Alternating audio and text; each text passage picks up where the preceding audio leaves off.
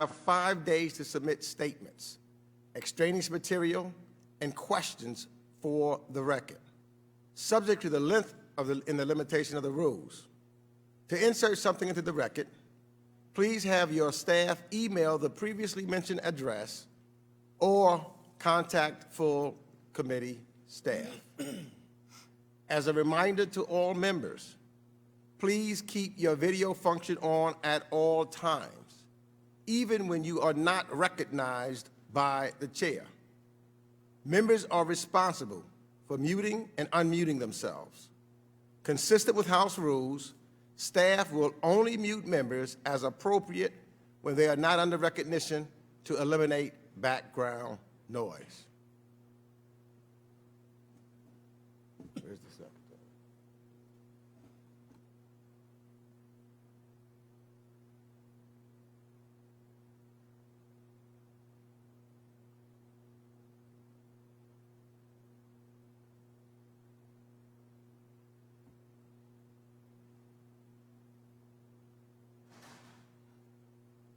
We're now waiting to bring up the secretary so that we can see him.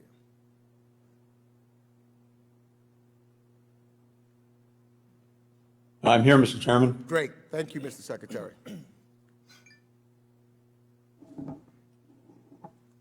Before I make my opening remarks, Mr. Secretary, thank you, number one, for being here. And this is the importance, given this topic, and the importance of this topic, and this committee's constitutional responsibility of oversight, I wanted to ask you whether or not you would be willing to stay to answer all member questions. We want all members to have the opportunity, knowing that this is the first time that we're having some testimony in regards to pulling out since the August 31st of this year. Would you have the ability to stay to answer all members' questions? Mr. Chairman, I'm prepared to stay until every member's had an opportunity to ask a question. Yes. Thank you, Mr. Secretary. We thank you for that. And I see that we have a quorum, and I now will recognize myself for opening remarks. Pursuant to notice, we meet today to evaluate the United States withdrawal from Afghanistan and the series of policies from the past 20 years that led to the events of August 2021. Mr. Secretary, it is good to have you back here before our committee, a third time since you've been Secretary. And thank you, and we appreciate your recognition of the important role this legislative body plays in conducting oversight on the executive. And I want to start off today by citing some numbers. 800,000. That's the number of Americans who served with the U.S. military in Afghanistan since 2001. 2,461. That's the number of American military personnel who died in Afghanistan, including the 13 brave Americans who were killed facilitating the evacuation of 124,000 people over the course of 17 days. 66,000, the number of Afghan national security forces killed in the conflict. 47,245, that's the number of Afghan civilians killed since 2001. 20, that's the number of years we have been fighting in Afghanistan. A war that has gone on for almost 20 years is a disaster. Disentangling ourselves from the war in Afghanistan was never going to be easy. And for my friends who presume a clean solution for the withdrawal existed, I would welcome hearing what exactly a smooth withdrawal from a messy, chaotic 20-year war looks like. In fact, I've yet to hear the clean withdrawal option because I don't believe one exists. Now, are there things the administration could have done differently? Absolutely yes, as always. Foremost for me is for the State Department to evaluate how it could better evacuate Americans when events unravel quickly. And I look forward to hearing from the Secretary how the State Department intends to complete its evacuation of the 100 to 200 Americans remaining in Afghanistan who want to come home, as well as for evacuating those Afghans who worked alongside us during the past 20 years. However, it is important to separate fair criticism from criticism that isn't made in good faith and divorced from the realities on the ground in Afghanistan. We've heard some criticize the decision to close Bagram, which they claim would have been better suited for evacuations, as though it would have been easier to evacuate hundreds of thousands of people from an airfield 40 miles outside of Kabul. Others criticize the decision to not keep a small counterterrorism force in the country. I ask, where was this protest when the Trump administration sidelined the Afghan government in order to cut a deal with the Taliban?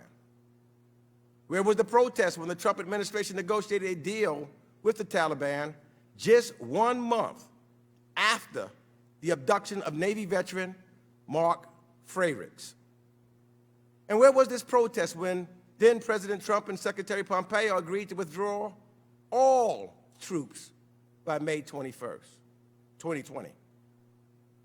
And let me remind everyone that Trump's deal forced the Afghan government to release 5,000 prisoners and offered international legitimacy to the Taliban. It was a deal that failed to require the Taliban to separate from al-Qaeda terrorists and did not require the Taliban to stop attacking the Afghan government. The deal altered the political order of the country. Now, some may say Trump's agreement was conditions-based, but it was different, that it came with stronger conditions. But that's simply not true. The choice before President Biden was between a full withdrawal and the surging of thousands of Americans to Afghanistan for an undefined time. To argue that there was a third option, a limited troop presence where the safety of our personnel could be preserved, in my mind, is a fantasy. Had we not removed American troops from Afghanistan, we would have left them in the middle of a rapidly deteriorating war zone with no assurances that they would be spared by the Taliban. And it strikes me that many of those critical of the administration's evacuation efforts are really just angry that the president made good on his pledge to end America's involvement in the war in Afghanistan. They are masking their displeasure with criticism but fail to offer feasible alternatives. Once again, we are seeing domestic politics injected into foreign policy.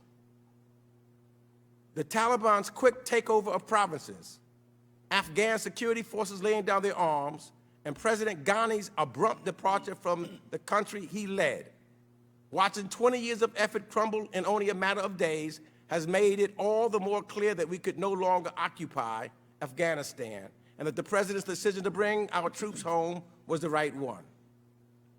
And for me, as I closing this chapter of the U.S.-Afghanistan book is a difficult one. I voted to authorize the war back in 2001, after the terrorist attack on September the 11th.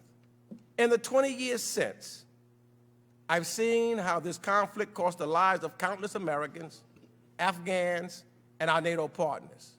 And what makes this all the more difficult is this is a war that should have ended 19 years ago with a different outcome. But our hubris, our own desire to remake Afghanistan, our own willingness to negotiate got in the way of that victory. These are hard truths, but only by examining these hard truths will we be able to understand what went wrong in Afghanistan. The task before us on this committee, one that I'm committed to making, will explore the past 20 years, but we'll be talking to individuals from the Bush administration, from the Obama administration, from the Trump administration, as well as the Biden administration. And I now recognize Mr. McCall for his opening statements.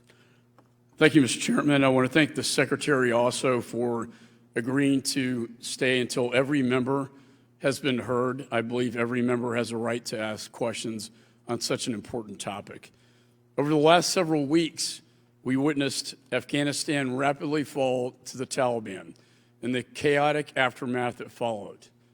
This did not have to happen, but the president refused to listen to his own generals and the intelligence community, who warned him precisely what would happen when we withdrew.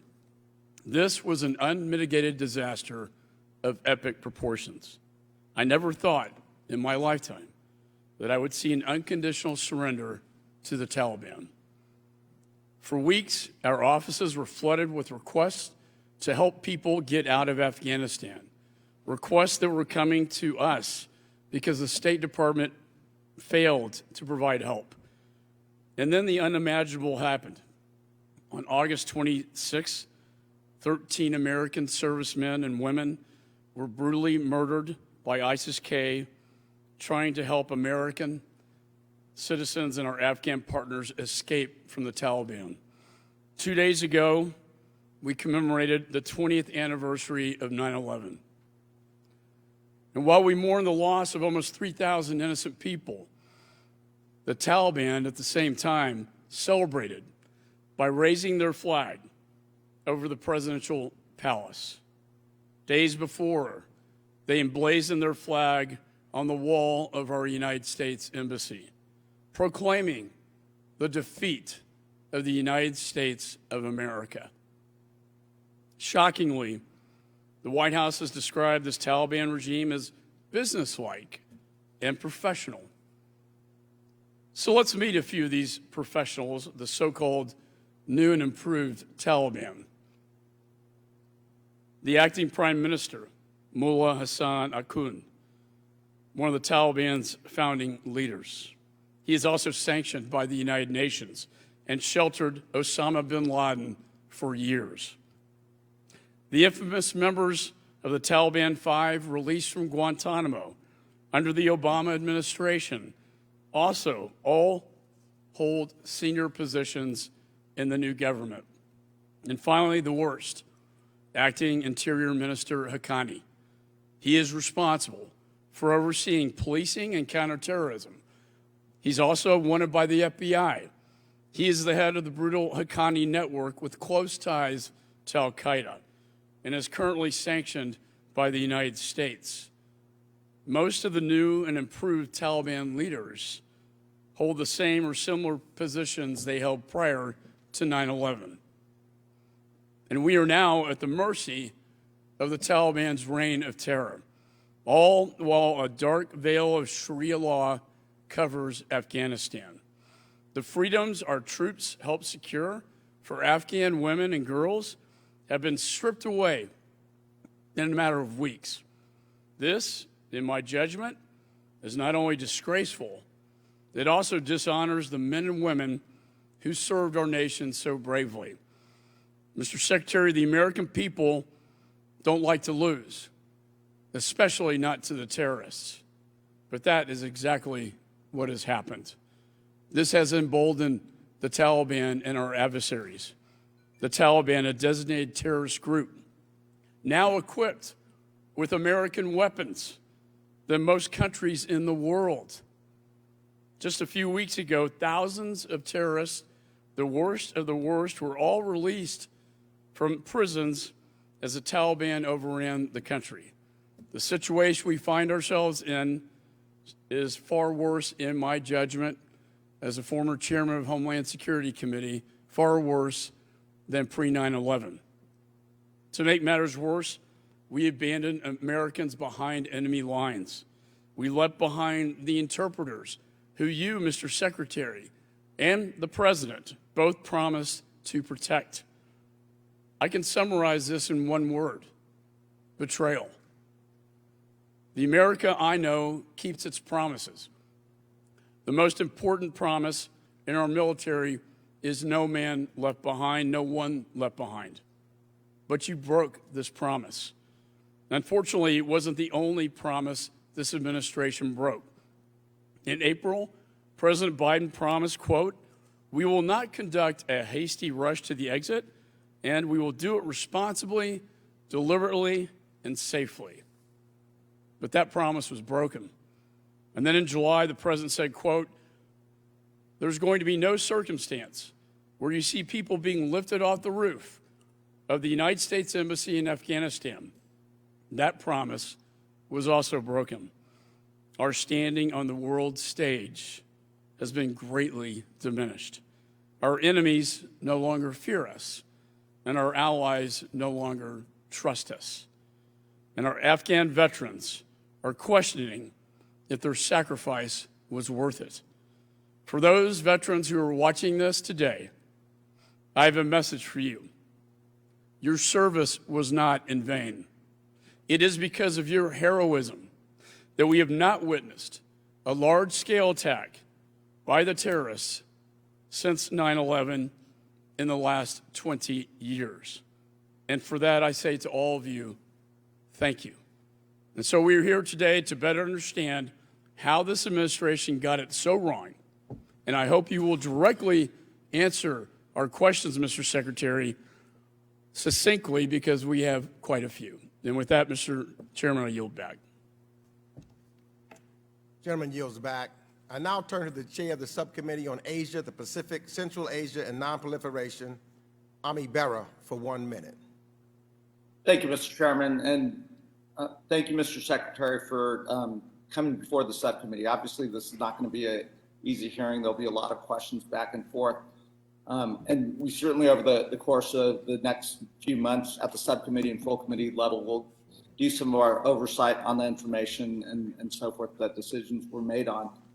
I want to focus, though, on the mission that's still at hand. You know, my district has the largest Afghan refugee population in the country. We've submitted over 10,000 names of U.S. citizens, visa holders, family members, et cetera. And, you know, that mission still remains. I've got close to 30 school-age kids that are still in Afghanistan, U.S. citizens, visa holders, along with their parents. And we've got to do everything we can to get those folks to safety. And I look forward to working with you, your staff, and others to make sure we don't leave folks behind and we get those folks out as reasonably as possible to safety. And I look forward to the testimony. And with that, I yield back. Thank you, Chair Bera. I now turn to the ranking member, Mr. Shabbat, for 1 minute. Thank you, Mr. Chairman. Mr. Secretary, this administration's bungled pullout from Afghanistan just may be the worst foreign affairs disaster in American history. You've essentially surrendered that country and its people to the good graces of the Taliban, and the Taliban doesn't have good graces. Afghanistan is once again a haven for terrorists, and those terrorists now have our weapons and equipment to use against us. As Mr. McCall correctly stated, our allies may well not trust us as much, and our enemies may not fear us as much. Yes, the majority of the American people wanted to leave Afghanistan, but not like this. Pulling our troops out before civilians, abandoning Americans behind enemy lines, as well as thousands of Afghans who worked with us and fought with us and their families, and leaving half the population, about 20 million women and girls, to be brutalized once again by the Taliban. This is a disgrace. And I yield back. Thank you. Thank you, Mr. Shabbat. Now I'll introduce our witness. Secretary of State Antony J. Blinken was sworn in as the United States Secretary of State on January 26, 2021. And as I mentioned in my opening statement, this will be the third time Secretary Blinken testified before this committee, and we are grateful for his appearance before us today. I'll now recognize the witness for his testimony, which I understand will be a little longer than 5 minutes, but being that he's going to be here for all of our questions, I think it's important for his statement to be heard in its entirety. Secretary Blinken, I now recognize you. Mr. Chairman, thank you very much. And Mr. Chairman, Ranking Member McCall, thank you for today. I welcome this opportunity to discuss our policy on Afghanistan, including where we are, how, and where we're going in the weeks and months ahead.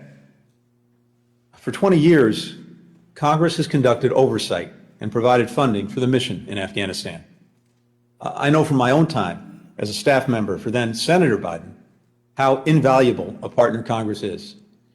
As I said when I was nominated, I believe strongly in Congress's traditional role as a partner in foreign policy making. I'm committed to working with you on the path forward in Afghanistan and to advance the interests of the American people. On this 20th anniversary of 9/11, as we honor the nearly 3,000 men, women, and children who lost their lives, we're reminded why we went to Afghanistan in the first place: to bring justice to those who attacked us and to ensure that it would not happen again. We achieved those objectives long ago. Osama bin Laden was killed in 2011, a decade ago. Al-Qaeda's capabilities were degraded significantly, including its ability to plan and conduct external operations. After 20 years, 2,641 American lives lost, 20,000 injuries, $2 trillion spent, it was time to end America's longest war. When President Biden took office in January, he inherited an agreement that his predecessor had reached with the Taliban to remove all remaining forces from Afghanistan by May 1st of this year. As part of that agreement, the previous administration pressed the Afghan government to release 5,000 Taliban prisoners, including some top war commanders. Meanwhile, it reduced our own force presence to 2,500 troops. In return, the Taliban agreed to stop attacking U.S. and partner forces and to refrain from threatening Afghanistan's major cities. But the Taliban continued a relentless march on remote outposts, on checkpoints, on villages and districts, as well as the major roads connecting them. By January 2021, the Taliban was in the strongest military position it had been in since 9/11, and we had the smallest number of troops on the ground since 2001. As a result, upon taking office, President Biden immediately faced the choice between ending the war or escalating it. Had he not followed through on his predecessor's commitment, attacks on our forces and those of our allies would have resumed, and the Taliban's nationwide assaults on Afghanistan's major cities would have commenced. That would have required sending substantially more U.S. forces into Afghanistan to defend themselves and prevent a Taliban takeover, taking casualties, and with at best the prospect of restoring a stalemate and remaining stuck in Afghanistan under fire indefinitely. There's no evidence that staying longer would have made the Afghan security forces or the Afghan government any more resilient or self-sustaining. If 20 years and hundreds of billions of dollars in support, equipment, and training did not suffice, why would another year, another 5, another 10? Conversely, there is nothing that our strategic competitors like China and Russia, or adversaries like Iran and North Korea, would have liked more than for the United States to re-up a 20-year war and remain bogged down in Afghanistan for another decade. In advance of the President's decision, I was in constant contact with our allies and partners to hear their views and factor them into our thinking. When the President announced the withdrawal, NATO immediately and unanimously embraced it. We all sat together on the drawdown. Similarly, we were intensely focused on the safety of Americans in Afghanistan. In March, we began urging them to leave the country. In total, between March and August, we sent 19 specific messages with that warning and with offers to help, including financial assistance to pay for plane tickets. Despite this effort, at the time the evacuation began, there were still thousands of American citizens in Afghanistan, almost all of whom we evacuated by August 31st. Many were dual citizens living in Afghanistan for years, decades, generations. Deciding whether or not to leave the place they know as home was an incredibly wrenching decision. In April, we began drawing down our embassy, ordering non-essential personnel to depart. We also used this time to significantly speed up the processing of the special immigrant visas for Afghans who had worked for us and by our side these past 20 years. When we took office, we inherited a program with a 14-step process based on a statutory framework enacted by Congress and involving multiple government agencies, and a backlog of more than 17,000 SIV applicants. There had not been a single interview in the SIV program in Kabul for 9 months, going back to March of 2020. The program was basically in a stall. Within 2 weeks of taking office, we restarted the SIV interview process in Kabul. On February 4th, one of the very first executive orders issued by President Biden directed us to immediately review the SIV program, to identify causes of undue delay, and to find ways to process SIV applications more quickly. This spring, I directed significant additional resources to the program, expanding the team in Washington of people processing applications from 10 to 50, and doubling the number of SIV adjudicators at our embassy in Kabul. Even as many embassy personnel returned to the United States under order of departure, we sent more consular officers to Kabul to process SIV applications. As a result of these and other steps, including working with Congress, by May, we had reduced the average processing time for special immigrant visas by more than a year. Even amid a COVID surge at Embassy Kabul in June, we continued to issue visas. And we went from issuing about 100 special immigrant visas per week in March to more than 1,000 per week in August, when our evacuation and relocation efforts began. That emergency evacuation was sparked by the collapse of the Afghan security forces and government. Throughout the year, we were constantly assessing their staying power and considering multiple scenarios. Even the most pessimistic assessments did not predict that government forces in Kabul would collapse while U.S. forces remained. As General Milley, the chairman of the Joint Chiefs of Staff, has said, nothing I or anyone else saw indicated a collapse of this army and this government in 11 days. Nonetheless, we planned and exercised a wide range of contingencies. Because of that planning, we were able to draw down our embassy and move our remaining personnel to the airport within 48 hours. And the military, placed on standby by President Biden, was able to secure the airport and start the evacuation within 72 hours. The evacuation itself was an extraordinary effort under the most difficult conditions imaginable, by our diplomats, by our military, by our intelligence professionals. They worked around the clock to get American citizens, Afghans who helped us, citizens of our allies and partners, and at-risk Afghans on planes out of the country and off to the United States or to transit locations that our diplomats had arranged and negotiated in multiple countries. Our consular team worked 24/7 to reach out to Americans who could still be in the country, making in those couple of weeks 55,000 phone calls, sending 33,000 emails, and they're still at it. In the midst of this heroic effort, an ISIS-K attack killed 13 service members working the gates at HKIA, wounding 20 others, and killing and wounding scores of Afghans. These American service members gave their lives so that other lives could continue. In the end, we completed one of the biggest airlifts in history, with 124,000 people evacuated to safety. And on August 31st in Kabul, the military mission in Afghanistan officially ended, and a new diplomatic mission began. I want to acknowledge the more than 24 countries that have helped with the relocation effort. Some served as transit hubs, some welcoming Afghan evacuees for longer periods of time. And I want to recognize the extraordinary efforts by Congress as well. To name just a few examples, Congressman Fitzpatrick worked with the State Department to reunite an Afghan family in New Jersey. Congressman Keating worked with our folks on the ground to help a Voice of America reporter and his family get to the airport.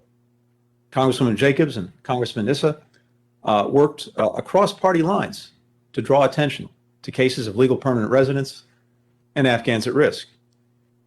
Please know your emails, your calls made a real difference in getting people out, and we continue to use the lists and information you're providing in the next phase of the mission. Let me now just briefly outline what the State Department has done over the last couple of weeks and where we're going in the days and weeks ahead. First, we moved our diplomatic operations from Kabul to Doha, where our new Afghan affairs team is hard at work. Many of our key partners have joined us there. Second, we're continuing our relentless efforts to help any remaining Americans as well as Afghans and citizens of allied and partner countries, leave Afghanistan if they so choose. This past Thursday, Qatar Airways charter flight with U.S. citizens and others on board departed Kabul and landed in Doha. On Friday, a second flight carrying U.S. citizens and others departed Afghanistan. These flights were the result of a coordinated effort by the United States, Qatar, and Turkey to reopen the airport and intense diplomacy to start the flights. In addition to those flights, a half dozen American citizens, about a dozen permanent residents of the United States, have also left Afghanistan via an overland route with our help. We're in constant contact with American citizens still in Afghanistan who have told us that they wish to leave. Each has been assigned a case management team to offer specific guidance and instruction. Some declined to be on the first flights on Thursday and Friday for reasons including needing more time to make arrangements, wanting to remain with extended family for now, or medical issues that precluded traveling last week. We'll continue to help them, and we'll continue to help any American who still wants to leave, and Afghans to whom we have a special commitment, just as we've done in other countries where we've evacuated our embassy and hundreds or even thousands of Americans remain behind. For example, in Libya, in Syria, in Venezuela, in Yemen, in Somalia. There is no deadline for this mission. Third, we're focused on counterterrorism. Taliban is committed to prevent terrorist groups from using Afghanistan as a base for external operations that could threaten the United States or our allies, including Al-Qaeda and ISIS-K.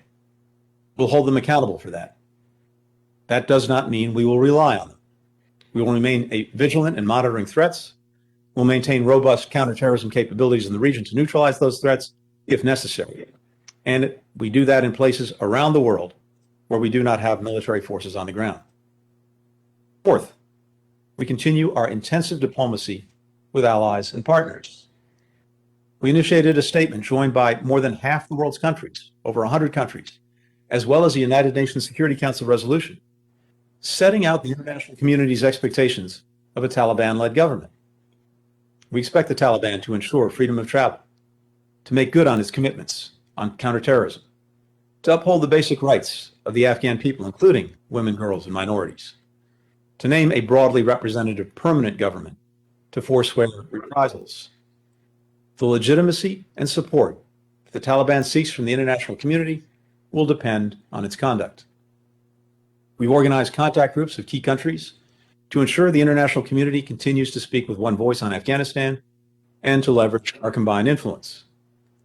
Last week, I led a ministerial meeting of 22 countries, NATO, the EU, the United Nations, to continue to align our efforts. And fifth, we'll continue to support humanitarian aid to the Afghan people. Consistent with sanctions, this aid will not flow through the government, but rather through independent organizations like NGOs and UN agencies. Just today, we announced that the United States is providing nearly $64 million in new humanitarian assistance to the people of Afghanistan to meet critical health and nutrition needs, address the protection concerns of women, children, and minorities, to help more children, including girls, go back to school.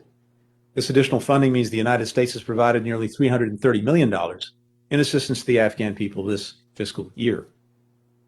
In Doha and Ramstein, I toured the facilities where Afghans that we evacuated are being processed before moving on to their next destinations. Here at home, I spent some time at the Dulles Expo Center, where more than 45,000 Afghans have been processed after arriving in the United States.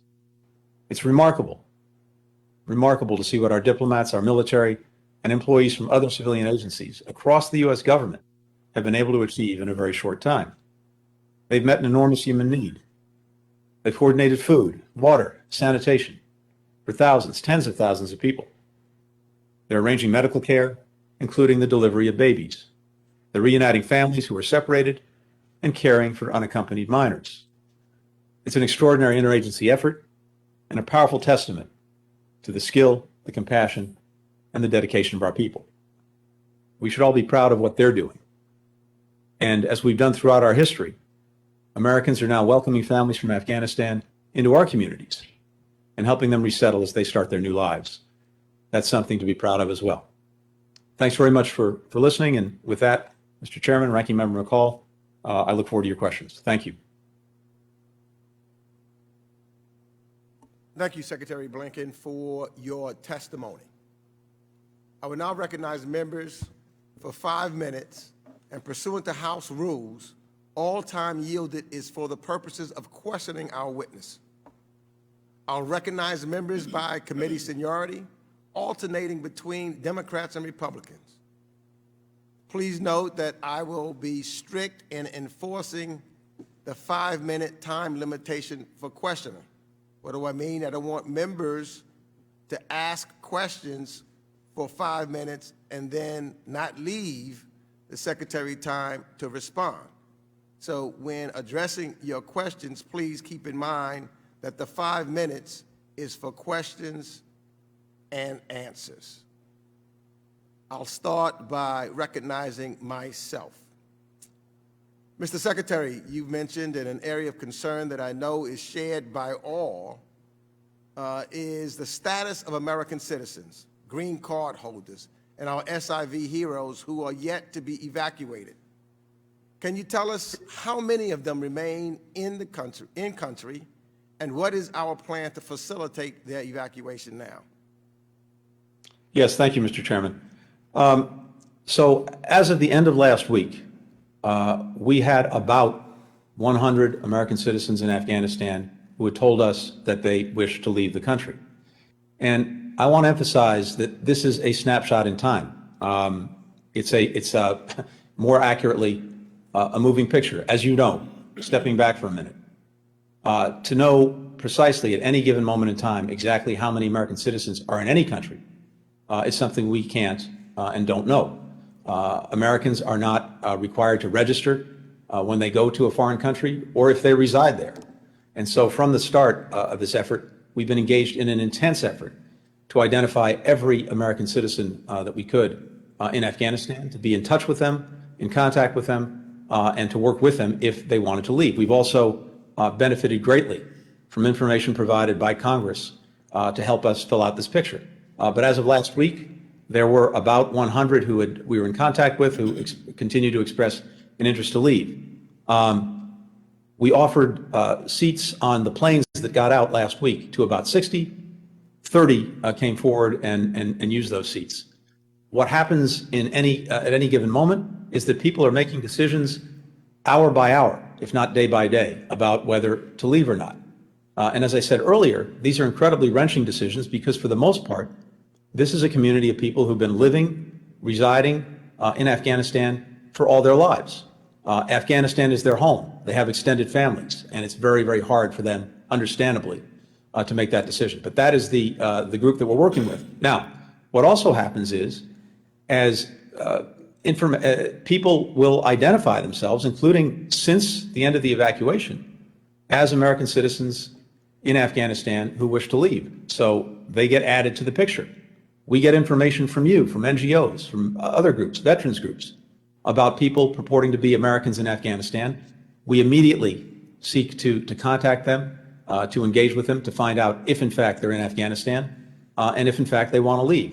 So this is a picture that will continue to change over time, but that is the rough population that we're working with right now. Thank you. Let me ask, next question. I know that the Trump administration's deal with the Taliban meant that there were 2,500 troops remaining with less than 5 months to complete the withdrawal. At any time, did the Biden administration consider whether to renegotiate the deal with the Taliban? The Taliban made abundantly clear in many public statements, private statements, to us, to others around the world, that it was going to hold us to the deadline that the previous administration negotiated in terms of withdrawing the remaining American forces. It made very clear that if we moved past that deadline, it would resume the attacks that it had stopped on our forces and on our allies and partners, as well as to commence the onslaught on the cities that we've seen in recent months. And so that was exactly the choice that President Biden faced, whether to go forward with the agreement and the commitments that his predecessor had made in terms of withdrawing all forces by May 1st, or return to war with the Taliban and escalate, not end the war. Now, Mr. Chairman, as you know, what the president did do was to take some risk in extending past May 1st the time we would use to actually withdraw our forces so that we could do it in the safest and most orderly way possible. Let me try to get in one more he question. extended that deadline till September. So also, we know that there was appointed recently in the government hardliners in the new Taliban group. Taliban's commitments to share power with other Afghan political and social groups excludes women and minorities. How does the appointment of this new government factor into the administration's strategy to engage with the Taliban, or assumptions that the Taliban may have changed? So the interim government named by the Taliban falls very short of the mark that was set by the international community for inclusivity, that is to have a government that was broadly representative of the Afghan people, not just the Taliban and its constituency, to include women, which this interim government does not. And as has been noted, it includes many key members who have very challenging track records. We've been very clear that when it comes to engaging with that government or any government to be named on a more permanent basis, we're going to do so on the basis of whether or not it advances our interests. And those interests are very clear. They're the expectations that we've set and the international community has set for the ongoing freedom of travel, for a government that makes good on the Taliban's commitments to combat terrorism, not allow Afghanistan to be used as a haven for launching attacks directed against other countries, to support the basic rights of the Afghan people, including women and minorities, and to allow humanitarian assistance to get to people who so desperately need it. That will be the basis upon which we engage any Taliban-led government, whether it's this interim government or one they may name in the days and weeks ahead. I now yield for questions to the Ranking Member McCall. Thanks, Chairman. Mr. Secretary, in the weeks before the fall of Kabul, the surrender to the Taliban, I was on the phone with very high-ranking officials at State, DOD, White House, trying to save lives. We had Americans that couldn't get out. We had interpreters that couldn't get through the perimeter of the Taliban. They are left behind. They will be executed. They do have a bullseye on their back. We had 4 buses of Afghan girls, orphans, at the American University School of Music that sat there for 17 hours when I was finally told the State Department would not lift the gate to let them in to safety, even though they had an aircraft waiting. Will you guarantee to this committee, now we are at the mercy of the Taliban, though, can you guarantee to this committee that we will get them out? First, Ranking Member McCall, thank you for every effort that you made, as well as other members of this committee made, to help people in need, to try to help them get out. Those are deeply appreciated, and going forward, we continue to look to them. Now, I have men and women in my department, the State Department, who raised their hands from around the world and ran into the building. They went from posts around the world into that airport to help people get out. They were serving at the gates right alongside our brothers and sisters in uniform, including the 13 who gave their lives, literally trying to pull people in as necessary, or to walk them in, to talk them in, to do everything they possibly could to bring American citizens, to bring Afghans at risk, to bring the nationals of our partners and others into the airport. If I could reclaim my time, it's just limited. And we thank. No, it's important, sir, for you to recognize. We thank the service. Well, they did. We also thank the service, and we also thank the service of people like that worked in Operation Pineapple in Dunkirk. I would ask that the State Department work with them. Those are heroes as well as the State Department officials you're talking about. My last question, very important. Bagram went down, the embassy went down, and we went dark. We have no eyes and ears on the ground. We've lost intelligence capability in the region. That includes Russia, China, and Iran, as you know. This is a national security threat as China moves in. For all I know, they may take over Bagram Air Base. But this over-the-horizon capability, I believe, is exaggerated. It's not a viable option. It's too far away. Did you negotiate with countries like Uzbekistan or Tajikistan to put an ISR capability there? And my last question is it true that President Putin threatened the President of the United States, saying he could not build intelligence capabilities in the region? This is an important question, and one that in its detail and substance I think we need to take up in another setting for reasons I know that you very much appreciate. Let me just say this very broadly, and you know this very well given your focus and expertise on these issues. The terrorist threat has metastasized dramatically over the last 20 years, and it's most acute in places like Yemen, like Libya, like Iraq, like Syria, like Somalia. And of course, we have much greater and different capabilities than we had 20 years ago in terms of dealing with that threat. And in many countries around the world, we deal with it effectively with no U.S. boots on the ground. We lost some capacity for sure in not having those boots on the ground in Afghanistan, but we have ways, and we are very actively working on that, to make up for that, to mitigate for that, to make sure that we have eyes on the problem, to see if it reemerges in Afghanistan, and to do something about it. But what I would propose, and if I could reclaim, sir, I would like to work with you, because if we can't see what's happening on the ground, we can't see the threat, we can't respond to it, the threat's only going to grow, it's going to get worse, not better, and we have to have that capability. Let me ask you one last question. We had these planes grounded at Mazar-e-Sharif, and the Taliban seems to be holding these planes up. What are you currently negotiating with the Taliban with respect to these Americans that are trying to get out on these planes? And also, are you negotiating with the Taliban on the issue of legitimizing them as a real government? Not only us, but virtually the entire international community, including in a United Nations Security Council resolution, has made clear what we expect and will insist on from the Taliban if they want to seek any legitimacy or any support. And that includes, it starts with freedom of travel. So we've been intensely engaged with Turkey and Qatar to get the airport in Kabul up and running again, which is now the case. And we started to get flights out last week with American citizens on board. And with regard to Mazar-e-Sharif, you're correct. There have been charter flights there that have been there for some time that have not been allowed to leave. We want to see those flights leave. We need to see a process put in place to allow those flights to start to move. And we're working on that every day. Thank you. Now yield back.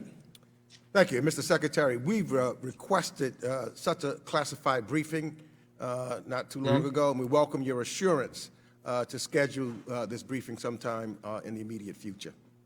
Yes, absolutely. I now recognize Representative Brad Sherman from California for 5 minutes. Secretary Blinken, thank you for reminding us that Americans were not required to register if they were in Afghanistan, and I hope my colleagues will support my legislation to require Americans to register if they go to a war zone. The ranking member says that he never thought he'd see an unconditional surrender of the United States to the Taliban.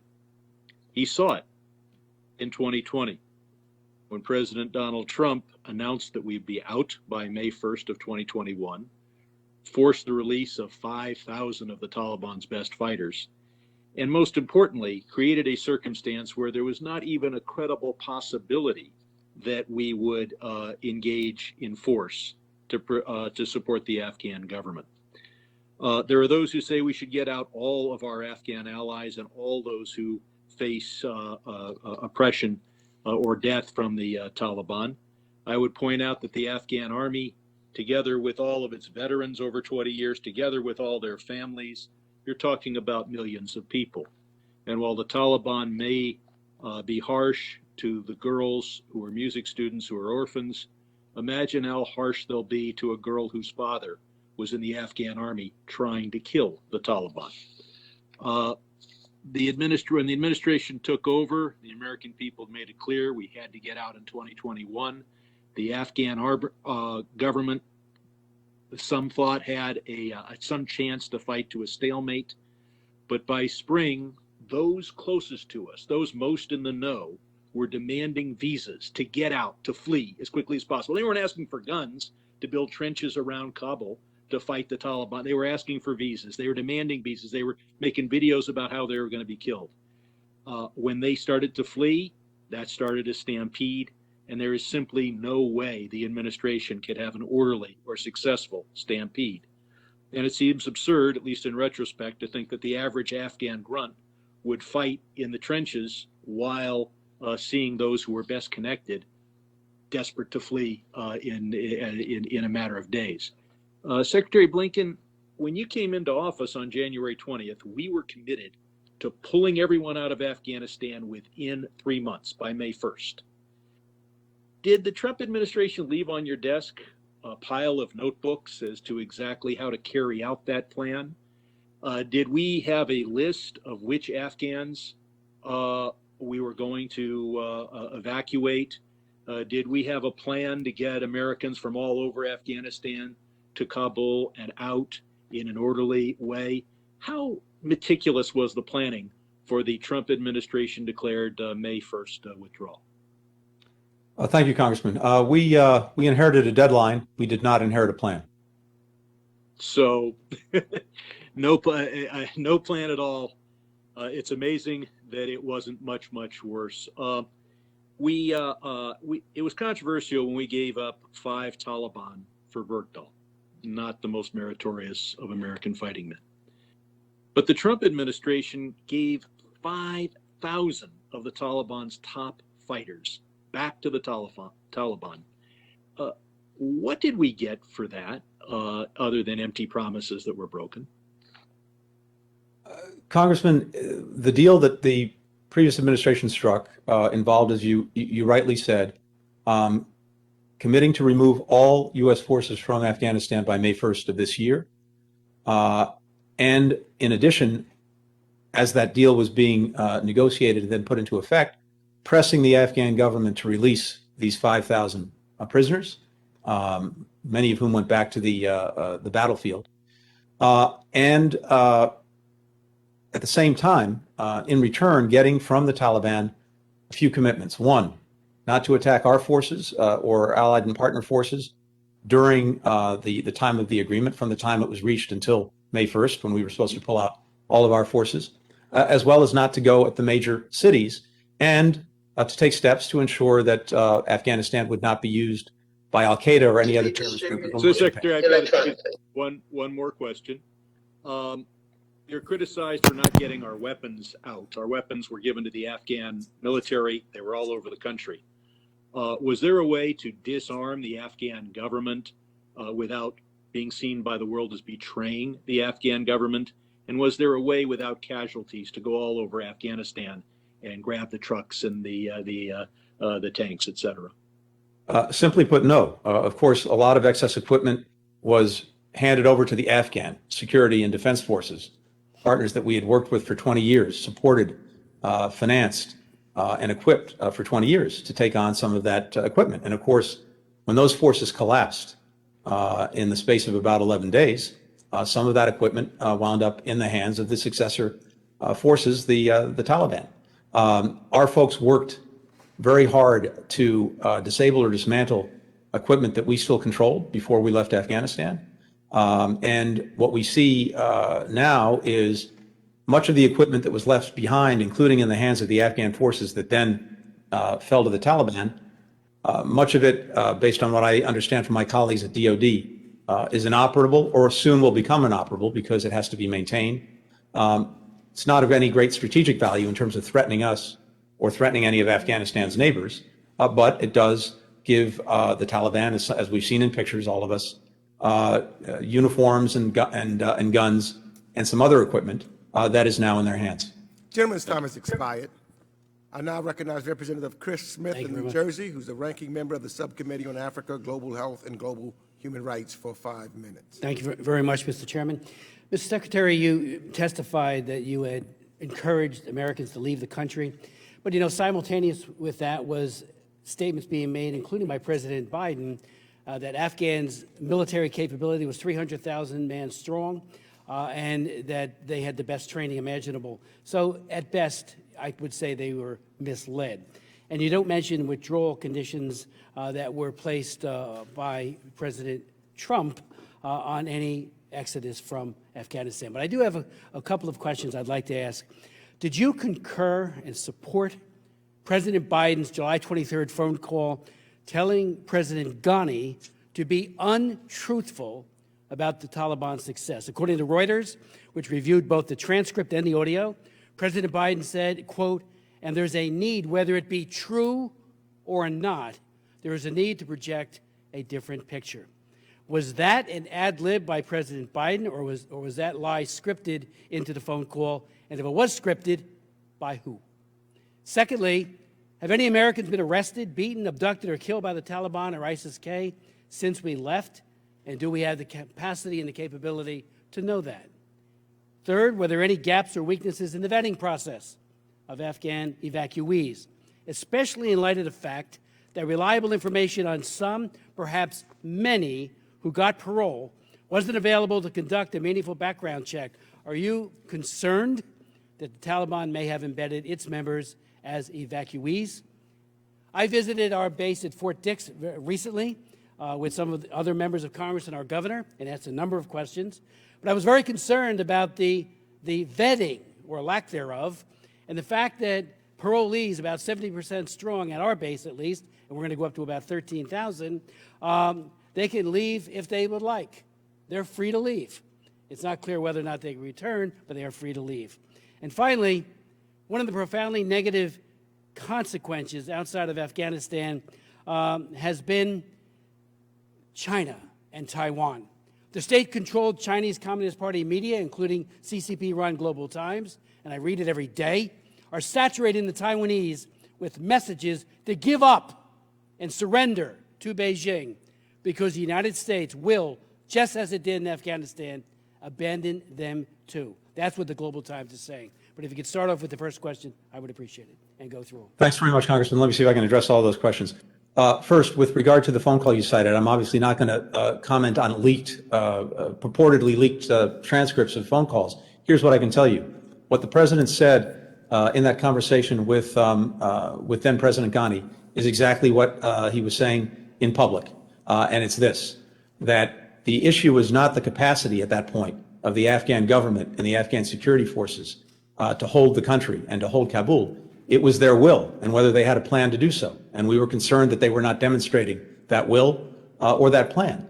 He pressed President Ghani on the need to consolidate his forces based on the military advice from our military leaders to make sure that he could defend the places that needed defending and not overstretch those forces. And he needed to bring people together. I understand that, but my question is about the truthfulness.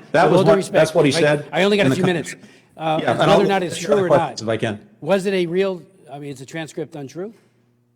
Again, I'm not commenting on any purportedly leaked transcripts. I'm telling you what, based on my knowledge of the conversation the President said, and what he said is exactly what he said in public. Second, with regard to American citizens remaining behind, the ones we're in contact with, we have 500 people on a task force and teams dedicated to them to be in regular contact with them. And I have not heard from those people that concern raised. I can't say whether there are any American citizens who are not in contact with or don't know of who may have been mistreated in some fashion in Afghanistan. Third, with regard to the background checks, and this is very important, and you're right to focus on it. As you know, before Afghans evacuated from Afghanistan reach the United States, they go to a transit country, and that's where the initial checks are done. We've surged Customs and Border Patrol. We've surged our intelligence and law enforcement capacity to do those initial checks. And then when they get to the United States, first at a military base, those checks are continued using all of law enforcement, intelligence, security agencies to do that, so that we can make sure that we are not letting anyone into the country who could pose a threat or a risk. It's exactly that balance that's so important as well in the SIV program. We all want to bring Afghans at risk into the United States. We also have an obligation that you rightly point out to the security of our fellow citizens. Finally, on China and Taiwan, as I said earlier, whatever protestations they may be making in newspapers or in their propaganda, there is nothing that China would have liked more than for us to have re-upped the war in Afghanistan and to remain bogged down for another 5, 10, or 20 years. That would have been profoundly against our strategic interests and profoundly in China's strategic interests. Thank you. Gentleman's time has expired. I now recognize Representative Albio Sires of New Jersey, who's the chair of the Subcommittee on the Western Hemisphere, Civilian Security, Migration, and International Economic Policy for 5 minutes. Thank you, Mr. Secretary, for being with us for the third time. And I want to also say thank you to the work that the State Department has done in getting people, including 11 members of one family that were all united and are here now in this country. So my hat is tipped off to those people who work so hard. The question that I have is, the Taliban seems to be having a complete hold in the country. But I understand there are other groups in Afghanistan. How fragile or how firm is the Taliban's hold on this country? And do you see that breaking apart as everybody wants their peace down the line? Because it seems that this country is made up of pieces of people that control certain pieces of the country. It's thank you. It's a very good question and an important one, and it is very hard to predict with any certainty. The country is, in so many ways, as you pointed out, fractured among different groups, different ethnic groups, north, south, east, and west, different outside actors that may be supporting one group or another. And so, for the Taliban to fully consolidate control, I think that remains an open question. It's also why, ironically, it would be profoundly in the Taliban's interest to actually put forward a genuinely inclusive and representative government, because to the extent it doesn't, to the extent that everyone other than the Taliban is left out, that's only likely to, at some period in time, whether it's tomorrow, next week, next year, or thereafter, cause those who are left out to try to assert one way or another their rights and needs. So all of that, I think, is an open question at this point. One last thing I'd mention. The country itself is in desperate straits. The UN estimates that fully half the population is in need of humanitarian assistance. We have severe malnutrition, health problems, COVID-19, droughts, etc. And so there too, the Taliban has a big problem on its hands. And of course, it is generating very, very little revenue in order to deal with that. All of which, I might add, gives the international community very significant leverage and influence going forward.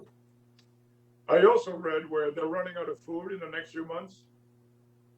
Yep, that's correct. We've seen a terrible drought, growing nutrition problems.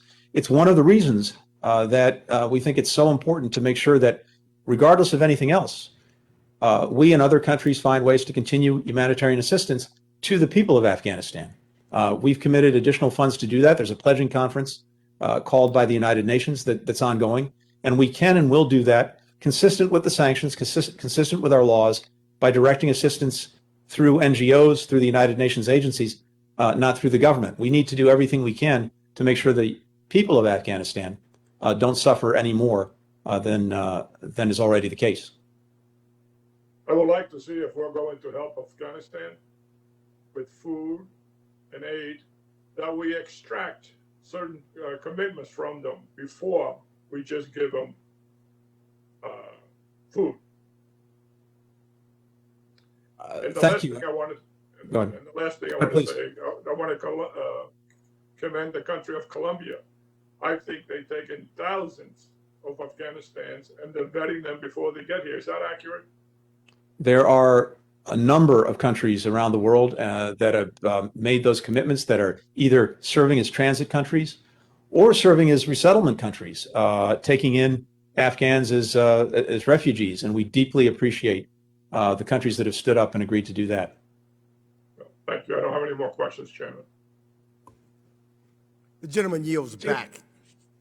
I now recognize Representative Joe Wilson of South Carolina, who's the ranking member of the Subcommittee on the Middle East, North Africa, and Global Counterterrorism, for 5 minutes.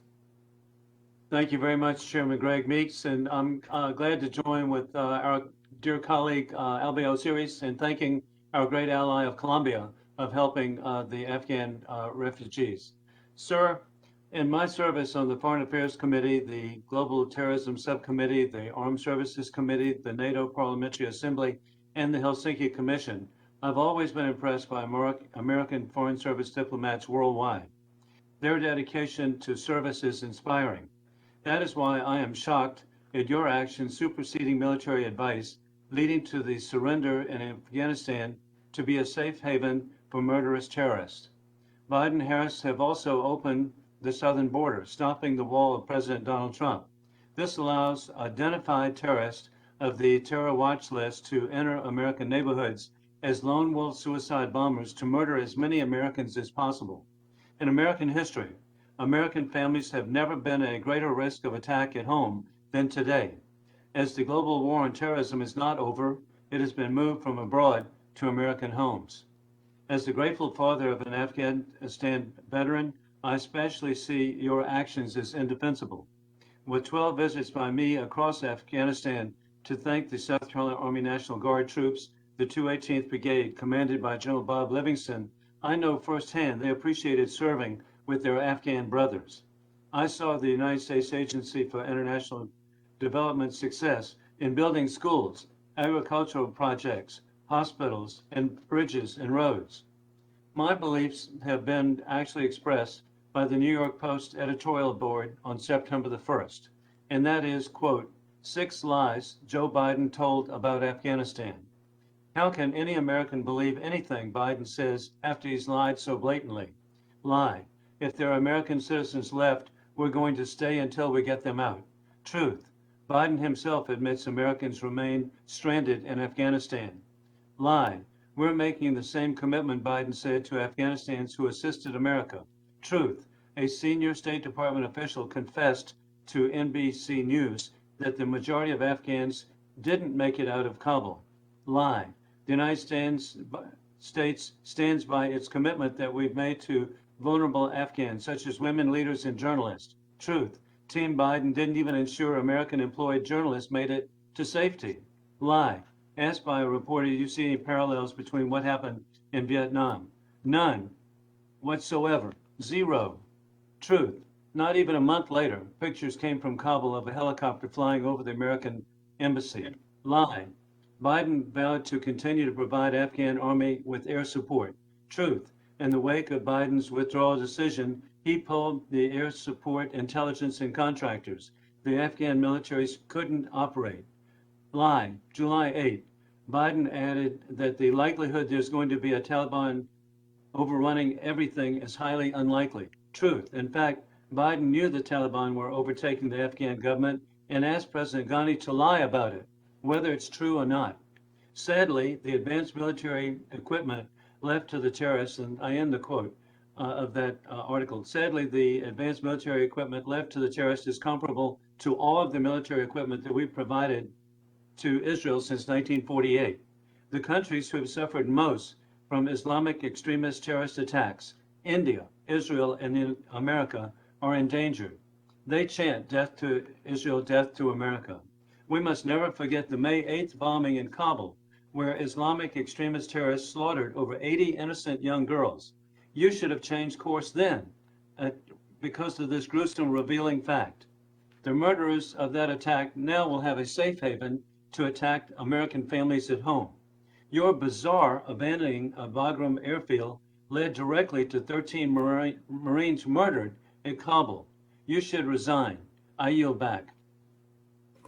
Mr. Secretary, we only had 43 seconds left of the 5 minutes, so your response, I know you will not be able to answer many of the questions that was put forward by Representative Wilson, but if you choose, you have 43 seconds of which to respond for whichever questions were asked to you.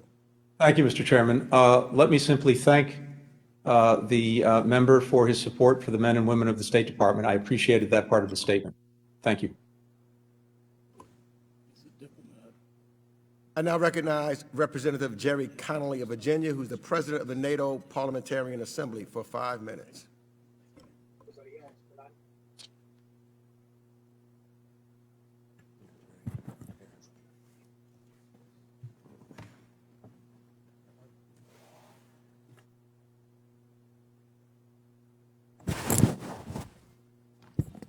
Mr. Chairman, thank you.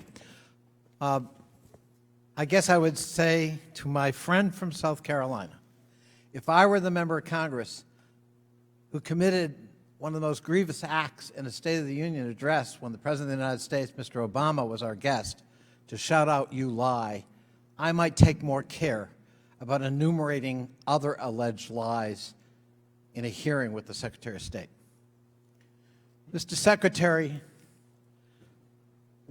what we're listening to on the other side of the aisle, sadly, is sort of a salad mix of selective facts and a lot of amnesia in the salad dressing. The history of instability in Afghanistan didn't begin on August 14th of this year, did it? It did not. Am I correct in remembering that, in fact, you could trace direct routes to 1977, 1978, when there was a communist coup and the president of Afghanistan was assassinated in the presidential palace? Is that correct? It is. And 1 year later, the Soviet Union, because of that instability, decided to invade Afghanistan. Is that correct? It is. And 10 years later, the Soviets left Afghanistan because they had mounting and maybe really unsustainable military casualties and felt that they were engaged in a process that could not be won. Is that correct? It is. And meanwhile, because the United States decided once that happened, it would disengage primarily from Afghanistan, groups like the Taliban had 12 years in which to create political power. Is that correct? It is. And in 2001, we re-entered Afghanistan in response to the tragedy we just remembered, 20-year remembrance this week, and we rolled up the Taliban by making alliances with various militia groups in the north and moved south until they lost control of the country in that year in 2001. Is that correct? Yes, it is. And the purpose of our involvement was to defeat al-Qaeda because the Taliban were harboring this virulent terrorist group that had attacked America. Is that correct? That's correct. Would it be fair to say that we achieved that objective? It would. Would it be fair to say that, in fact, 10 years later, the leader of that group who masterminded the attacks of 9/11 was, in fact, killed by a United States specially trained military unit? That's correct. So what happened ultimately on August 14th has lots of history. I know it's convenient to pretend that didn't happen. And I know that we want to give ourselves sort of the pleasure of attacking a political leader of the other party. And so let me engage in that too. I'm going to assert that the events of August 14th had their direct antecedent with a bad decision by President Trump and Secretary Pompeo in 2018 to elevate and legitimize the Taliban in Doha, Qatar, by agreeing to have face-to-face negotiations. That tragedy was compounded exponentially by an unbelievable decision to exclude the government of Afghanistan, ostensibly we were defending, from those very negotiations. Is that an accurate statement, Mr. Secretary? Certainly that's what we inherited. But the Afghan government was in fact excluded from the negotiating table in Doha by the Trump administration. Is that not correct? That's essentially correct, yes. And when those 5,000 people were released from prison, since the ranking member is so concerned, and correctly so, about 2 Haqqani members in the current cabinet of the Taliban, were there any known terrorists or declared terrorists by the United States among those 5,000 people released with the consent and negotiated agreement of the Trump administration? Almost certainly, yes. I guess our concern about terrorists is pretty selective and limited to partisanship. I yield back. Gentleman yields back his time. I now recognize Representative Steve Shabbat of Ohio, who's the ranking member of the Subcommittee on Asia, the Pacific, Central Asia, and Non-Proliferation for 5 minutes. Thank you, Mr. Chairman. On August 16th, Mr. Secretary, President Biden said that the administration had considered every contingency and was executing the evacuation according to your plan. Was it part of your plan to rely on the Taliban to ensure the safety of Americans trying to flee the country? Because that's what happened. We, through the course of the spring and summer, did indeed, as the president said, look at every contingency for dealing with our drawdown. And we relied upon the Taliban to be our security. In essence, we ended up getting 13 of our military personnel and over 150 Afghan civilians killed by relying upon the Taliban. They didn't provide very good security. We never should have relied upon them. Let me move on my second question. We were not relying upon the Taliban. As you know, what happened was the Afghan security forces and the government collapsed within the space of 11 days. We then executed the plans that we had in place to safely draw down our embassy, move it to the airport. The military came in, took over the airport, and started getting evacuation flights out within 72 hours. Those were the plans that were in place. We certainly relied upon it at the airport. It didn't work out so well. Mr. Secretary, President Biden has laid the blame for the evacuation debacle in Afghanistan on others rather than on himself, where it really belongs. He blamed President Trump, as we've discussed already to some degree here, basically claiming that he was just following Trump's policy. But he hasn't hesitated to disregard every other major Trump policy, our southern border, the Keystone Pipeline, the Paris Climate Accord, the Iran deal, Mexico City policy, and on and on. Yet this was the one Trump policy that he had to follow. Do you understand why this is pretty hard to fathom for a lot of people? I think what's perhaps, Congressman, hard to fathom, or people just don't understand, is that the agreement reached by the previous administration required all U.S. forces to be out of Afghanistan by May 1st. In return, the Taliban stopped attacking our forces, our partners, and it didn't commence an onslaught of the Afghanistan cities. Had the president not followed through on the commitments that his predecessor made, those attacks would have resumed. We would have re-upped the war in Afghanistan after 20 years for another 5, 10, or 20 years. We would have had to send more forces back in. And I recognize that a lot of people don't understand that, don't know the agreement that was reached, and the choice that President Biden faced for May 1st. Let me ask you this. When he wasn't blaming Trump, he was blaming the Afghan military forces for allegedly not being willing to fight. But whereas we had suffered a single U.S. military death in a year and a half, and that's a wonderful thing, the Afghan military forces had lost about 3,000 of their military personnel during that same time. So wasn't the president being a little unfair to those 3,000 Afghans who lost their lives fighting the Taliban during that period of time? Congressman, many Afghan soldiers fought with incredible bravery and gave their lives. You're right. But as an institution, after 20 years of investment by the United States, by the international community, hundreds of billions of dollars, equipment, support, training, as an institution, it collapsed in 11 days.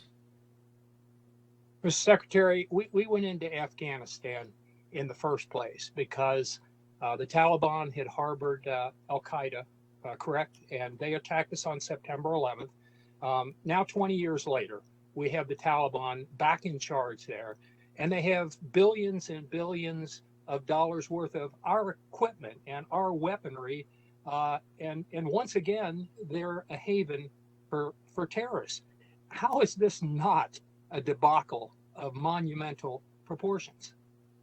Congressman, as we were discussing a little bit earlier, the al-Qaeda, the group that attacked us on 9/11, long ago was vastly degraded to the point where it is currently not capable in the assessment of our intelligence agencies of conducting an externally directed attack against us or against others. The Taliban should remember as well what happened the last time. It did, as you rightly said, harbor al-Qaeda, and it engaged in an outwardly directed attack against us. It knows the consequences of continuing to do that. And it has made commitments not to allow that to happen. But of course, we're not relying on those commitments. As we discussed a little bit earlier, we are putting in place what we do in countries around the world where we don't have boots on the ground, which is an over-the-horizon capacity to detect the reemergence, should it happen, of any threat, including from al-Qaeda, and the means to do something about it. Gentleman's time has expired. Gentleman's time has expired. I now recognize Representative Ted Deutsch of Florida, who's the chair of the Subcommittee on the Middle East, North Africa, and Global Counterterrorism, for 5 minutes. Thank you, Mr. Chairman. Mr. Secretary, I appreciate you being here today. And we do need to look back. This is a really important hearing, but we also need to look forward. The reality is we have a Taliban government. We have terrorist groups already surging. Potential threats to U.S. interests remain. It is true that we are not the world's policeman, but we know that a strengthened ISIS-K or al-Qaeda pose a threat not only to the U.S. homeland, but to Americans abroad, our interests abroad, and the region. The Middle East and North Africa in particular were fundamentally changed in the aftermath of 9/11 with the rise of al-Qaeda and ISIS affiliates. We clearly can't trust the Taliban to keep terrorists at bay. So, Mr. Secretary, you traveled to Doha to conduct diplomatic talks with partners and allies on our continued counterterrorism role. What do you assess to be the operational capacities of al-Qaeda in Afghanistan? And how is the administration planning to hold the Taliban to its commitment to ensure that al-Qaeda and other terrorist groups are unable to use Afghan soil to plan terrorist attacks on or threaten the security of the U.S. and our allies? Thank you very much. A few things on this. First, as we were discussing a little bit earlier, as you know from your focus on this, the terrorist threat has metastasized significantly from 9/11, and it is much more acute now in terms of potential threats to the homeland and threats beyond the countries in question from Somalia, from Yemen, from Libya, Iraq, Syria, a number of other countries in Africa as well. And so we have to be able to make sure that we're focused everywhere. That's a possibility, and resourced appropriately. And we are. And in a number of those places, as you know very well, we don't have boots on the ground, but we find ways to deal with that threat, including with over-the-horizon capabilities. In the case of Afghanistan, a couple of things. The current assessment of the intelligence community is that long ago, al-Qaeda was so significantly degraded that it's not in a position to conduct externally directed attacks. But we will remain hyper-vigilant about any reemergence of that threat. And we will be working closely with partners and other countries to be in a position to do that. I think the chairman referenced earlier that we hope and expect in the near future to be able to do some classified briefings on this, because there are a number of things that it would not be appropriate to discuss in this setting. Thank you, Mr. Secretary, and we appreciate your commitment to ensuring that those classified briefings occur. Secretary Blinken, the war in Afghanistan was the first mission in the history of NATO arising out of the invocation of Article 5. There are over 50 NATO members and partner countries sent troops. 36, it's been reported, had troops there at the time of the drawdown. They invested political capital, our allies invested political capital and funds, and certainly troops. And often those troops gave their lives as well. The criticism that we've heard from some of our allies is that there was not adequate consultation and coordination with our NATO allies. We heard the Secretary General of NATO say just this week that there was. Others doubted that. I'd like you to speak to that. But finally this, we had an administration, Mr. Secretary, that wanted to go it alone, a president who failed to appreciate and often criticized the importance of NATO allies while embracing Xi and Putin. If you could also, in their final time with me, speak to, at a time when democratic values are being threatened and at risk in so many places around the world, if you could also speak to the importance of that transatlantic relationship and how to reassure those allies of ours who have raised concerns about how we went about pulling out of Afghanistan and about failing to coordinate with them as we did. Yeah, thank you. A couple of things. First, you're so right to point to our allies and partners who stood with us on 9/11 and in all the days and time thereafter. And you're exactly right that Article 5 of NATO, an attack on one is an attack on all, in essence, was invoked for the very first time in its history in our defense by our allies and partners, something that I will never forget, and I suspect no one on this video conference today will ever forget. And we determined that when it came to Afghanistan, we went in together and we would go out together. And that's exactly what we did. I engaged with the Secretary of Defense in intense consultations with our NATO partners well before the President made his decision, going to Brussels for a special session of the North Atlantic Council and listening intently to every single partner, relaying what we heard directly to President Biden to factor that into our thinking and into our planning. I've spent more time in Brussels, either in person or virtually, than in any other place since I've been on this job, working very closely with these allies and partners. On the day that the President's decision was announced, I was back in Brussels with the Secretary of Defense. And NATO immediately and unanimously endorsed that decision. Now, in the discussions and conversations that we had throughout this time, including individual conversations, people brought various perspectives to the table, but each recognized that given the deadline that existed, that is, that our forces had to depart Afghanistan by May 1st, pursuant to the agreement negotiated by the previous administration, that the alternative, should we choose to stay, was for the Taliban to resume attacks, not just on us, but on our NATO partners and allies, as well as to engage in this countrywide offensive that we've seen to retake the major cities, in effect, to re-up the war. And all unanimously endorsed the proposition that we would leave together, and that's exactly what we worked on doing and what we've been doing. I know from talking to many allies and partners the tremendous solidarity we saw together at the Kabul airport, working to help each other to make sure that we could get out our fellow nationals, Afghans who had helped each of us, and our embassy personnel. I heard a lot of gratitude from allies and partners about the work that our folks did in making sure that we could deliver on that commitment to them. So from my perspective, at least, there was tremendous and genuine consultation with allies and partners throughout this process. And going forward, right now, we are deeply engaged with them at NATO and in other organizations on working together on the way forward to collectively hold the Taliban to the commitments that it's made to the international community. Thank you. The gentleman's time has expired. I now recognize Representative Scott Perry of Pennsylvania for 5 minutes. Thank you, Mr. Chairman. Mr. Blinken, assuming it's not classified, can you tell us where you are today? Yes, I'm at the State Department. Oh, couldn't be bothered to come down here and see Congress. All right, that's great. Hey, Sir, excuse me, sir. My understanding is that the House is not in session, and that's why the session is. I'm right here, Secretary. So's the chairman. So's the ranking member. We're here, Mr. Chairman. Reclaiming my time. Did state at any point in the evacuation process block American citizens from leaving Afghanistan? No, we did not. None. Your testimony before Congress is that state didn't block any American citizens leaving Afghanistan. To the contrary, my officers, men and women, ran into the building from around the world to help Americans get out. It's a simple yes or no. I heard you do it with Mr. Connolly. You can do it with me. Yes or no? I just want to clarify. You didn't block anybody. State didn't block any American citizens. No. Okay. They were there to help Americans get out. How many Afghans not meeting the qualifications of SIV have been brought to the United States? Prior to, I want to know how many Afghan citizens came to the United States that had not met the qualifications for special immigrant visa. We're in the process of no. How going many? through. How many? How many did you bring?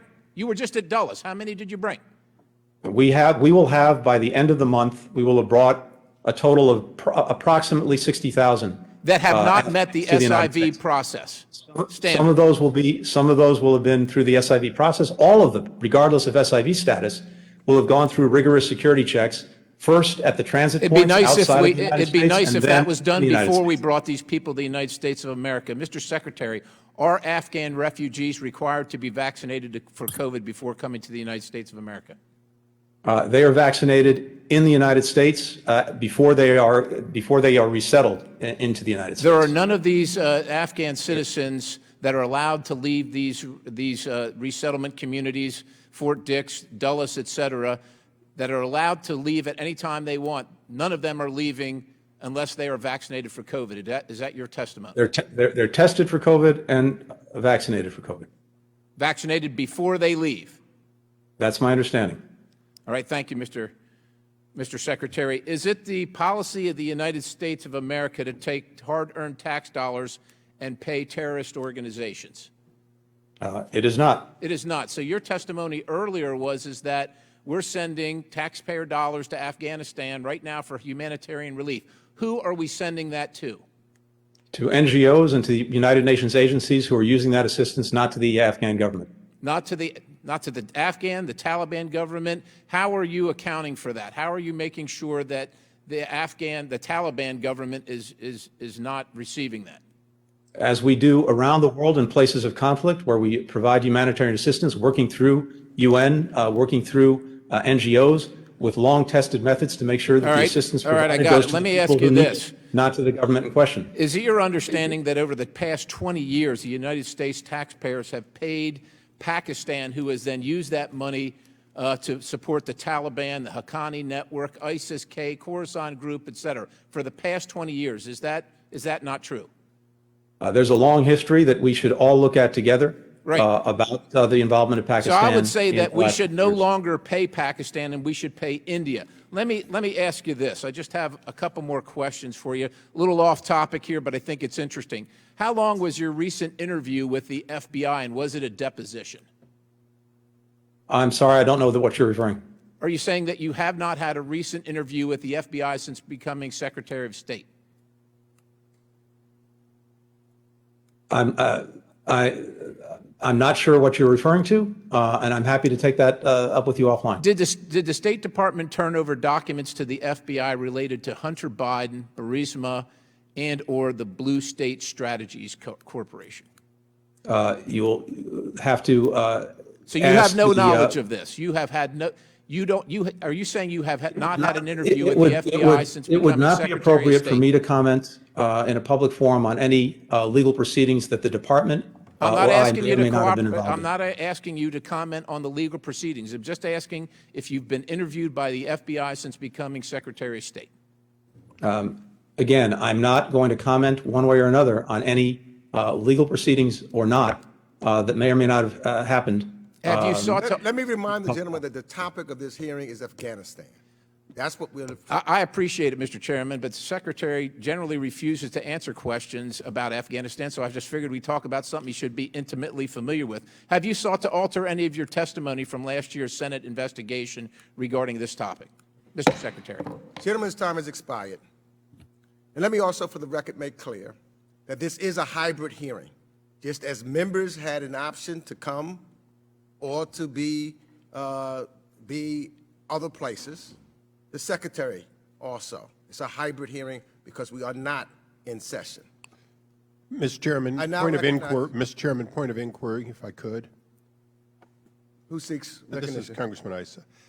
Just for my edification, was it expressed to the Secretary that he had a choice of either one, or was he invited to come here, or was he alerted to remain there? And I only ask because I think we all agree that if he could have been here in person, it would have been better.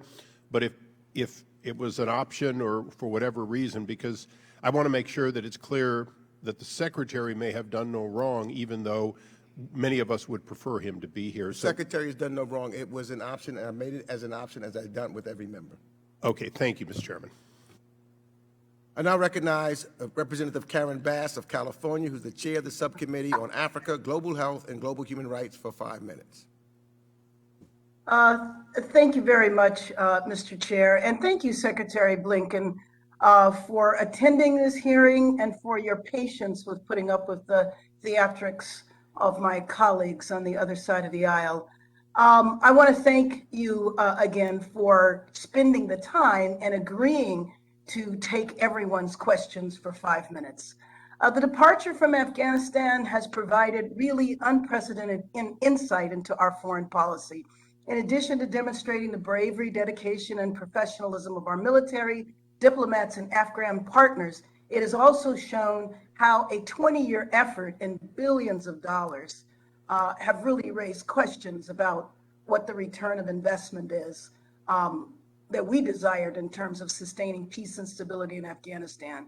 The assumption of power by the Taliban has secondary and tertiary effects on the most vulnerable segments of the population, especially women and children. And we're concerned that it will reverse any gains that were realized in the last 2 decades. So my first question, yes or no, Mr. Secretary, did the agreement from the last administration include any protections for girls and women? Not to my knowledge. So many people are concerned about the status of women and girls in Afghanistan under the Taliban. The restrictions on education, movement, health, physical safety under their regime paints a grim picture. I'd like to know how the administration will work with partners to support advocacy for women's rights and the rights of ethnic and religious minorities in Afghanistan. Here's what I found. Go ahead. Thank you, Congresswoman. One of the truly great achievements of the last 20 years was the progress made by women and girls in particular in Afghanistan. And one of the things that we should be proud of is the support, the leading support that we gave to that when it comes to access to education, to healthcare, to the workforce, entrepreneurship. Those gains were significant, and we were the leading contributor. I was in Kabul in April. I sat with a number of women who had benefited from our assistance, including women who'd gone on to become leaders in their parliament, in the media, NGOs, et cetera, and of course heard their profound concerns about the future. Just recently, when I was in Doha and at Ramstein, talking to people who'd been evacuated from Afghanistan, I spoke to a lot of women and girls and heard their deep concerns about the future, as well as people who are still in Afghanistan. And so we have an ongoing commitment to use every tool at our disposal through our diplomacy, through our economic assistance, humanitarian assistance, programmatic assistance, to do whatever we can to continue in coordination with many other countries to support women and girls and minorities in Afghanistan. The assistance that we announced today will go in that direction. The assistance we'll provide going forward will do that. And with regard to women and girls in particular, given the incredible fragility of the situation that they're now in, I will be naming a senior official here at the State Department to focus entirely on the ongoing effort, both from the United States government and in coordination with other countries, to support them. Well, thank you very much. And so will the administration expand the license to operate humanitarian programs in Afghanistan? And how will that take place? And which partners do you see us continuing to work with? In short, yes, that's exactly what we're looking at. And you rightly point out, we've already issued a license to make sure that humanitarian assistance could go forward. We're looking at whether that needs to be expanded, consistent, of course, with our sanctions and consistent with our national security, to allow appropriate assistance to get to those who need it. Who approves that license? Who are we making that request to? The Treasury Department is responsible for the licenses, but we do this in coordination or consultation with us and other agencies in the government, as well as, of course, the White House. And which partners on the ground are we continuing to work with? We have, and we can get you the list. We have a number of NGOs that remain active in Afghanistan, as well as NGOs or NGOs. Some are. There are, I believe, a couple of U.S. NGOs that are still active, international NGOs, and UN agencies. I met with the head of the UN's Humanitarian Assistance Program just a few days ago when I was in Doha, and we spent a lot of time talking about how this assistance could continue to go forward and what some of the mechanisms were that could be put in place to make sure that it was getting to the right people and being used effectively. Gentlelady's time has expired. I now recognize Representative Dara Issa from California for 5 minutes. Thank you, Mr. Chairman.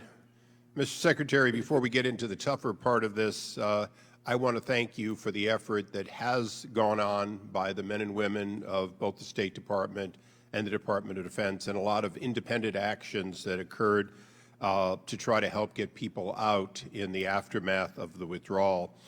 I would not be doing my job, though, if I didn't ask some tough questions.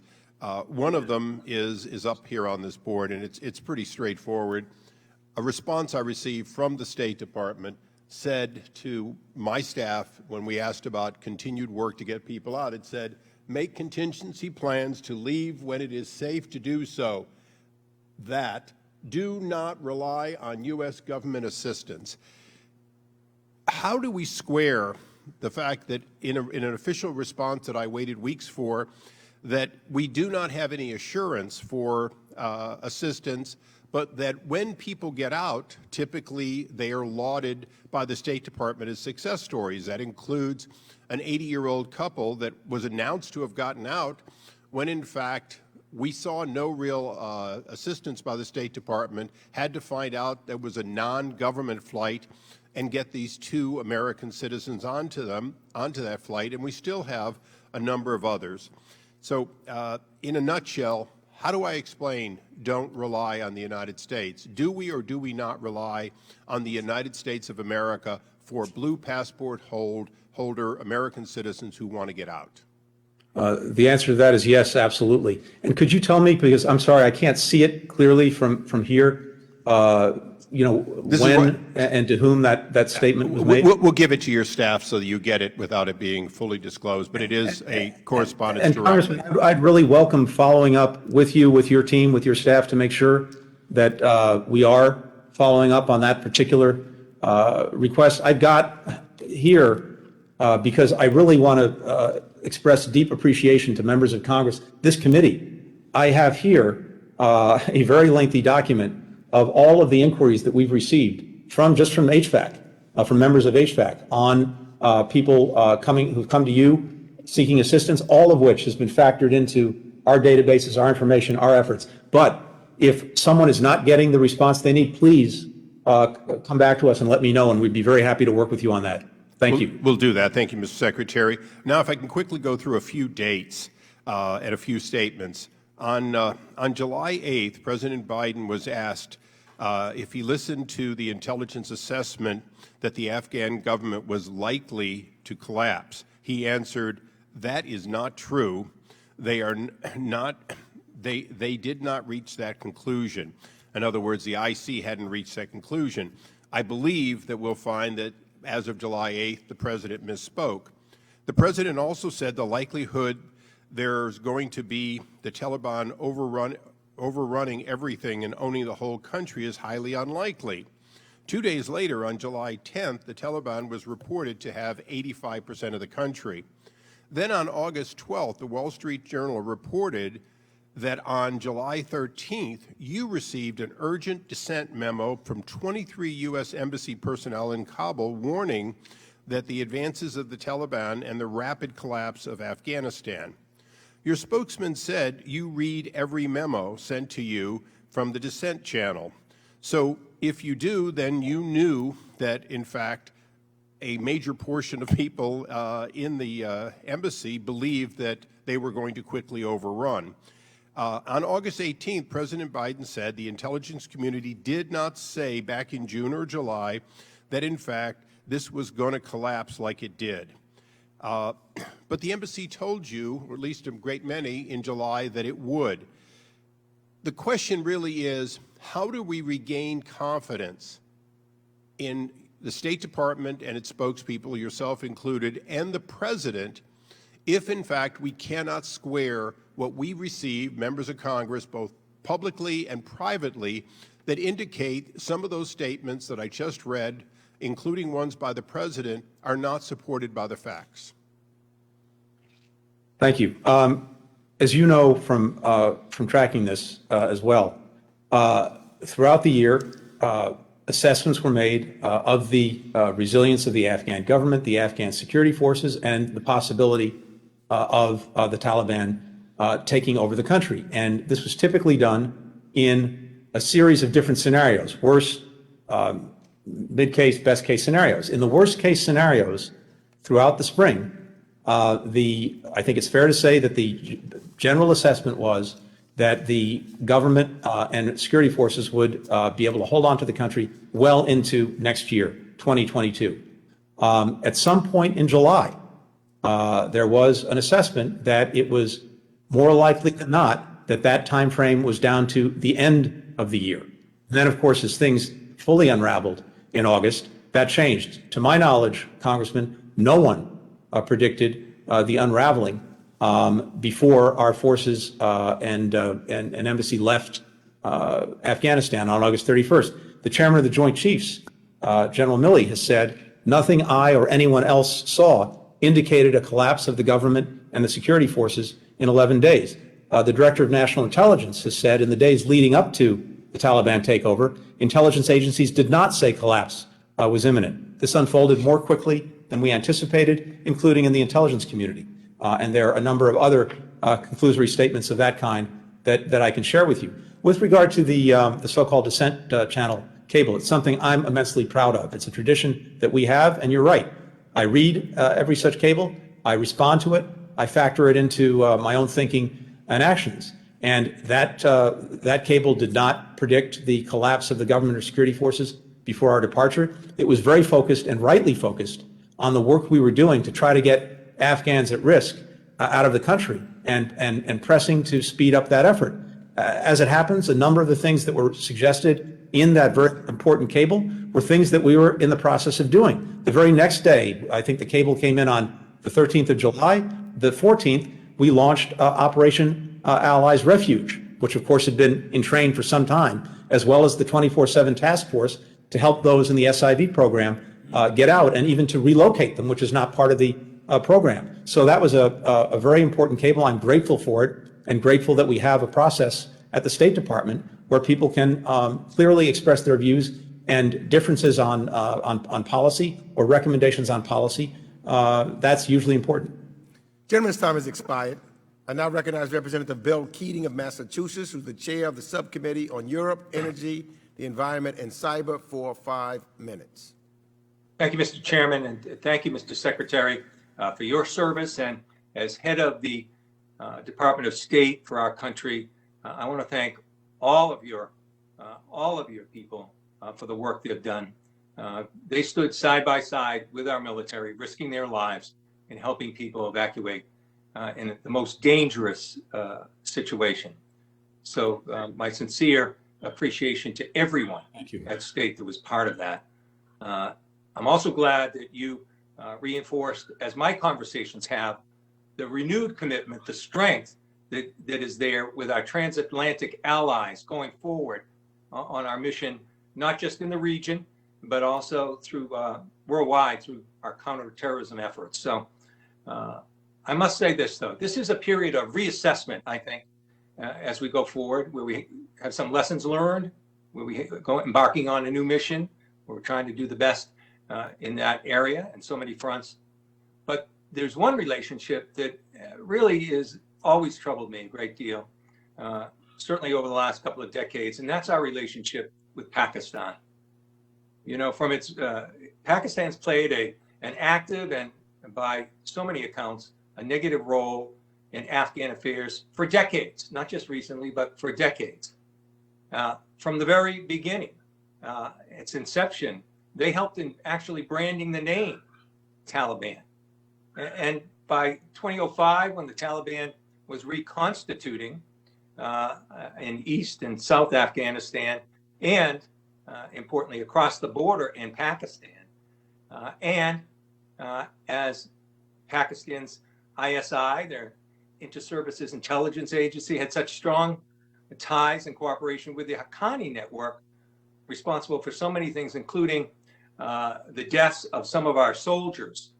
And even recently, when the Taliban took over in the last month, Pakistan's Prime Minister Khan, claimed that Afghanistan had, quote unquote, broken the shackles of slavery. So we used to always hear diplomatically that we have a complicated relationship with with Pakistan. I would say it's often duplicitous. So as we go forward in the region, as we go forward dealing with our counterterrorism missions, how do we reassess that relationship? How have we learned from their actions? And when we go forward, what do we do? What are some of the big issues that we should have, stakes in the ground, that we should have in dealing with Pakistan and the way they've acted over these decades? Thank you, Congressman. And I think you're very right to point at the role that Pakistan has played throughout the past 20 years and even before. And it is one that has involved hedging its bets constantly about the future of Afghanistan. It's one that's involved harboring members of the Taliban, including the Haqqanis. It's one that's also involved at different points cooperation with us on counterterrorism. And so there are a number of things that have come into play. It has a multiplicity of interests, some that are in conflict, clear conflict with ours. When it comes to Afghanistan, it's focused, of course, as well on India and the role that India is playing in Afghanistan, and it looks at it through that prism as well. All of these things, I think, have influenced what it has done on many occasions detrimental to our interests, on other occasions in support of those interests. And so going forward, what we are looking at, what we have to look at, is an insistence that every country, to include Pakistan, make good on the expectations that the international community has of what is required of a Taliban-led government if it's to receive any legitimacy of any kind or any support going forward, to include ensuring freedom of travel, to include making good on its commitments on not allowing Afghanistan to be used as a haven for outward directed terrorism, to include upholding the basic rights of the Afghan people, including women and girls and minorities, to include allowing humanitarian assistance in, to include having a more representative government. And so Pakistan needs to line up with the rest of with a broad majority of the international community in working toward those ends and in upholding those expectations. Thank you, Mr. Secretary. I'd like to Gentleman's time has expired. At another time, and thank you for your work with the U.S. Agency for Global Media. We'll continue to work on that front and many others. I yield back. Gentleman's time has expired. I now recognize Representative Adam Kinzinger of Illinois for 5 minutes. Well, thank you, Mr. Chairman, Mr. Secretary. Thank you for being here and spending this time. It's very important. You know, watching some of this debate, I think it's important to remind people, yes, the Trump administration failed in the setup, and I think the Biden administration absolutely failed in the execution of this. I also want to make it clear, Mr. Secretary, we support the members of the State Department and their heroic action in the evacuation. I think the broader point is they never should have been put in a place where they had to act heroically. We found ourselves many times, we talk about Bagram and leaving that, and I think that's important to point out. But there was also moments where the U.S. military, with the 6,000 people that we sent in, could have defended Kabul proper. It was clear that the Taliban were not intending to move into Kabul as early as they did. But we put them in a position where they had to act heroically. And we shouldn't ask that of our State Department employees, even though we appreciate that they did. I also think it's important to point out, you know, there's a lot of blame of the Afghan military. And I certainly, as a military man myself, wish that the Afghan military would have helped. But keep in mind, prior to that, there were assessments coming out that it was only a matter of time. Maybe it's 6 months, maybe it's a year, until the whole place collapsed.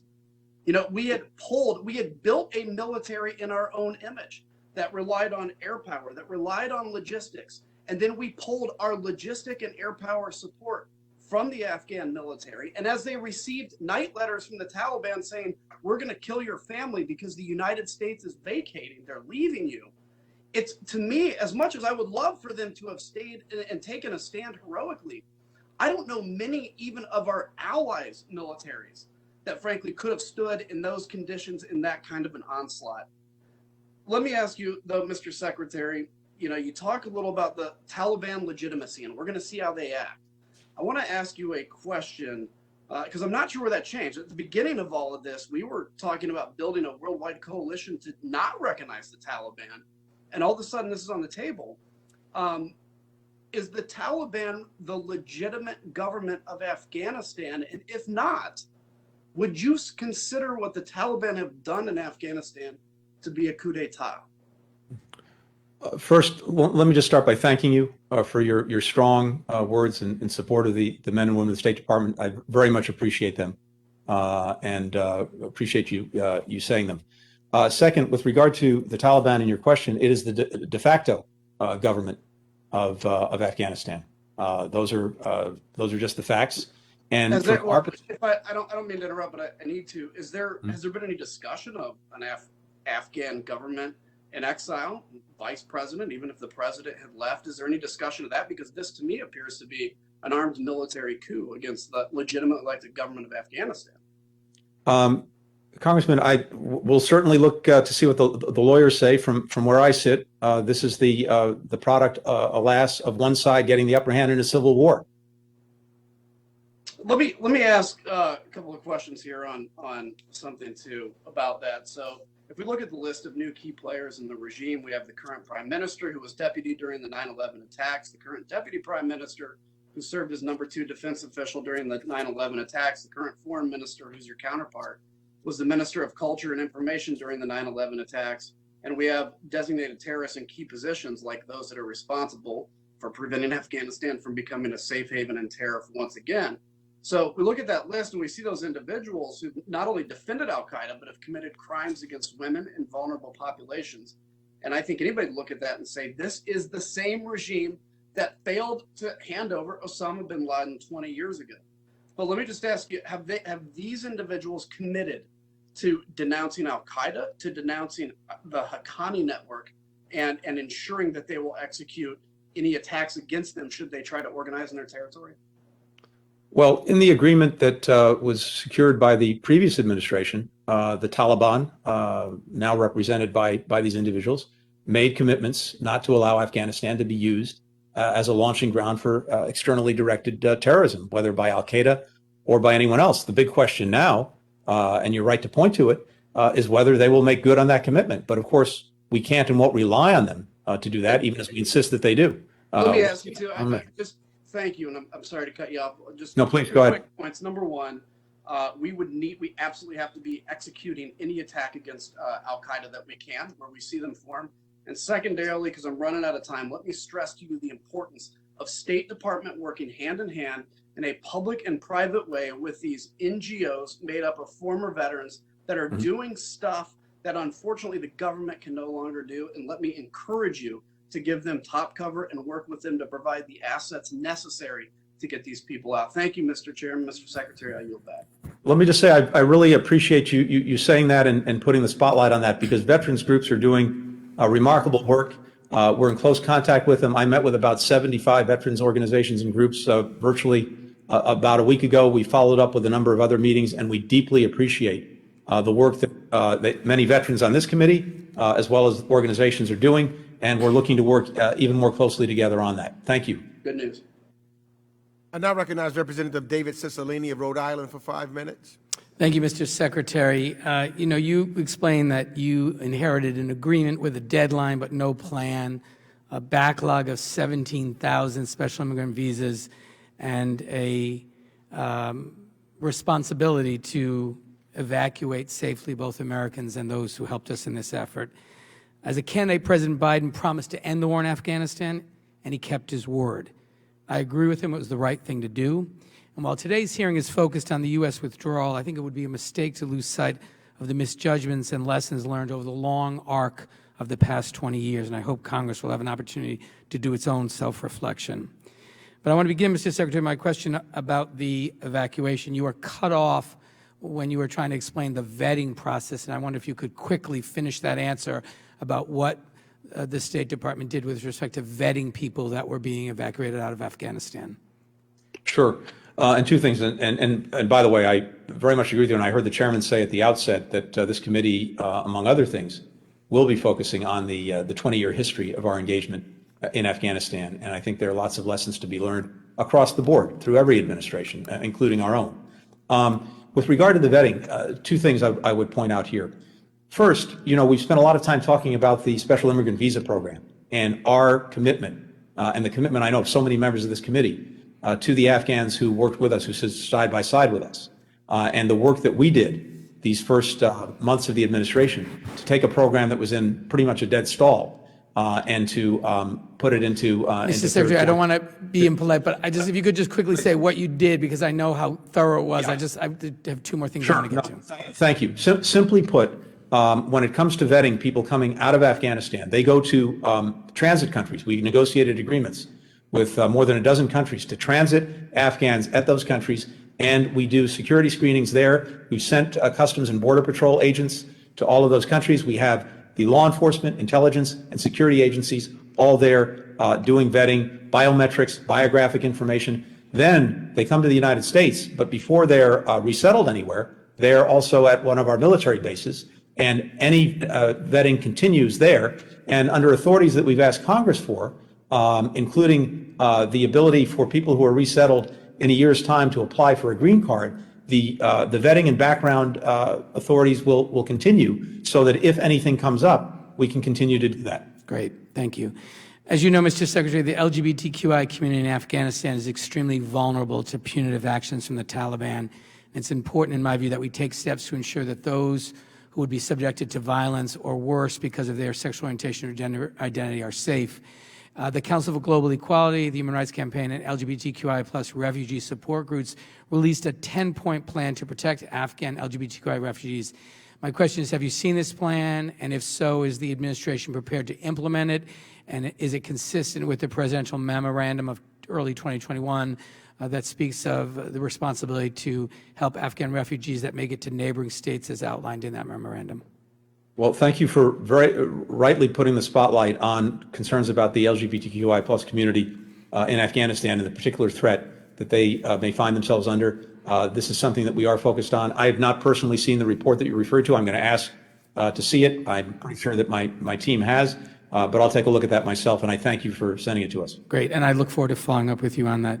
And finally, Mr. Secretary, the Brown University Cost of War Project has compiled a sobering list of figures as it relates to post-9/11 conflicts, including Afghanistan. Trillions of dollars spent, over 900,000 lives lost in Afghanistan, 2,641 Americans, and 38 million people displaced around the world. And, Mr. Secretary, the war in Afghanistan went on, as you know, for 20 years, leading to extraordinary costs in terms of dollars spent, lives lost, and political capital expended. Taking stock of these costs, my question is, what do you think are the most important lessons after 20 years in Afghanistan and 20 years of post-9/11 conflict that we should learn? I think all of us have to come together to do just that, to try to look at the lessons and then reflect those lessons in what we do together going forward. To my mind, at least, one of the lessons is while we are very effective at dealing with terrorist threats to our country and eliminating them, which we did very successfully in Afghanistan, the idea of using military force to try to remake a society is something that is beyond our means and beyond our capacity. And we need to think really hard about whether we want to engage in these enterprises going forward. You're right to point to the cost. Let me just say very quickly, I think that Brown study concluded that on the basis of about $2 trillion being spent on Afghanistan over the last 20 years, when you include indirect costs, that averages out to $300 million a day for 20 years. And I know people will say, well, that wasn't the case the last year or so, but had we not ended the war and brought our people home, we would have had to have re-upped it to deal with the renewed attacks by the Taliban, to deal with the onslaught nationwide. And those costs would have gone right back up again. And we have to ask ourselves very hard questions about whether that is the right way to spend our money. Thank you. Gentleman's time Mr. is expired. I now recognize Representative Lee Zeldin of New York for 5 minutes. Mr. Secretary, one of my colleagues claimed earlier in this hearing that the last administration's agreement with the Taliban was unconditional. That was false. In fact, you, sir, actually started to outline some of those conditions and you were stopped. To recap, Mr. Secretary, the last administration's agreement with the Taliban was conditions-based, correct? The conditions that you refer to included a commitment not to allow Afghanistan to harbor outwardly directed terrorists. It had very loose, let me just be clear though, in response to your question. No, I know you listed it earlier, but the question is, it was a conditions-based agreement, correct? Yes, except that those conditions were so loose, particularly with regard to the commitments it made. You can criticize the agreement all you want, Mr. Secretary. I just wanted you to answer the question. Next, are you aware that President Biden says in the transcript of his George Stephanopoulos interview that he would have withdrawn from Afghanistan regardless of that prior agreement? Yes, that's right. But not necessarily in the time, place, and manner that we did, which was imposed upon us by that agreement. On July 8th, as Congressman Issa referred to earlier in this hearing, President Biden said, quote, "The likelihood that there's going to be the Taliban overrunning everything and owning the whole country is highly unlikely." That is a very different prediction than what the U.S. intelligence community actually was saying. Mr. Secretary, where did the president get the highly unlikely intelligence estimate from? As the intelligence community has actually said, including in the days leading up to the Taliban takeover, they were not, and no one was predicting the rapid collapse of the government and the security forces throughout the year. Throughout the year, the intelligence community looked at a range of scenarios, worst case to best case, about the durability, resilience of the government security forces. In the springtime, it was anticipated. The question is, where did the president get highly unlikely from? Again, based on what the intelligence community was saying and the military. The chairman of the Joint Chiefs has said that no one anticipated that the government or the security forces would collapse in 11 days. Nothing he suggested. Mr. Secretary, it would be good, though, if you were giving answers that were consistent with the answers that we were getting behind a closed-door briefing that we had with you and others. What is the number of Americans who are in Afghanistan as of the last update you received? The Congressman, going back to this weekend, we had about 100 American citizens in contact with us who seek to leave Afghanistan. Those are the Americans we're working with. Do you have an exact number? I can't give you an exact number. We were talking about this a little bit earlier. It's really a snapshot at any given moment, because what happens is. I asked you as of the last update you received. Yeah, as of the last update, it was about 100. Okay, how many green card holders? Green card holders is something that we don't track directly. So what we've done is we've solicited people, if they are green card holders, to let us know. I think the best estimates are that there's several thousand green card holders in Afghanistan. How many SIV applicants? SIV applicants, those are numbers that we're working on right now as people come out of Afghanistan, some of them in the United States already, others at these transit points. We're collecting all of that information. The overwhelming majority of Afghans who've come out are Afghans who are at risk in one way or another. Some of them will be SIVs, applicants. Others will be people who are eligible for refugee visas. Still others will be at risk in some fashion. We are putting all those numbers together, and we should have that in the next couple of weeks. Yeah, I mean, this was fatally flawed, poorly executed. We had the loss of U.S. service members as a result. We should not have been operating off of an arbitrary July 31st deadline. Instead, what we should have done was tell the Taliban that we are going to leave Afghanistan when we're done bringing every last American home, not operating off of some arbitrary date. We shouldn't have collapsed Bagram when we did. We shouldn't have been relying on the Taliban to provide security at the airport. We shouldn't have been allowing billions of dollars worth of U.S. weapons and equipment to get turned over to Afghanistan. The administration should not have been lying and misleading the American public, like when the White House press secretary is standing out there to the press and to the American public and saying that Americans aren't stranded, even though we all know that they are. And I'm concerned that this administration with incompetency is exposing a vulnerability that other countries, like we see North Korea now testing long-range missiles. We see Iran enhancing uranium enrichment. What happens when China and Russia and Hamas and Hezbollah and Al-Qaeda and the Taliban, they continue to press forward because we have an administration that doesn't know how to confront an adversary, understanding that they do not respect weakness, they only respect strength. And it is so greatly unfortunate, the consequences, and I believe that you, sir, should resign. That would be leadership. I yield back. To the contrary, Congressman, I believe that there's nothing that our strategic competitors like China or Russia or our adversaries like Iran, like North Korea, would have liked more than for President Biden to have re-upped the war in Afghanistan for another 5, 10, or 20 years, to be bogged down in that conflict. Nothing they would have liked more. And we're now able, as a result of the decision the president made, that none of his predecessors made, to end the war after 20 years, to ensure that a third generation of Americans didn't have to go off and fight and die in Afghanistan, while bringing 125,000 people out. We are now in a much better position to confront the challenges and threats that we actually face in 2021. This isn't a Democratic Gentleman's time has National expired. I now recognize Representative Ami Bera of California, the chair of the Subcommittee on Asia, the Pacific, Central Asia, and Nonproliferation for 5 minutes.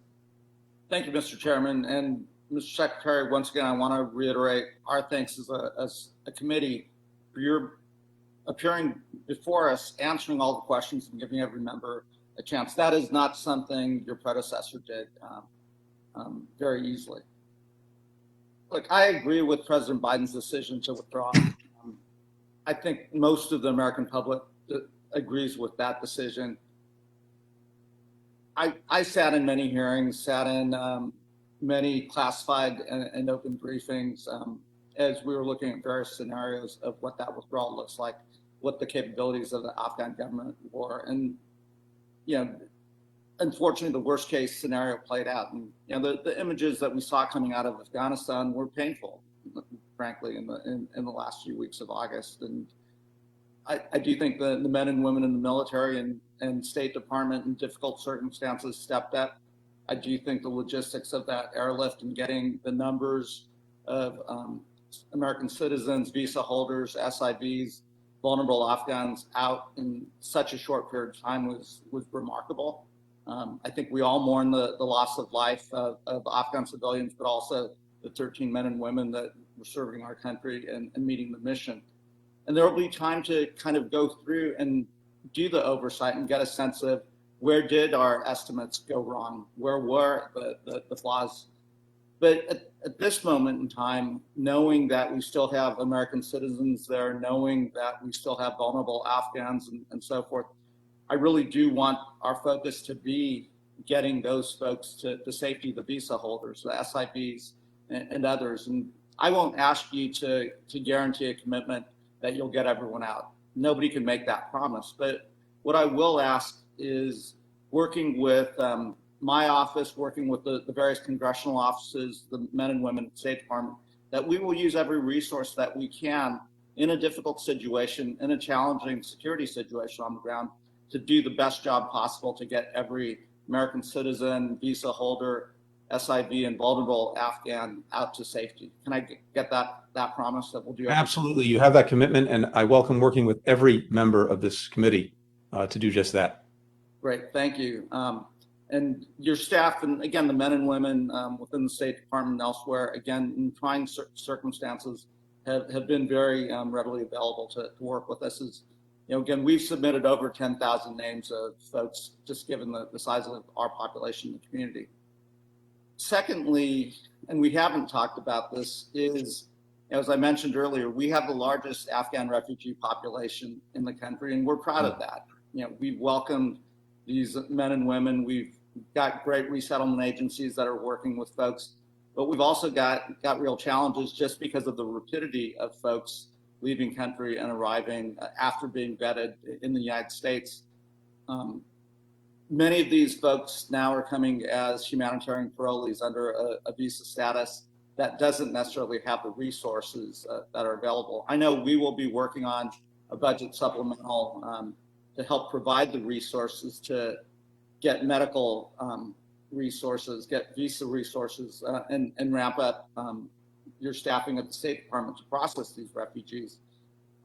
I would hope that the men and women on this committee, Democrat, Republican, as well as everyone in the House and Senate, overwhelmingly support the supplemental requests that will be coming as hopefully within the next few weeks to provide those resources.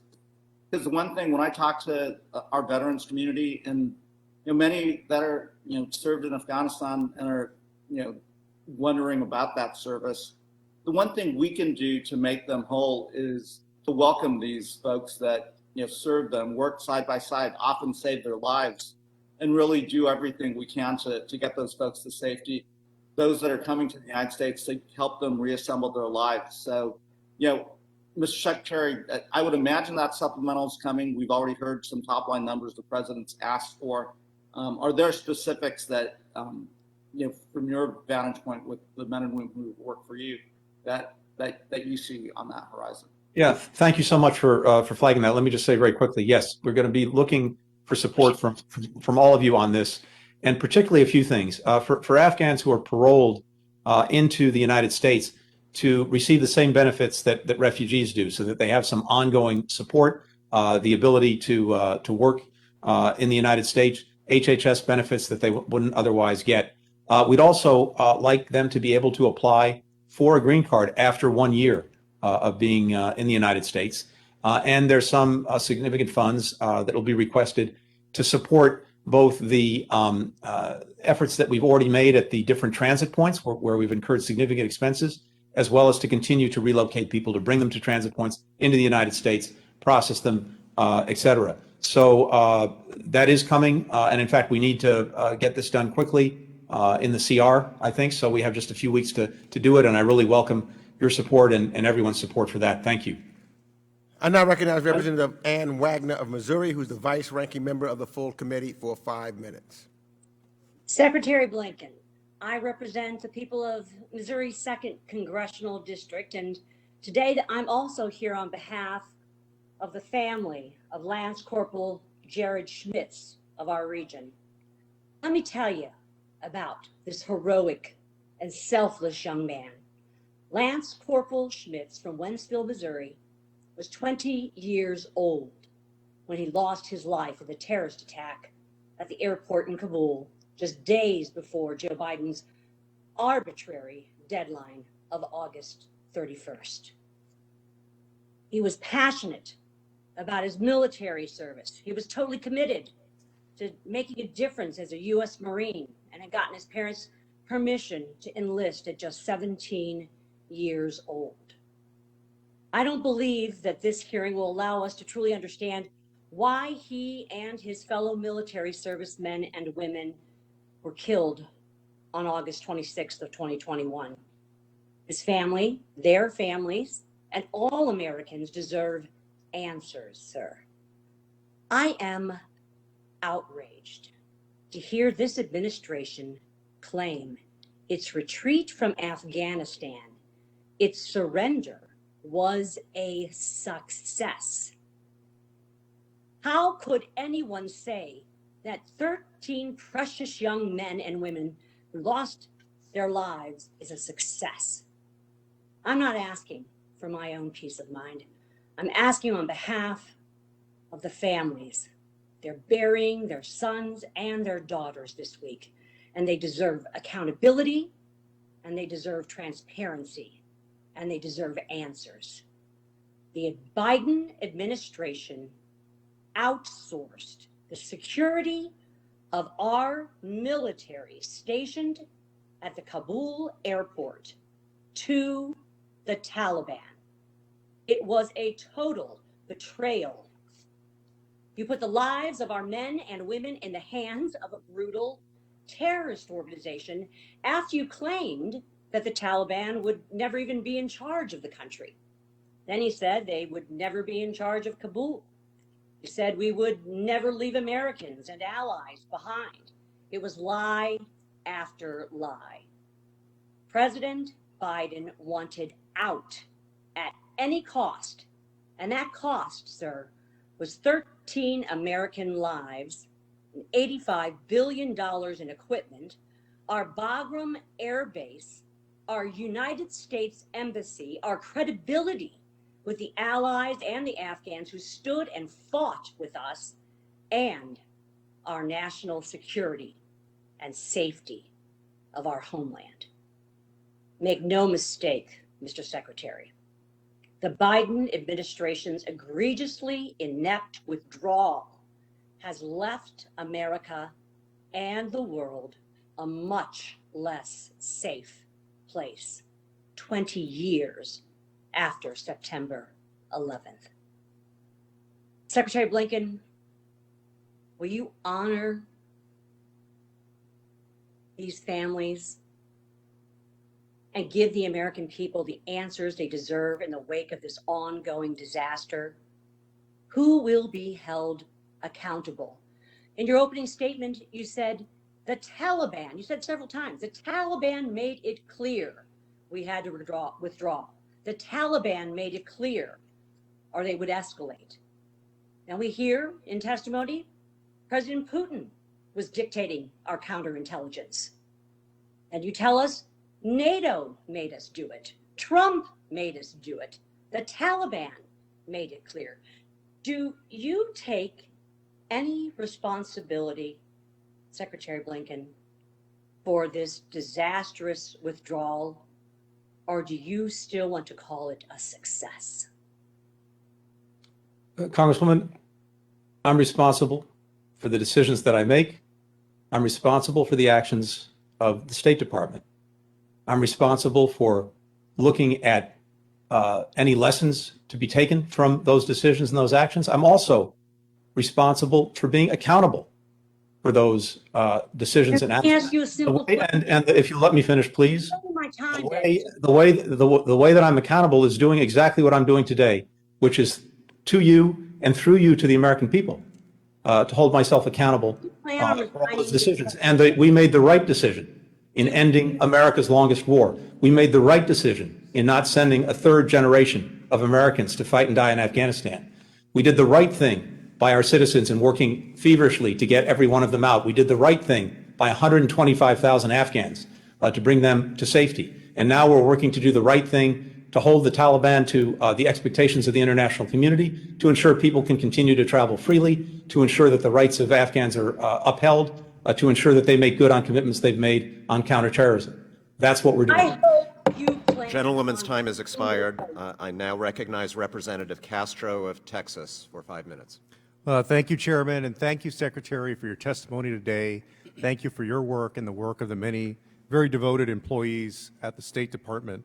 And I want to talk to you for a second about a way that Congress can be helpful in that work.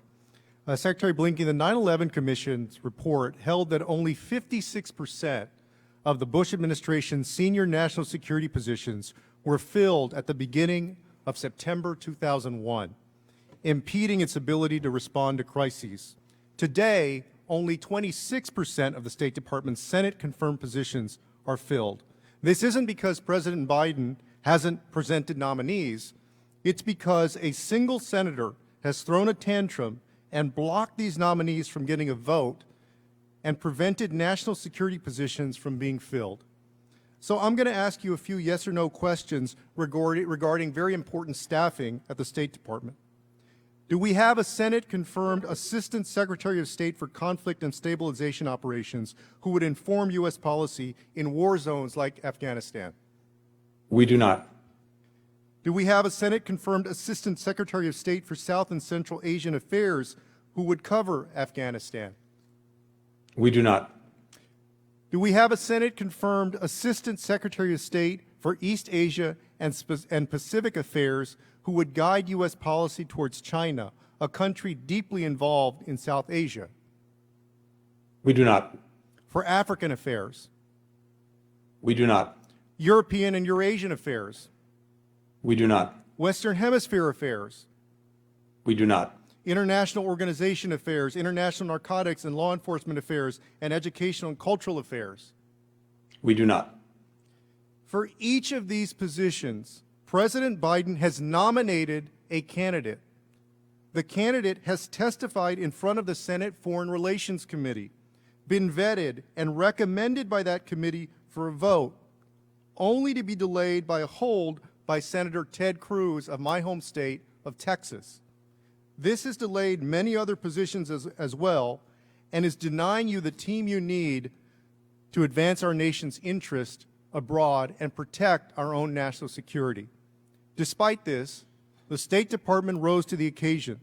Over 120,000 people were successfully evacuated from Afghanistan in a short period of time in one of the biggest humanitarian operations the United States has ever seen. But the work continues, and having Senate-confirmed people in these positions will be critical as we marshal our allies for what comes next in Afghanistan. And I want to ask you, Mr. Secretary, as you've done this very hard work and your people at the department are stretched thin because the Senate has not confirmed these nominees, what would you say to Senator Cruz, who's single-handedly blocking key national security appointments and jeopardizing our national security? Look, I would just simply ask the senator and ask the Senate to move forward in confirming our nominees, virtually all of whom went through the Senate Foreign Relations Committee and were sent to the floor, and that's where they now lie. And to your point, we need all these people.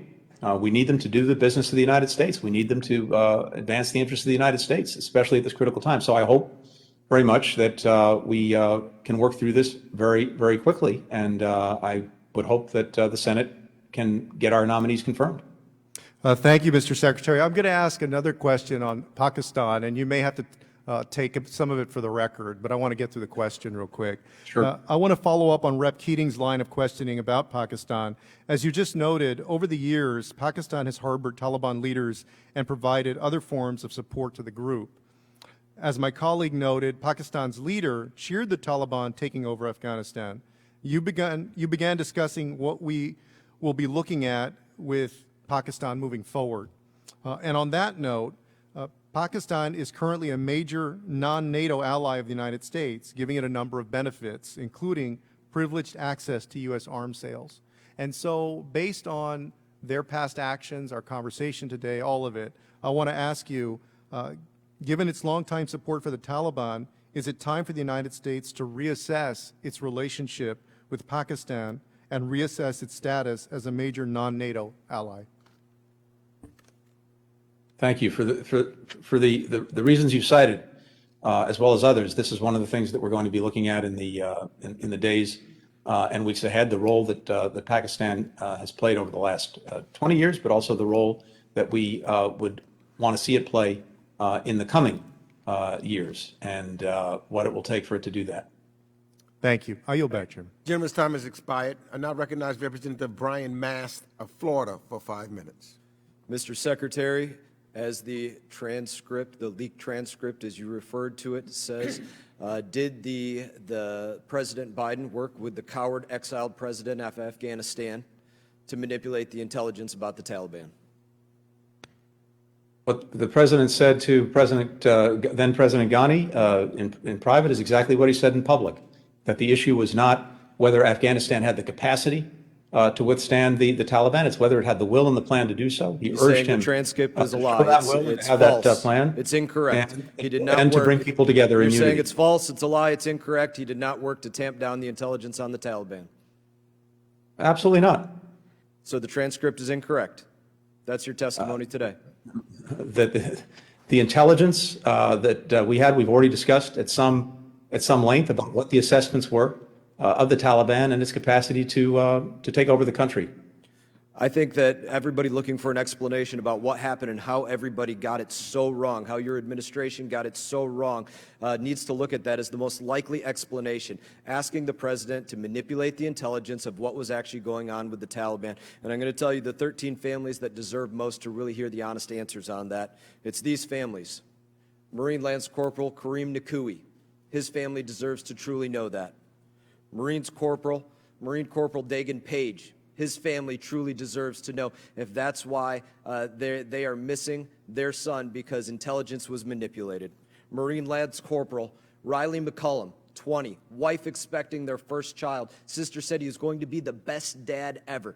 They deserve to know if that's what happened and that's why everything went so wrong. Marine Sergeant Nicole Gee, 23 years old. You can see her there holding a young child. Her family deserves to know if that's why everything went so wrong, because that intelligence was manipulated. Marine Lance Corporal David Espinoza, just 20 years old. Family deserves to know if that's why everything went so wrong, is because the intelligence was manipulated. Marine Corporal Humberto Sanchez, just 22 years old. Mother said, my kid was a hero. That's what was said. That's what his mother said. Deserves to know if that's why everything went so wrong, because the intelligence got manipulated. Marine Lance Corporal Jared Smits, just 20 years old. Family deserves to know if that's why everything went so wrong. Marine Corporal Hunter Lopez, just 22, son of 2 sheriffs, plan to follow in their footsteps. Their family deserves to know if that's why everything went so wrong, is because you all worked to manipulate the intelligence of what was going on the ground there. Marine Corps Staff Sergeant Darren Hoover, his family said, I love you, son. Check in on us. We will try to make you proud.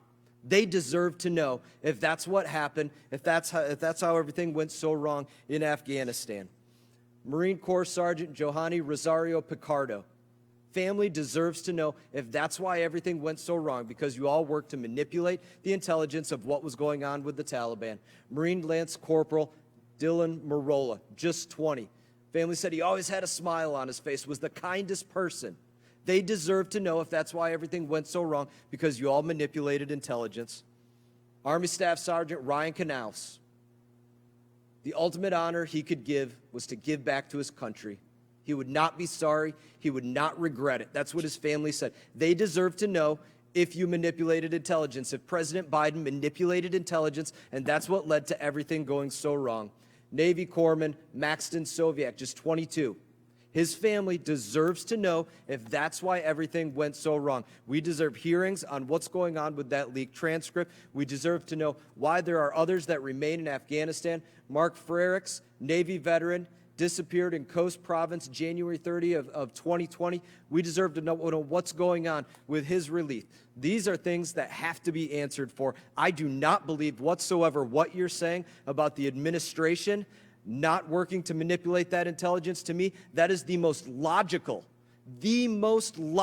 explanation of how so many in the intelligence community got this so wrong about what was going to happen in Afghanistan. Why it would seem somehow logical for President Biden to leave the, quote, most advanced military weaponry, why some would not speak out against that if they were getting the false intelligence because it was coming from the top down to manipulate it. In my opinion, that's absolutely aid and comfort to the enemy. I absolutely wonder if you were complicit in this as well. I find it hard to believe that President Biden would do that without you being aware of this, and these are things that we deserve to know better answers, have better hearings on this. I do not believe a word that you're saying on this.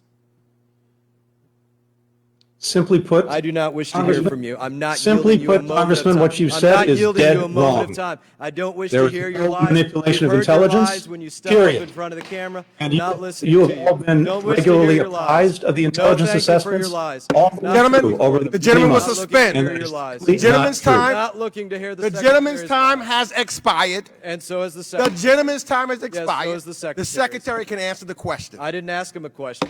You did ask a question. I don't want to hear from the secretary. The gentleman's time he lies to has us when expired. he steps in front of the camera. That's The what he gentleman's does. time Lies to us when he has steps in front of the expired. camera. Expect the Secretary, Taliban to live up the to their gentleman's commitment to time counterterrorism. Least has believable answered. thing I've ever heard. The gentleman's time has expired. People need to use common The sense with gentleman's this time secretary. has expired. We're here to hear from the secretary. Not to hear lies. The gentleman's time has expired. Mr. Secretary, if you wish, you may answer the question. We don't need to hear lies. Thank you, Mr. Chairman. Just to respond briefly, what the congressman said is simply wrong, period. Second, I think virtually every member of this committee has had access to or been apprised of the intelligence assessments throughout the year. And you know what they were, you know what they are. And we will continue to provide those assessments and those briefings in the weeks and months ahead. You've heard the chairman of the Joint Chiefs of Staff say that he has not seen anything that indicated to him or to anyone else that the Afghan government and military would collapse in 11 days. The Director of National Intelligence has said that even in the days leading up to the Taliban takeover, intelligence agencies did not say collapse was imminent. This unfolded more quickly than we anticipated, including in the intelligence community. And I could go on. So what has been said and alleged is simply not true. And that would be. I now recognize the gentlewoman from Nevada, President Christina Biden was Titus from manipulating Nevada, intelligence. is now Obvious recognized assessment. for That 5 makes minutes. sense. That's why it all adds up. The gentleman's Thank you, Mr. time has Chairman. expired. He definitely And the proved gentleman point. cease immediately. He definitely proved the point. The gentleman Well, will thank you. cease immediately. Well, he proved the point. Thank you for letting him prove it. I appreciate I that. now recognize the gentlelady from Nevada, Representative Dina Titus, for 5 minutes. Thank you very much, Mr. Chairman, and Mr. Secretary, for being here. I'd like to go back to a point made by Mr. Conley on the Doha agreement. I wonder if you would discuss for us what impact you think that agreement may have had on the morale of the Afghan Defense Forces and on the unity of the Afghan government. Well, that agreement committed the United States to leave Afghanistan by May 1st of this year. And so that certainly factored into the thinking and concerns of the Afghan government and of the Afghan security forces. The extent of that impact, hard to know for sure, but certainly that had to factor into their thinking and as well as into their concerns. I believe so, and that led to that perhaps quicker than realized collapse that occurred that we didn't anticipate. I get just a couple of other questions. We've been hearing about domestic and foreign journalists being abused by the Taliban, and also some of the NGO or healthcare workers or just non-government humanitarian workers. I wonder if there's anything going on, any talks between the U.S. and any of our international partners of how to defend them to be sure that they are able to continue their work once we're gone?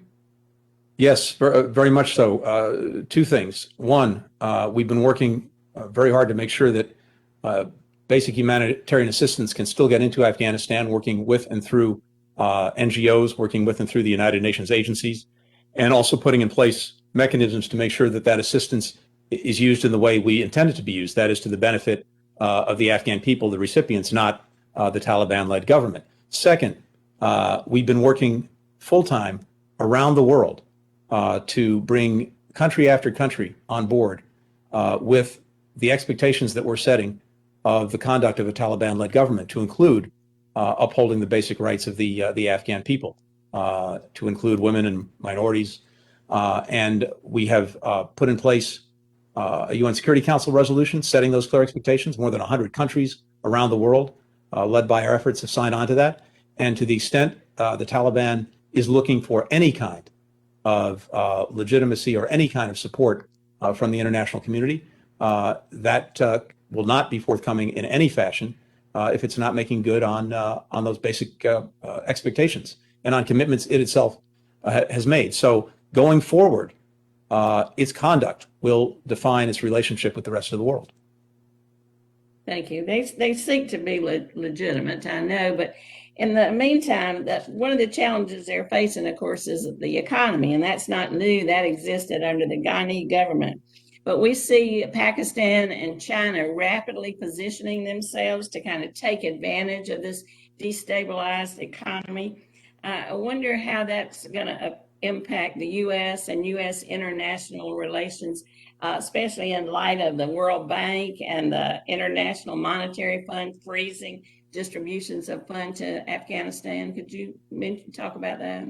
Yeah, you're certainly right to point to that. And the fact of the matter is, though, that there is a Security Council resolution that should also bind Russia and China in their conduct going forward. The international community over the last years was providing every year about 75% of the Afghan government's budget. Needless to say, that's been frozen. Virtually all of Afghanistan's foreign reserves are here in the United States. They are frozen. International financial institutions are not going forward with their own assistance or the ability for Afghanistan to engage in international financial transactions. And so all of that is on the ledger when it comes to what we can do to have the Taliban meet the expectations that have been set by the international community when it comes to how it conducts itself. Well, thank you, Mr. Secretary. Now I yield back. Gentlelady yields back. I now recognize Representative Brian Fitzpatrick of Pennsylvania, who's the ranking member of the Subcommittee on Europe, Energy, and the Environment and Cyber, for 5 minutes.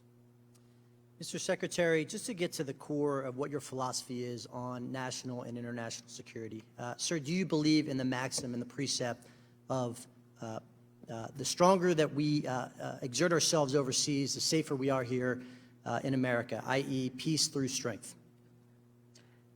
I believe, first, the stronger we are at home, the stronger we're going to be overseas, and that requires unity. It requires coming together. It requires making investments in ourselves. And I hope we can see those forward together. Second, to your point around the world, it requires absolutely having the strongest military and defense in the world, but it also requires using all the tools at our disposal, to include our diplomacy, to include our economic tools, to include political tools, cultural tools. All of that is in the mix, and all of that defines our strength in the world. Mr. Secretary, do you believe that what the world witnessed over the past several weeks in Afghanistan was American strength? I believe that what the world witnessed was the president ending a war that had gone on for 20 years. But did they witness American strength over the past few weeks? And they witnessed an extraordinary effort that no other country could or would have made under the most extreme conditions in bringing 125,000 people out to safety, in making sure that we stood by our allies and partners and helping them to get out as well. And things we've heard from allies and partners around the world is no other country could or would have done what we did. Mr. Secretary, I recently left Ukraine. Just a few days ago, I returned. My next step... Just hold off 1 second. We're having technical problems. I don't see the secretary that's on, and we should be able to see him visually. And I want to make sure you get all of the time to ask the questions that you are putting forward in his response. Mr. Chairman, can you hear me? We hear you, Mr. Secretary, but we don't see you. Yeah, it looks like the image is frozen here, so let's see if we can... Yeah, let's see if we can fix that.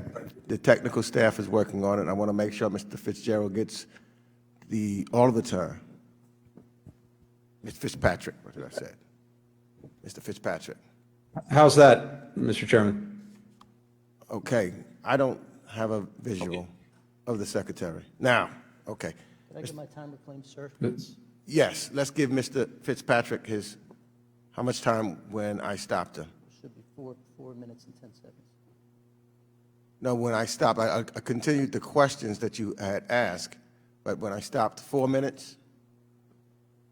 Okay. Fine. We can resume from Mr. Secretary, I just returned from Ukraine 2 days ago. My next stop will be Taiwan. Yes. Sir, these people are scared to death. They're scared to death. So can we get you on the record here today, sir, to tell this committee, this Congress, and our nation that we will unequivocally and unapologetically do whatever it takes to have the backs of our friends in Ukraine and our friends in Taiwan, our friends in Ukraine in the event of Russian aggression, our friends in Taiwan in the event of Chinese aggression? Absolutely. We stand by our commitments to both countries. And we will do whatever it takes to defend them. We will stand by our commitments. We'll stand by our commitments to Taiwan under the Taiwan Relations Act.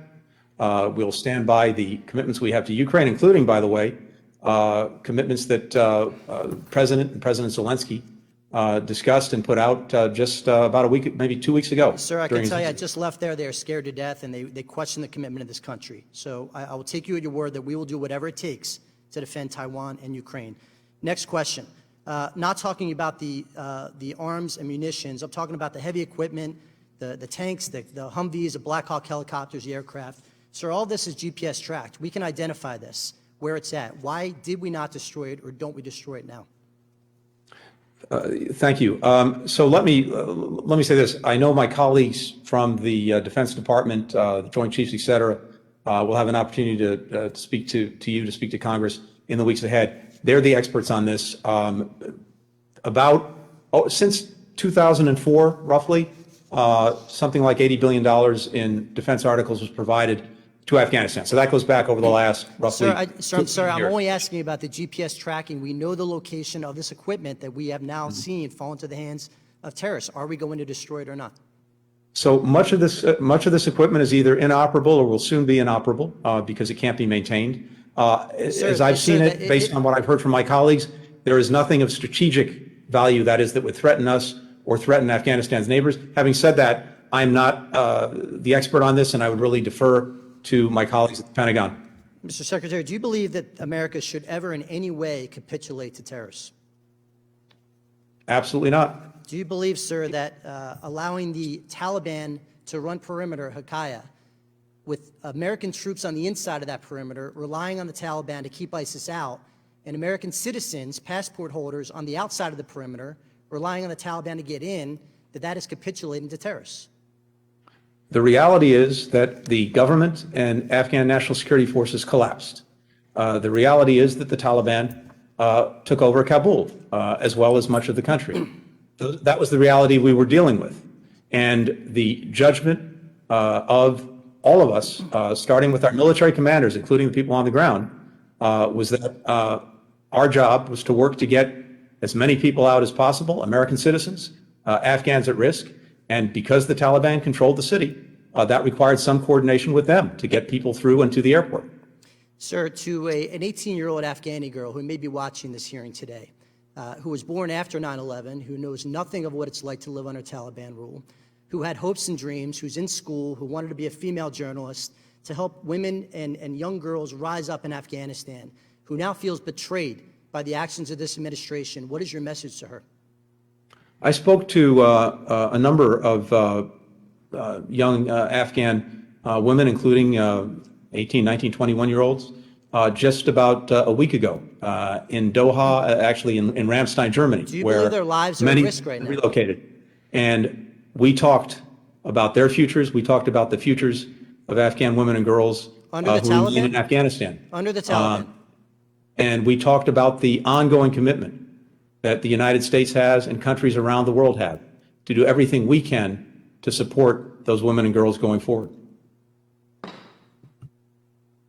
Gentleman's time has expired. I now recognize Representative Ted Lieu of California for 5 minutes. Thank you, Chairman Meek, and thank you, Secretary Blinken, for your public service. When I served on active duty in the United States Air Force, I participated in Operation Pacific Haven, where we airlifted thousands and thousands of Kurds out of northern Iraq because Saddam Hussein was going to go in and kill them. We worked with the State Department and other U.S. agencies, and it was a very difficult mission. So I want to commend you and the State Department and all the U.S. personnel who executed an evacuation of over 120,000 people under immense danger.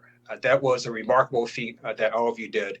And I also want to honor the 13 Marines that gave their lives in service to our country. What I'd like to ask you about is the document that started all of this, the February 29th document, 2020. That document was negotiated by the Trump administration with the Taliban, correct? That's correct. The Trump administration signed that document, correct? That's correct. And under that document, it had a very specific date for withdrawal of all U.S. forces. Isn't that right? That's correct. I'm going to read you what the document says because I think my Republican colleagues need to hear this and the American people. On the very first page of the February 29th, 2020 agreement that the Trump administration signed with the Taliban, it states, the United States is committed to withdraw from Afghanistan all military forces of the United States, its allies and coalition partners, including all non-diplomatic civilian personnel, private security contractors, trainers, advisors, and supporting services personnel within 14 months following announcement of this agreement. That's a very specific timeline, isn't it? It is. In fact, it gets even more specific. It says that in the first 135 days, the United States, its allies, and the coalition will withdraw all their forces from 5 military bases. Did Donald Trump do that? He did. Yeah. In fact, when you read this document, let's just be clear. This is a surrender document. Donald Trump surrendered to the Taliban, and he said, we are leaving Afghanistan. We're not coming back, and we're not going to fight you anymore. Now, our Republican colleagues want to say that somehow it's conditions-based. And did you notice that earlier, they didn't want you to talk about the conditions? Because the main condition is that the Taliban was going to stop attacking U.S. forces. Isn't that correct? That is correct. Do you know how many U.S. forces died in the first year of the Trump presidency in 2017, Secretary Blinken? Approximately 14. Mm-hmm. Do you know how many died in 2018, the second year of the Trump presidency? How many U.S. forces died in Afghanistan? Approximately 14. In 2019, the third year of the Trump presidency, do you know how many U.S. forces died in Afghanistan? Approximately 21. And their Republican colleagues say, hey, for a whole year and a half, U.S. forces didn't die. That's because the Taliban stopped attacking U.S. forces because of this agreement. Isn't that right? That is correct. And if the Biden administration had somehow said, hey, just kidding, we're not leaving Afghanistan, we're going to renege on this agreement, the Taliban would have started attacking U.S. forces again. Isn't that correct? That is correct. And in fact, Donald Trump withdrew over 15,000 U.S. troops at the height in Afghanistan during his presidency, down to 2,500 by the time President Biden inherited office. Isn't that right? Yeah, that's about right. I think he had about 13,500 when the administration started, down to 2,500 when the administration ended. So Donald Trump executed not only this surrender agreement, but also 70 to 80% of the surrender of the withdrawal. And he left you all with nearly 2,500 U.S. troops, and the Taliban was still meeting their condition of not attacking U.S. forces. Isn't that right? That is correct. They literally put in a box that you had to withdraw all U.S. forces, or else they essentially would start attacking our forces again. Isn't that right? Attacking our forces and engaging in an offensive against Afghanistan cities, which they'd refrain from. And the reason we know intelligence wasn't manipulated is because the Trump administration, in fact, would not have agreed to a specific date certain to withdraw all U.S. forces if they knew the Afghan government would collapse in 11 days after that. Isn't that right? It stands to reason. In fact, it was a bipartisan, you can call it not understanding what's happening in Afghanistan, but this was happening over 20 years. Isn't that right? That we were getting rosy assessments on a bipartisan basis that turned out not to be all that accurate. I believe that's correct, and certainly I saw that from my previous service in government. Great. So let's just be clear here. It was Donald Trump who signed and negotiated the surrender agreement that, by the way, released 5,000 Taliban prisoners. Isn't that right? It did release 5,000 prisoners, yes. So Donald Trump, the administration, signed this agreement, negotiated it, executed it, and then President Biden completed the withdrawal. That is what happened. Gentleman's time has expired. The gentleman's time has expired. I now recognize Representative Tim Burchett of Tennessee for 5 minutes.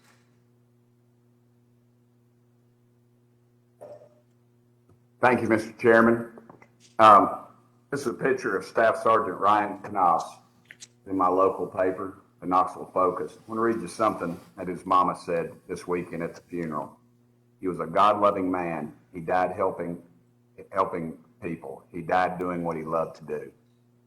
You know, my constituent, Staff Sergeant Ryan Knaus, he was one of the 13 souls lost while allowing over 100,000 people to escape the Taliban. Sadly, the death of Sergeant Knaus, his fellow heroes, I feel like was entirely preventable.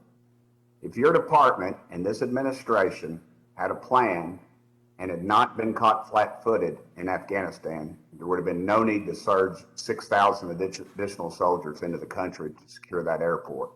You have repeatedly stated that every contingency was planned for, but clearly the rapid collapse of the Afghan government was something that you had not planned for.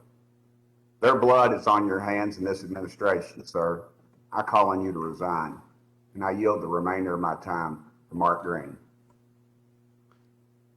Congressman, Mr. Chairman, Mr. Chairman, may I respond, Mr. Chairman? Mr. Chairman, he yielded to me. Can I go ahead?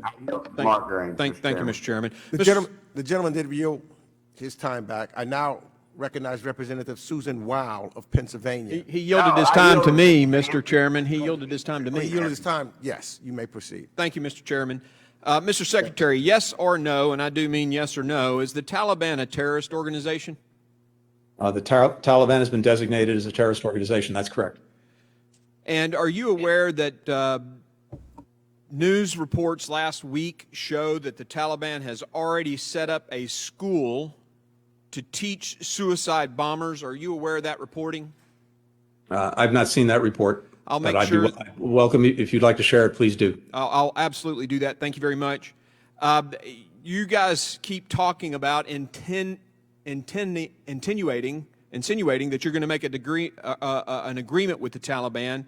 If they're a terrorist organization, if they have people in their leadership that are on the FBI's terrorist watch list, if they have leadership that is known to be terrorists, and you here have said they are a terrorist organization, what makes it right to even negotiate with these people?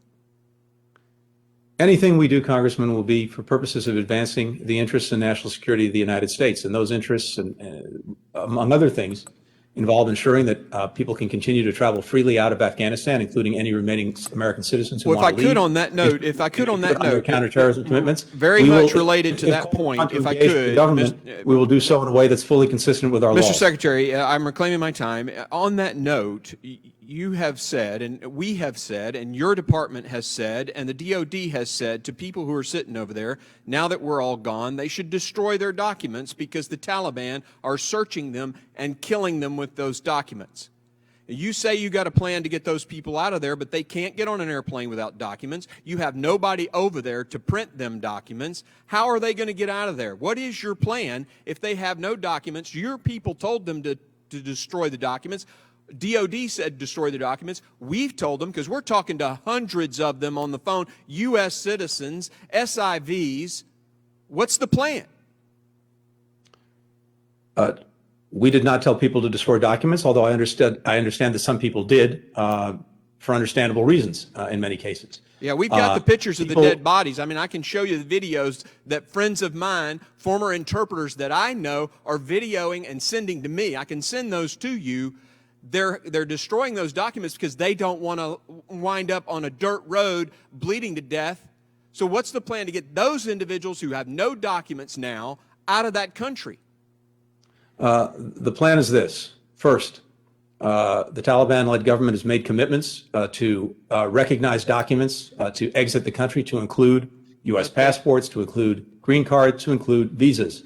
For those who have those documents, we're working with other partners, including Qatar.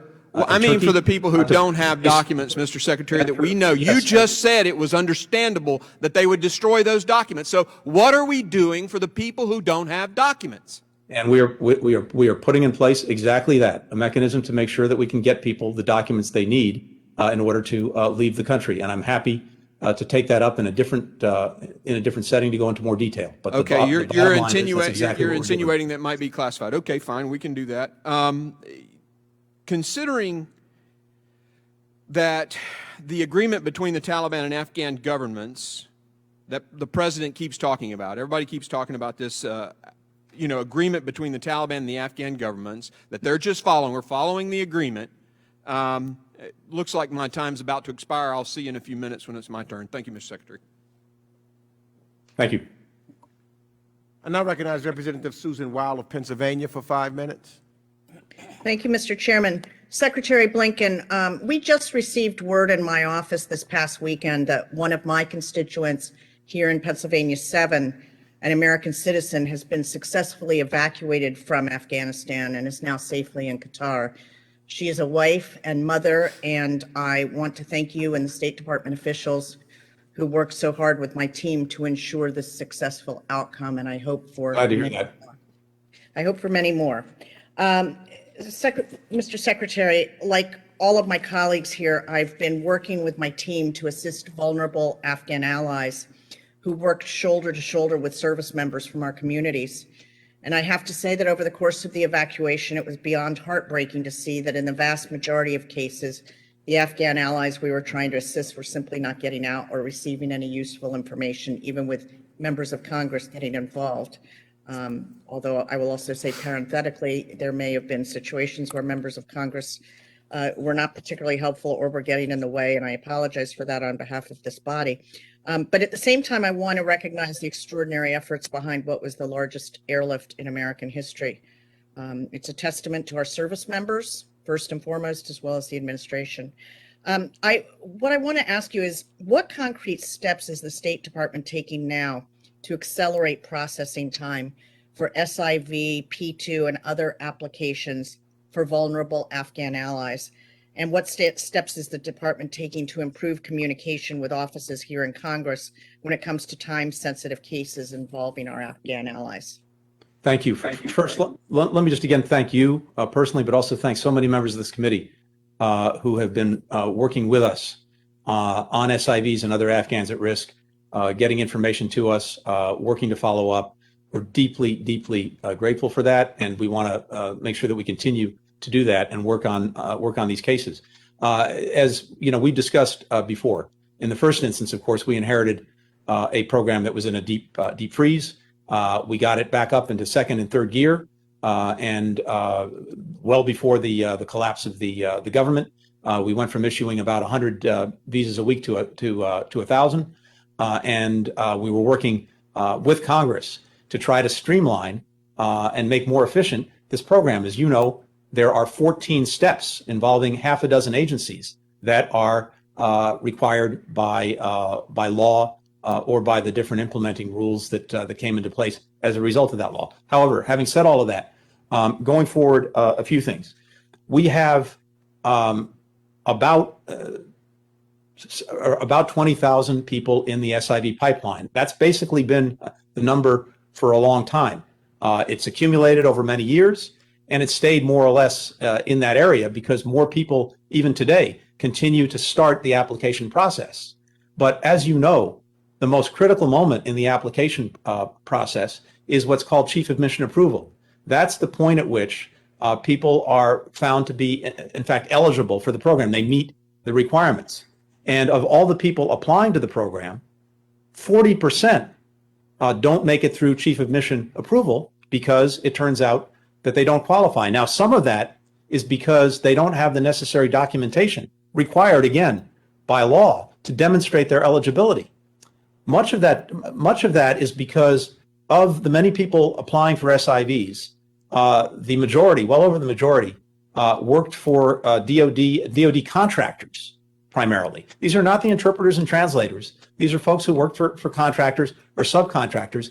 Getting a letter demonstrating that they provided faithful service can be very, very difficult, especially if the contractor or the sub went out of business. We need to find a way to deal with that and also to work with all the other agencies to make sure they have the appropriate records. But let me just quickly fast forward to your question.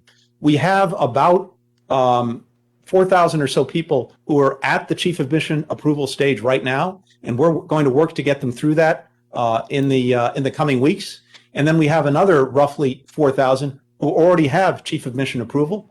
There's still a number of other steps mandated by law that go into this, including interviews, fingerprinting, et cetera. We're looking to see with you how we can expedite all of that while keeping security foremost in our minds, move people to third countries to finish whatever processing is necessary, and then bring them to the United States. But we need to come to you, I think, to work on ways that we can make this program even more efficient and more streamlined beyond even what we were able to do over the last 9 months. Thank you so much. Mr. Chairman, I yield back. Gentlelady's time has expired. I now recognize Representative Mark Green of Tennessee, who's the ranking member of the Subcommittee in the Western Hemisphere, Civilian Security, Migration, and International Economic Policy for 5 minutes.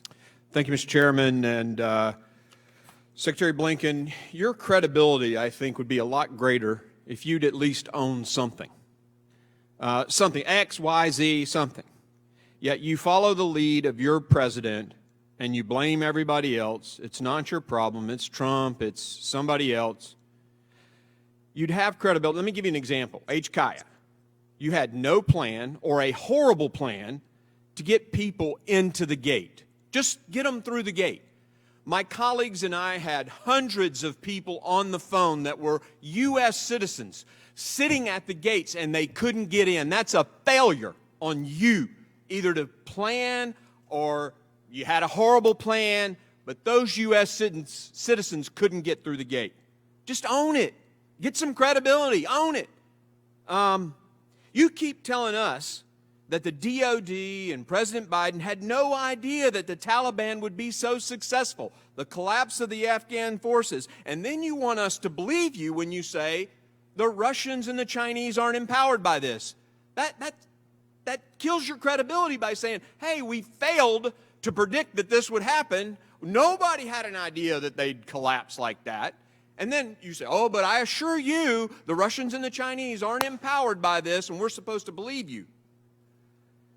I've already talked about the documents. The United Kingdom, I'm sure you're familiar, it went viral. A member of Parliament in the United Kingdom on the floor of the House of Commons.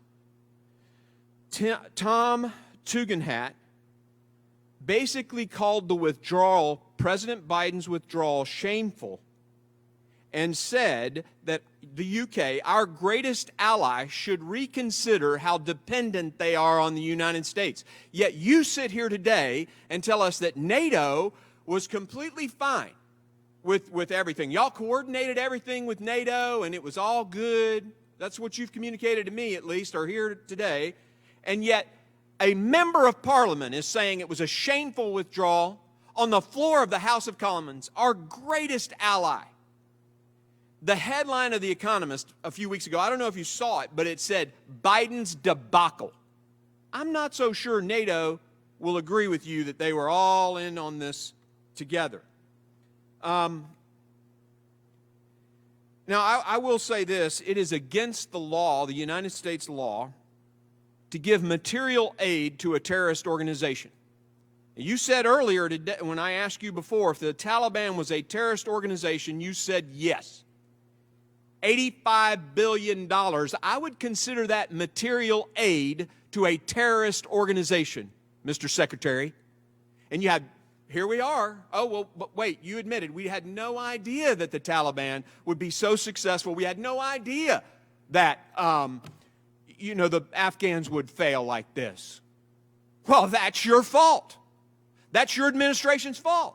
I guess maybe it's the intel community's fault. That's what you're really saying. Hey, CIA and all you other guys, you failed to give us good intel here. We had no idea this was going to happen. But we're supposed to trust you when you tell us other things about the Chinese and the Russians. Considering rumors of ISIS support for the ISI's support for the Taliban, have you guys reached out to India as a possible staging area for the over-the-horizon forces? And I'm talking northwest India as a potential, because we all know Qatar and the Doha, the other places are just a little bit too far, Kuwait, all of that. What about northwest India, and have you reached out, have you thought about that? Let me just say generally, Congressman, we're deeply engaged with India across the board.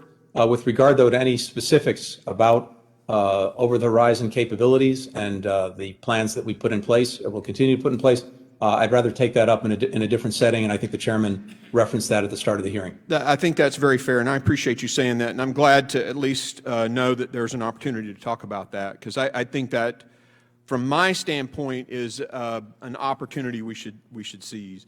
I'd like to go back to the documents and give you a few seconds to talk about that, because I do want to hear your plan for those individuals, if you can, today. And if you can't, then fine, we'll talk about it behind closed doors. But I am very concerned about people who destroyed documents. Can you elaborate at all on that? I really appreciate that. And I just want to assure you, but I'd rather have this conversation in a different setting, that we are putting in place plans to make sure that people can get documents that they need, and documents that the Taliban says it will recognize to allow them to leave the country. I'd be happy to pursue that conversation. Thank you, Mr. Chairman. I yield.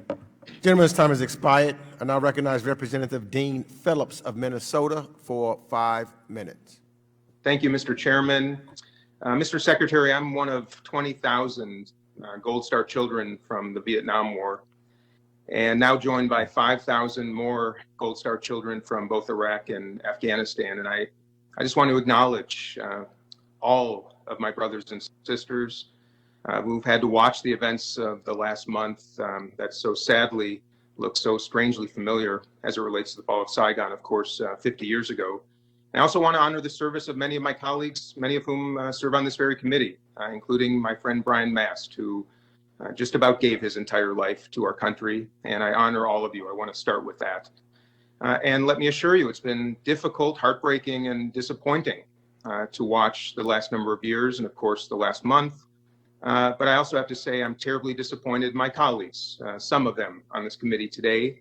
I think it's embarrassing, I think it's counterproductive, and I think it's shameful, frankly, because I don't hold Republicans accountable for my father's death, even though he died in a Republican administration. I hold John Kennedy, I hold Lyndon Johnson, I hold Richard Nixon, I hold Congress accountable as well, and many other individuals.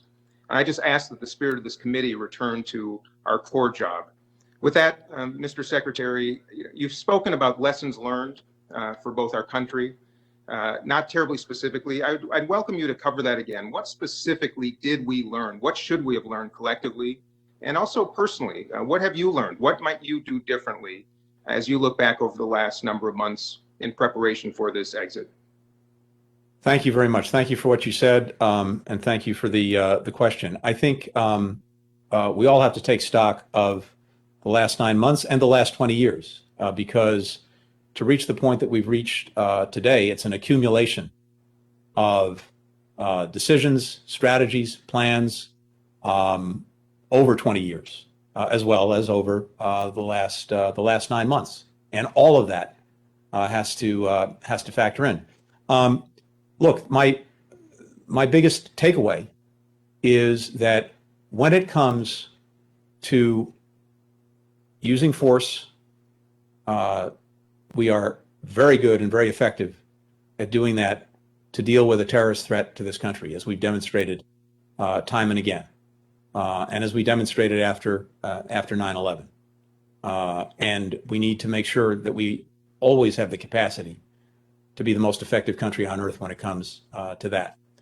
At the same time, I think one of the hard lessons, at least to me, of Afghanistan is even the best intentions, and these were really good intentions, to try to remake a society, remake a country in an image that looks a little bit more like what we believe is right, may be beyond our capacity.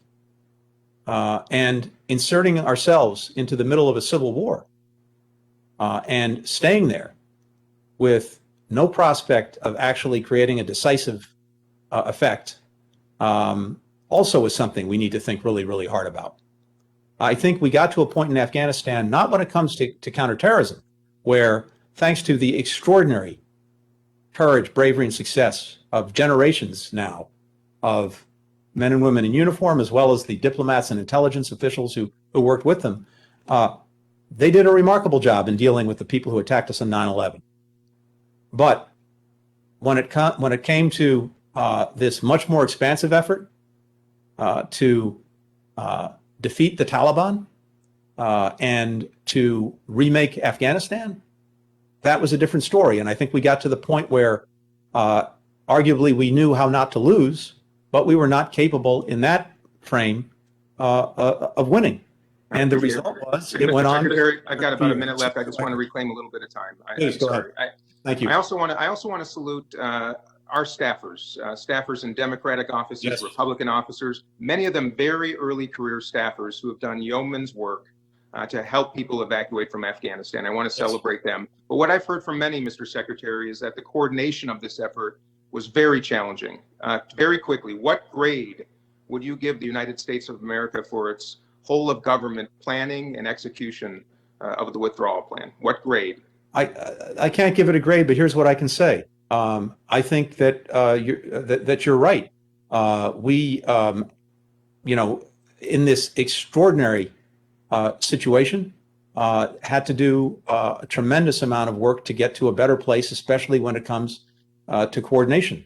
And there's a lot of work yet to be done, learning from what we did and what we didn't do, going forward to put us in a better place.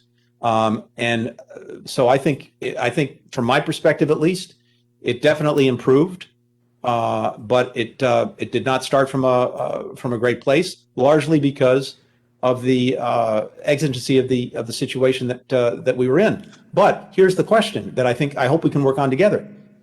Knowing that, how do we put ourselves in a better position going forward so that we can get that kind of coordination, cooperation stood up much more quickly? I appreciate your candor, and I yield back. Thank you, sir. Gentleman's time has expired. I now recognize Representative Andy Barr of Kentucky for 5 minutes.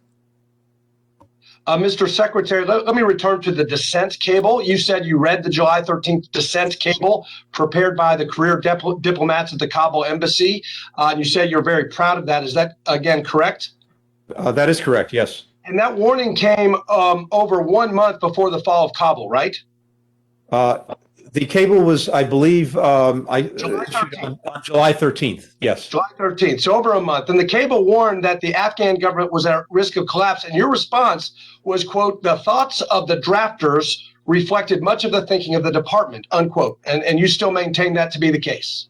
The cable did not predict that the government or security forces would collapse before we departed. Well, but the cable did say the Afghan government was at risk of collapse, and you said that the thoughts of the drafters reflected much of the thinking of the department. By the way, at the exact same time, the Bureau of Intelligence and Research in the department was briefing this committee that the Taliban was moving quickly toward a takeover of the country. You presumably had access to that same intelligence from INR, which corroborated the dissent cable and was alarming to many members of this committee. Do you dispute that? As we've had an opportunity to discuss throughout these many months, there were ongoing intelligence assessments about the durability, resilience of the Afghan government. Look, I mean, let's just be honest, Mr. Secretary. These were alarming cables. They were warnings. There were warnings to you. You said they reflected the majority of position of the department. Did you share this intelligence with the President of the United States? Two things on the cable, Congressman. First, the main focus of the cable was on taking steps to expedite the efforts we were making to bring out the SIV applicants and others from Afghanistan. And why was that? Because the collapse was imminent. Did you share that intelligence with the president? It did not say that the collapse was imminent. It expressed. Well, why did you accelerate the process? Because it expressed real concerns about two things. Because we got it too. We saw it too. We knew this was totally avoidable. Did you share that intelligence with the president? Did you advise him for a shift in strategy as a result of this intelligence? Again, this is not this. First of all, it's not intelligence. It's information analysis assessment. It's very important coming from our embassy. INR is intelligence, and the cable was analysis. Did you share it with the president? The dissent channel, which is an important, very important tradition in the State Department, under its regulations, is shared only with the senior leadership. Question. You're not answering the question, but I want to know if you recommended a shift in policy, and if not, why not? I want to know if the president contemplated shifting any part of this strategy when it was very apparent that this strategy of unconditional retreat was failing, and it was failing over a month before the fall of Kabul.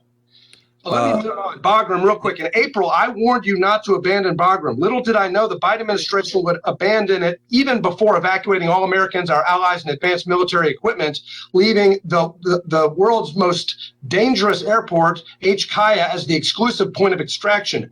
Who made the decision to abandon Bagram at that time? Congressman, as you know, the military was engaged in a drawdown from Afghanistan, and part of that drawdown was moving out of different positions to include Bagram Air Base, which was given to the Afghan security and defense forces. You're telling me that the military advised evacuating Bagram before you extracted all Americans and the equipment? Or was that a State Department decision? We certainly did not make a decision about Bagram. The military is charged with doing the planning and the work and any drawdown, and they make decisions. They make decisions based on force protection and the security of our men and women in uniform. You say that there's nothing the Chinese would have wanted us more than to stay in Afghanistan. Is it your testimony that the Chinese wanted the United States to remain in the only air base in the country with a physical border with China? You think that that's the Chinese position, that they wanted us to keep Bagram?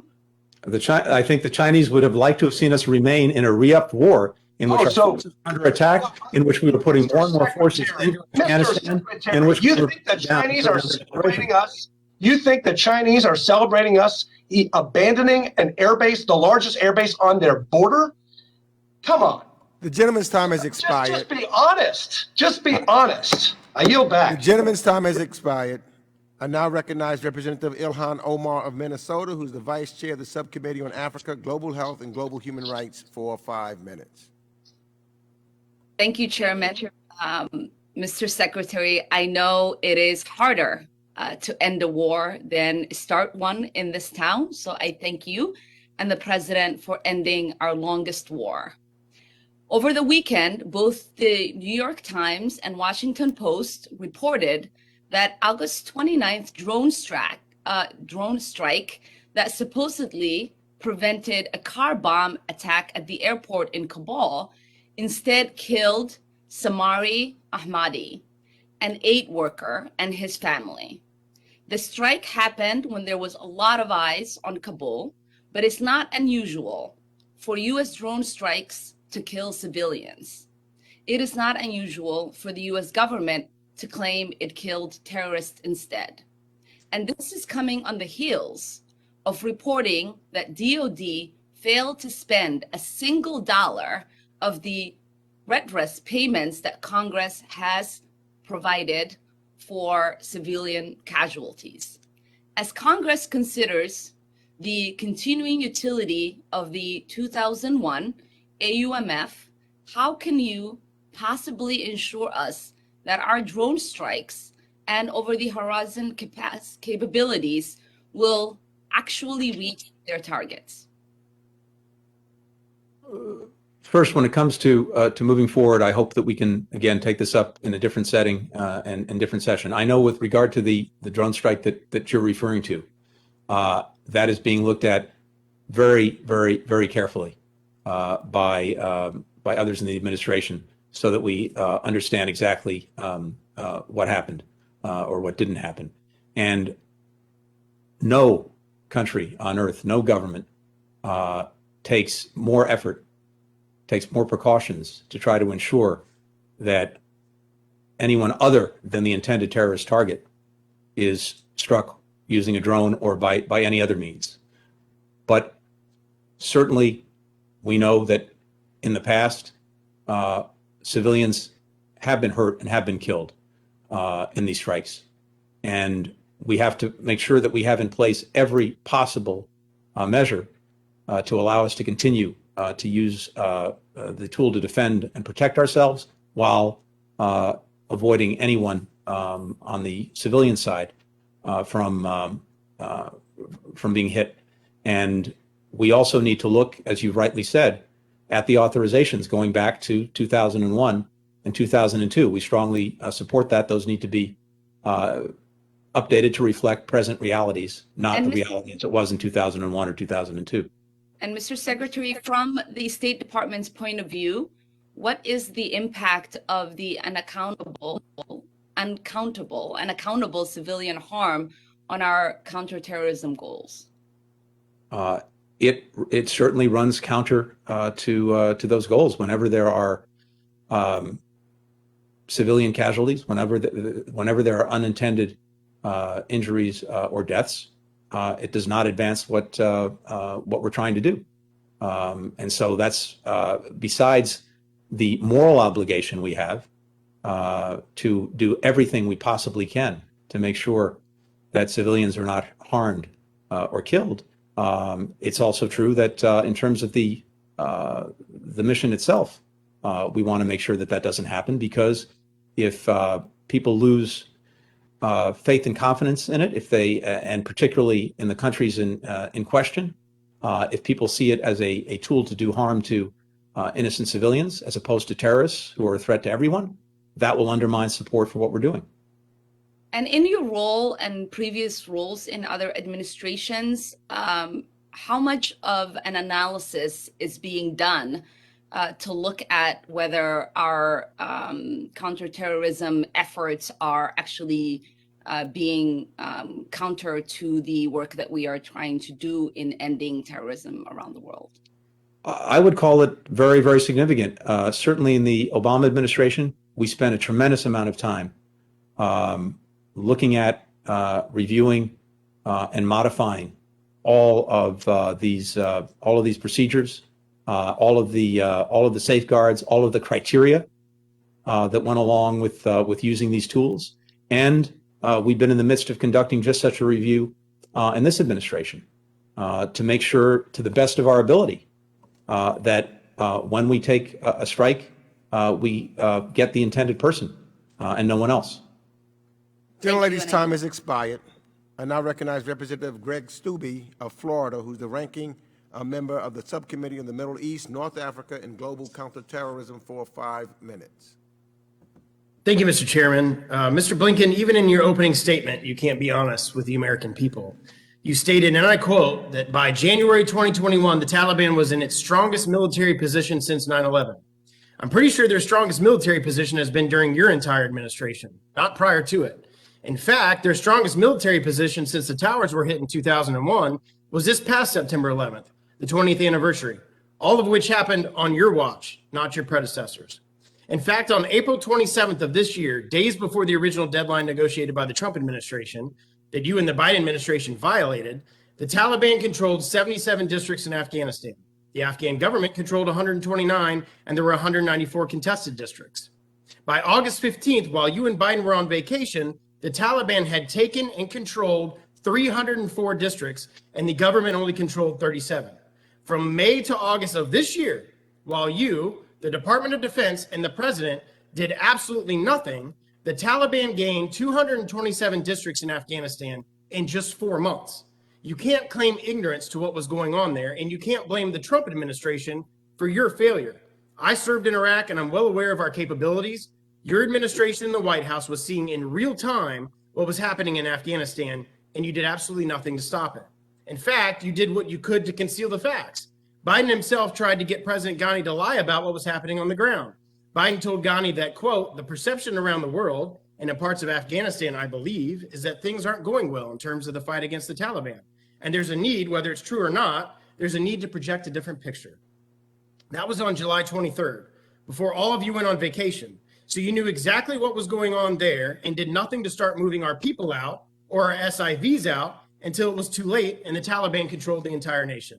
You earlier stated under questioning today, and I quote, we inherited a deadline, not a plan. Yet you didn't even follow the deadline that you cascade as something you couldn't do anything about. This whole blaming the Trump administration for everything that's happened in Afghanistan is a disgrace. You are the Secretary of State, and Biden has been the commander-in-chief since January, not Trump. You and the administration saw what was happening in Afghanistan, and you had the ability to deal with it, not Trump. You were responsible for the assets on the ground, and you were responsible for getting our people out. So I know how you, Biden, and other Democrats want nothing more than to blame Trump for all of the problems that you have created, but the responsibility for all of this lies squarely on your shoulders and in the lap of President Biden. Then after Kabul fell, your leadership completely and utterly failed not only our citizens on the ground, but our allies that we've worked with for 20 years. First, your direction was shelter in place. Then it was make your way to the airport, but we can't guarantee your safety on the way there. Then it was shelter in place. Then it was come to the gates. Then it was leave the gates. While all of this was happening, you're handing our list of citizens and Afghan SIVs to the Taliban, a globally recognized terrorist organization, because you were unwilling to go in and get the citizens and SIVs stuck behind enemy lines out. And as we sit here today, we still have citizens and SIVs stuck in Taliban hands. Despite Biden promising to stay and get them all out, and thanks to you, our enemy knows exactly who they are and how to find them. And you describe this, and I quote, as an extraordinary effort. I would certainly not describe the deaths of 13 U.S. service members, the deaths of hundreds of Afghans, and the fact that we still have citizens and SIVs stuck behind enemy lines while the Taliban, Al-Qaeda, and ISIS-K go door to door hunting them down as an extraordinary effort. And if all that wasn't bad enough, you spit in the eye of every single service member who served on the war on terror for the last 20 years by even considering recognizing the Taliban, who we have fought against for 20 years as a legitimate government. And not only recognize them, but do absolutely nothing while the Taliban takes control of $90 billion worth of military aircraft, Humvees, weapons, night vision goggles, uniforms, ammunitions, and Blackhawks. And after we've rolled over and handed all that to them, you announced today with great fanfare and great pride that you are providing $64 million in humanitarian assistance to the people of Afghanistan. You can't even get our people out of the country, but we and the American people are to believe that $64 million of our tax dollars that's to be sent to Afghanistan won't fall in the hands of the Taliban or other terrorist organizations, who you are relying upon to get our people out of the airport. Your legacy will be the Taliban flying our Black Hawk over Kabul while someone, maybe a U.S. citizen, hangs from a rope by his neck. And while this is happening, you are saying that you are working diplomatically with the Taliban. The gentleman's time has expired. I now recognize Representative Colin Allred of Texas for 5 minutes. Thank you, Mr. Chairman. I respect my colleague who was just speaking service. I think much of what he said was not accurate. Mr. Secretary, would you like to respond to? I'll give any time you'd like to have to respond to. It would take too long, and I very much respect his service as well. I respect the service of everyone on this committee, Republican, Democrat, whether they agree with what we did or vehemently disagree with it. Regardless of any of that, I deeply respect the service. I deeply respect the loss of those extraordinary men and women, the 13 Marines and others who lost their lives so that others could live theirs in the terrorist attack by ISIS-K.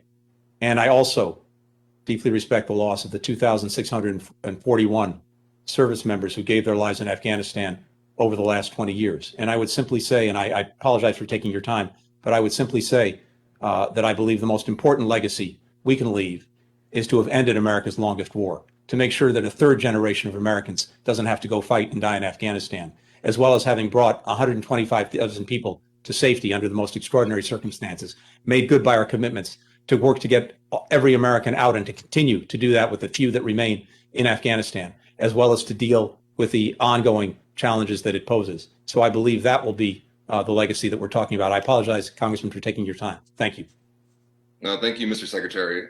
It's extremely difficult to end a 20-year conflict. And I think we're seeing that. And of course, tempers are running high, and I know it's been a long day, but I want to thank you and the State Department personnel for helping my office evacuate the Asfali family from Kabul to be reunited with his brother, who actually lives here in my district. Mr. Asfali worked with our embassy, and not only did he evacuate his wife and 2 kids, he got 4 unaccompanied children whose mother was already in New York out of Kabul as well. And so I want to thank your team for that success story. And as a member of the Veteran Affairs Committee, as well as this committee, I want to speak to the many veterans of the Afghan war and their families who live in my district.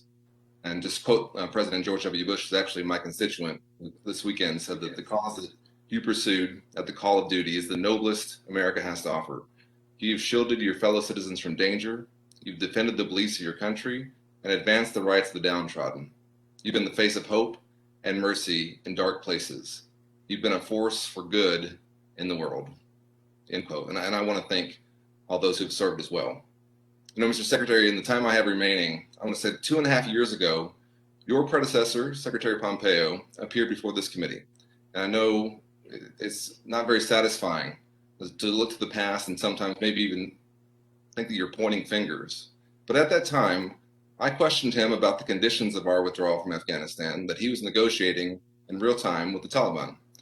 I asked Secretary Pompeo why he had abandoned previous U.S. policy regarding negotiations with the Taliban, such as insisting that they agree to respect the Afghan constitution, including its protections for women and minorities, and of course, as my other colleagues have said, maybe most egregiously, excluding the Afghan government from those negotiations almost entirely, undermining that very government in its own country. At the time, Secretary Pompeo was fairly dismissive, I think it's fair to say, of my concerns. But Mr. Secretary, I want to draw your attention to the screen here showing an excerpt of the Trump administration's deal. It notes that the deal did not require the Taliban to disavow al-Qaeda and did not include a commitment to not attack Afghan security forces, which has also been discussed today. And I want to ask you, Mr. Secretary, based on your experience, what aspects of the deal that you inherited would you have handled differently based on past U.S. policy and the best diplomatic tools that are at our disposal? Well, look, hindsight is always 20/20. Whether it's for us, whether it's for the previous administration or the ones before. But I would say that to the extent there was conditionality in that agreement imposed on the Taliban, ideally it should have gone further. Yes, very good to make sure that our forces were not being attacked during the pendency of the agreement until we withdrew all of our forces. But there was very little in that agreement that really compelled the Taliban to negotiate and get to an agreement with the Afghan government about the future of Afghanistan, a future in which these basic rights and principles were upheld. That wasn't there. And I think that's unfortunate. Similarly, we can talk about the forces that we withdrew, in the last few months, but in reducing, to the extent that we did, the leverage that we had by going from roughly 13,500 forces down to 2,500 forces by the end of the last administration, that made it very, very challenging to leverage the Taliban to even make good on what little there was in the agreement to begin with, never mind doing more. So again, in fairness, all of this is 2020, and I hope we engage in that 2020 hindsight, not just for the last 9 months, but for the last 20 years, because there's a lot that we need to look at. Gentleman's time has Thank you, expired. Mr. Chairman. I yield back. I now recognize Representative Dan Muser of Pennsylvania for 5 minutes. Thank you, Mr. Chairman. Mr. Secretary, you are a longstanding, experienced American diplomat. Your service is to be commended to our country. Past hearings, you have been fair and informative. I, however, must state that I'm very disappointed in your written testimony, your opening comments and answers today, which really seemed to me, sir, as a series of rationalizations. You are, in fact, blaming everyone but yourselves and the Taliban, which is interesting for this disaster, and yet you seem to continue to be victimized by wishful thinking. Blaming the Trump administration, frankly, is equivalent to me planning a fishing trip months in advance. The day comes to leave, a hurricane comes in, you go anyway, and blame me for things going badly. The fact is, these epic mistakes and the ignoring of intel has left a country, okay, these are the facts, this is the reality of today, under a brutal terrorist regime. And the world is a more dangerous place. Massacres, murders continue. I just informed a newspaper of a horrific scene I heard of this morning. Somebody being pulled out, an interpreter, murdered in front of their children, the children taken. Okay, this is a result of these incredible mistakes. 13 Americans tragically killed. 124,000 Afghanistanians desperately fleeing for their lives, some falling off of airplanes as they leave, as they desperately try to get out. We have billions in American military equipment and pallets of cash, I understand, left behind in Taliban hands. Yet, sir, you sit and tell us that you did the right thing.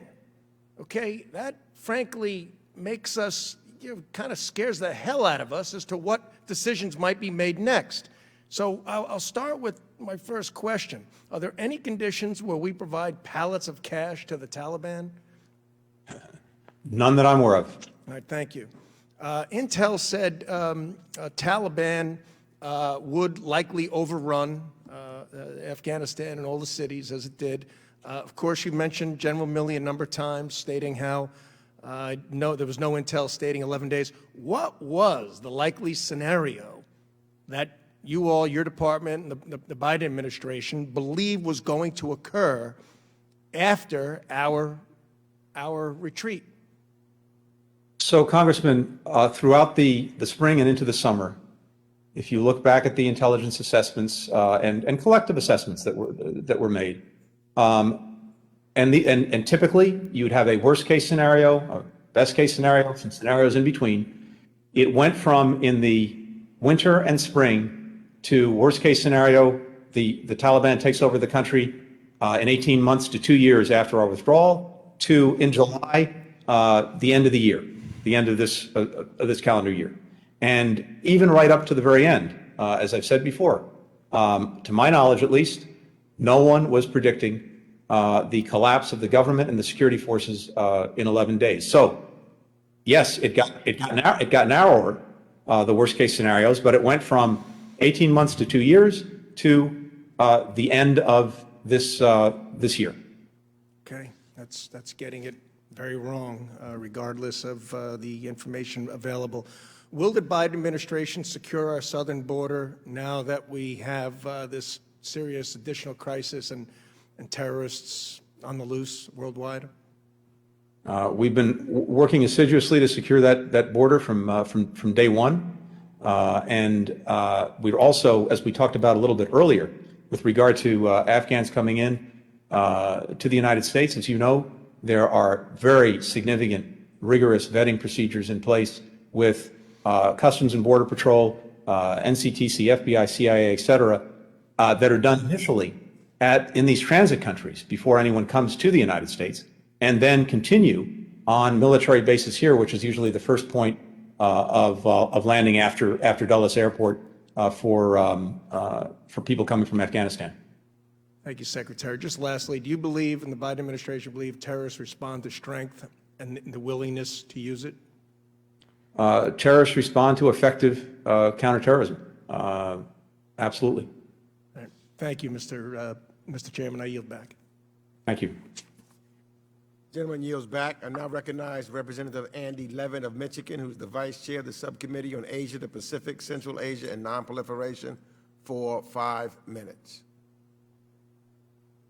Thanks, Mr. Chairman, and thank you, Mr. Secretary, for helping the president end our longest ever war, which was the right thing to do, for your department's efforts to airlift out so many tens of thousands of Americans and Afghans when the Afghan government and armed forces fell so precipitously, and for your patience and steadfastness here today. Obviously, you've heard a lot about our concerns today regarding Afghans seeking refuge in the United States and elsewhere, and I want to start there.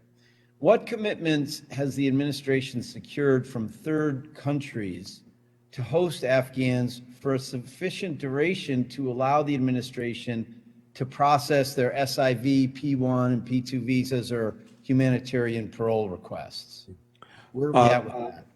So we've secured a number of agreements that would allow us to, as Afghans come out of the country, and these would be SIV applicants, these would be potential refugees, with several countries where they could go to those countries. We could engage in the processing, especially with regard to SIVs, as you know, with a 14-step process. Very hard to complete that. There are parts that we could not possibly complete remotely in Afghanistan. So we do need to get them to third countries where we can complete that. And we have enough? in place. I mean, Agreements in place with several countries. Really, I guess that's the question. Or do we I'm need sorry? more? Is the capacity enough, or do we need more? I guess. I think the current capacity is enough, but that's something we're going to look very carefully at. And of course, much depends on the ongoing ability of people to leave Afghanistan and to get to these countries. Okay. All right. Well, let's stay on the topic of Afghans who need protection right now. U.S. officials stated our commitment to Afghans at risk, such as civil society workers, human rights defenders, women's rights activists, journalists, and others, and that commitment didn't end with the withdrawal of U.S. personnel. Deciding where to draw these lines is super difficult. Who else specifically is the Biden administration defining as at risk, and how does the State Department intend to support them? Yeah, you're right. It is very challenging. In the summer, we put in place, besides the SIV program, we put in place the so-called P2 category for people, for Afghans who didn't meet the requirements of the SIV program, but who had nonetheless worked, for example, for NGOs, for American news organizations, other institutions, but not directly for the U.S. government, so that they could qualify for the SIV. Of course, the general refugee program is available to people. So if they can get out of Afghanistan, which is obviously not, which is what we're working on, they can go to a third country and apply for refugee status. But we're particularly focused on Afghans at risk, and the ones most at risk are people who, by what they've done or what they've said or who they are, could be at real threat from the new government. All right, finally, let me return to the question of the drone strike, the U.S. drone strike in Kabul on August 29th, which reportedly killed at least 10 civilians, including 7 kids, just going from media reports. what I want to ask is, what role is the State Department playing in helping to investigate any civilian harm caused in this strike? Does the State Department have a role in this, or is it purely military or intelligence officials? Well, without going into too much detail here, in the first instance, the military and intelligence is focused on reviewing everything that we did, as they do that as a matter of course, and of course they're doing that in this instance. To the extent that we have any information that comes to us that's relevant to this, of course we would feed it into that review process. All right, well, I hope we can take this up when we have a classified discussion, because, you know, it's just, it happens a lot, and we have to do everything we can to stop it. With that, Mr. Chairman, thank you so much, and I yield back. Gentleman yields back. I now recognize Representative Claudia Tenney of New York, who's the vice-ranking member for the Subcommittee on International Development, International Organizations, and Global Corporate Social Impact, for 5 minutes. Thank you, Mr. Chairman. I just want to get right to it. My son served in the Marine Corps for 8 years. I spent the weekend with Marines and Gold Star families. There's nothing worse than having someone show up at your door to tell you that your son or daughter was killed in action. I know you know that. I just want to say to some of our colleagues on this call who don't understand the anger and the anguish that many feel, you know, referring to this as histrionics and by this side, I feel the pain of these people. I spent the weekend with them. I've been with my Gold Star families for many, many years. And I know you understand that. But my question to you is that I want to reference back to something that Representative Issa had referred to. He referred to communications that our American citizens and others had received that said, make contingency plans to leave when it is safe, to do so that do not rely on the U.S. government for assistance. Notify a trusted person of your travel and movement plans. This communication was given by the State Department to U.S. citizens, along with legal permanent residents and SIV applicants and holders. My question is, can you tell us that these people who, and I appreciate those who've been able to get out successfully, who have not been assisted, who are there in harm's way, will you give us a commitment that our American citizens and our legal permanent residents and others will get out safely? Absolutely, but just to clarify, and again, I invited Congressman Issa to share that with me. Here's my understanding. Starting in March, we issued 19 separate. Let me just. No, but it's important. It's important. I don't want to take your time. It's important to clarify this if I could. No. Yeah, no. So here's just to be clear, and I believe this is what this refers to, but if it's not, we'll take that up. The question is, can you just make the assurance that these people will be out safely? Because I now have an American citizen, family of 7. A 2-year-old is an American citizen, and they're still stranded in Afghanistan. They were told by the State Department in a letter, only one parent can accompany the family home, or this 2-year-old home, which means the other 5 are going to be left in Afghanistan. I want your assurance that all of that family will be kept intact and be brought home and will not be separated at the Afghan border. First of all, Congresswoman, we are committed to bringing in I'd be happy to address the question if I could, please. We are committed to bringing any remaining American citizens in Afghanistan out who wish to leave, and we're working on that every single day under the law. This is the question, though. We have an American citizen who has 6 family members who are legal permanent residents. We were told by the State Department only one gets to accompany the American citizen. These aren't people that don't want to leave Afghanistan. These are people that aren't going to abandon their children. So I just want to be sure that they'll come out. Let me move to the second. Let me be clear. Could I please answer the question, because it's an important one and it deserves just want a yes or no answer. It's really simple because you're taking up my time and I have a couple issues I want to get to. I'm really happy to address, because you raise a very important question. Just to be very clear, any American citizen, their spouse, and their minor children, we are committed to bringing out. That's what the law provides under the Immigration and Naturalization Act. It's also what the other laws provide for. If we want to be more expansive than that, we invite I've got Congress a to change the law. quick question. Thank you. I appreciate that. Mr. Secretary, would you agree that it would have been safer to evacuate these people had the U.S. and allied troops remained in Afghanistan? Had we remained in Afghanistan. No, the question is, do you think it would have been safer to evacuate? No, I highly doubt that, because had we remained in Afghanistan beyond May 1st, we would have been back at war with the Taliban not only firing on our forces, but also assaulting the cities.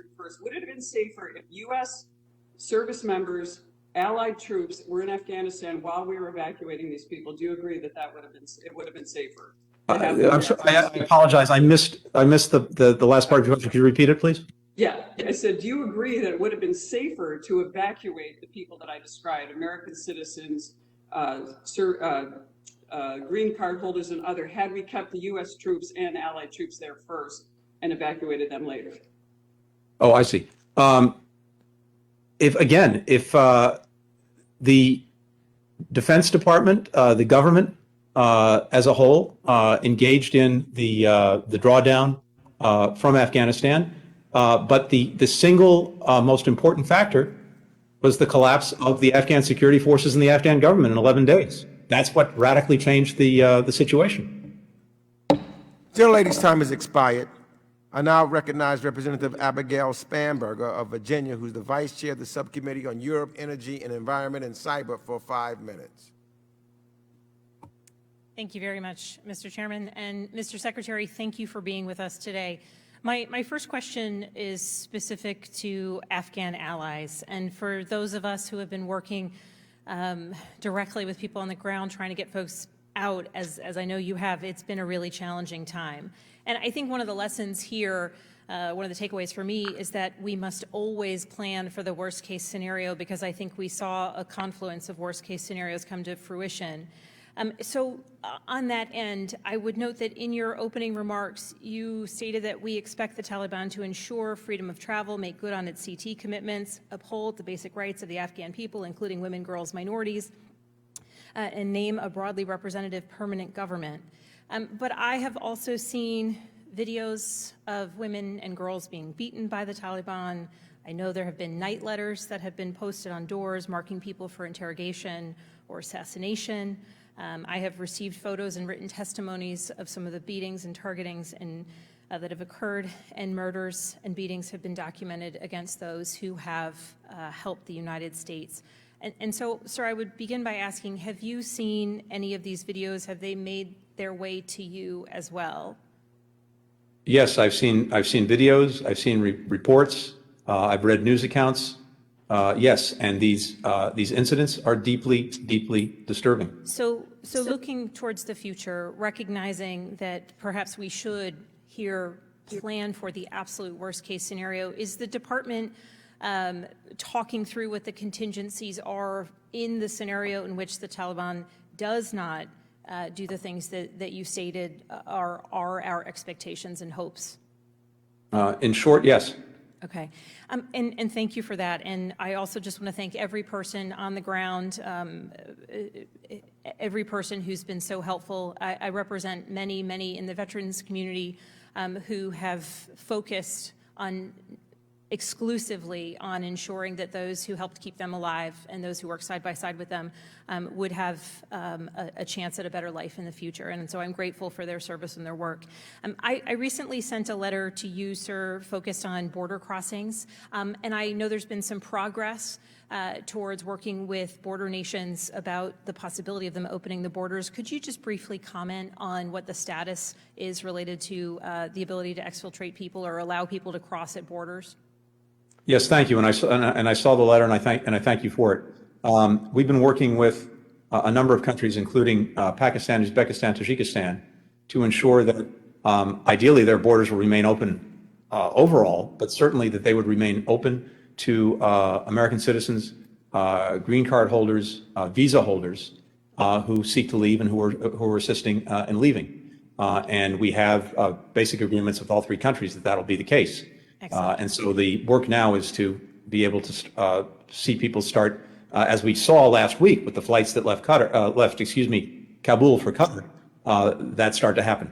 Thank you so very much, Mr. Secretary. And please, if any of that changes, I ask that you keep us apprised so that we can be helpful as possible. And last week, I visited Fort Pickett, which is in my district, to see Operations Allies Welcome firsthand. And I saw thousands of Afghan children, women, and men who made it out of Afghanistan. It's a testament to a whole-of-government approach, public servants, U.S. service members, NGO workers, and volunteers standing up an incredible effort on very, very short notice. On behalf of the communities that I represent, I would just want to reiterate the importance of really ensuring that the interagency team engages and communicates with local government.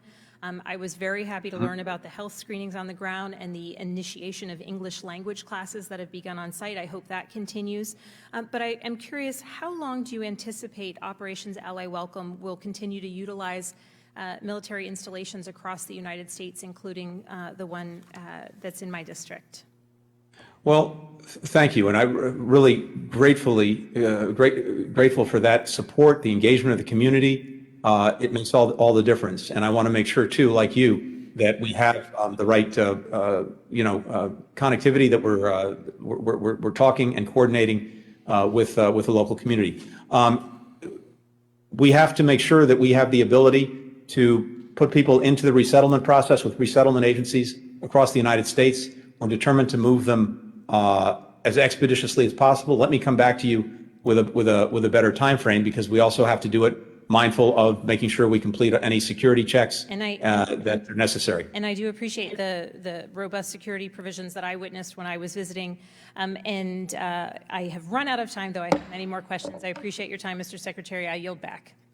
Thank you. Gentlelady's time has expired. I now recognize Representative August Pfluger of Texas, who's the vice-ranking member for the Subcommittee on Europe, Energy, the Environment, and Cyber, for 5 minutes.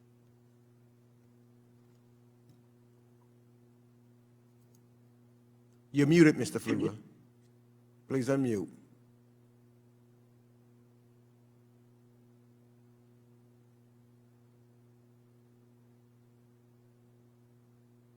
We'll come back to Mr. Pfluger. I now recognize Representative Nicole Meliotakis of New York, who's the ranking member for the Subcommittee on International Development, International Organization, and Global Corporate Social Impact, for 5 minutes. Thank you. Thank you, Mr. Chairman, and thank you, Secretary, for being with us today and answering our questions and concerns. You said that the Afghanistan mission was, quote, successful. I speak for millions of Americans when I say that when it was a kick in the gut to see our American military vehicles parading in the streets with the Taliban flags. This has been a real hasty withdrawal. U.S. citizens unable to get through the gates. The SIP process was a mess. Our offices had to work with veterans on the ground because we couldn't get responses in some cases from the State Department. And we still have 100 American citizens still behind enemy lines, which is the same number that it was 2 weeks ago. And of course, the 13 soldiers who were killed. So I don't know how anyone can call that a success. But then again, it's coming from an administration who has misled the American people throughout this entire withdrawal. Today, you said the Taliban is committed to not allowing Afghanistan to be used as a base for terrorism. The Taliban, as you said, is a designated terrorist organization itself. It harbored al-Qaeda and Osama bin Laden leading up to 9/11. And the U.S. government has also designated the Haqqani Network a foreign terrorist organization. Mr. Haqqani, as you know, is now one of the Taliban's new cabinet members. He's on the FBI most wanted list. We have a $10 million reward for information leading to his arrest. I fear that this is a type of weakness and credulity that has gotten us in the situation that we're currently in.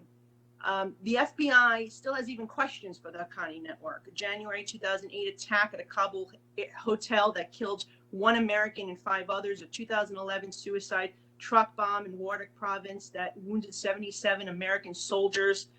Now that we have no presence on the ground in Afghanistan, how is the administration working to ensure that the same terrorists do not attack Americans again, just as they did at the Kabul airport? And, how can you trust the Taliban to say that they're going to do this and actually work to prevent terrorism when they're a terrorist network themselves? And what have they told you about rooting out ISIS-K?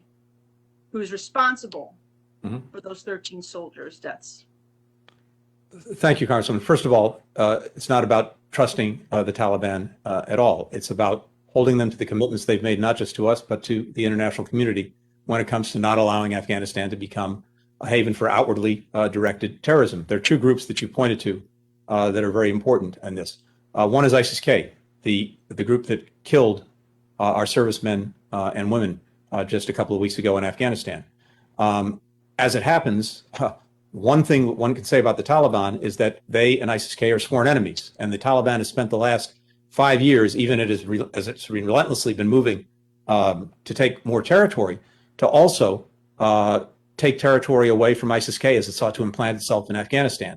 And they remain very much at odds.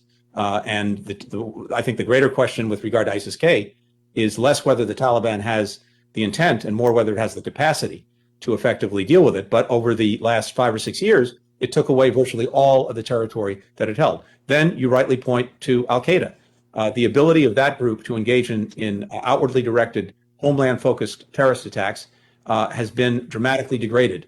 And the assessment of the community right now is that they do not currently have that capacity. Having said that, we will remain extremely vigilant to detect any reemergence of that capability, and of course, take action against it if it reemerges.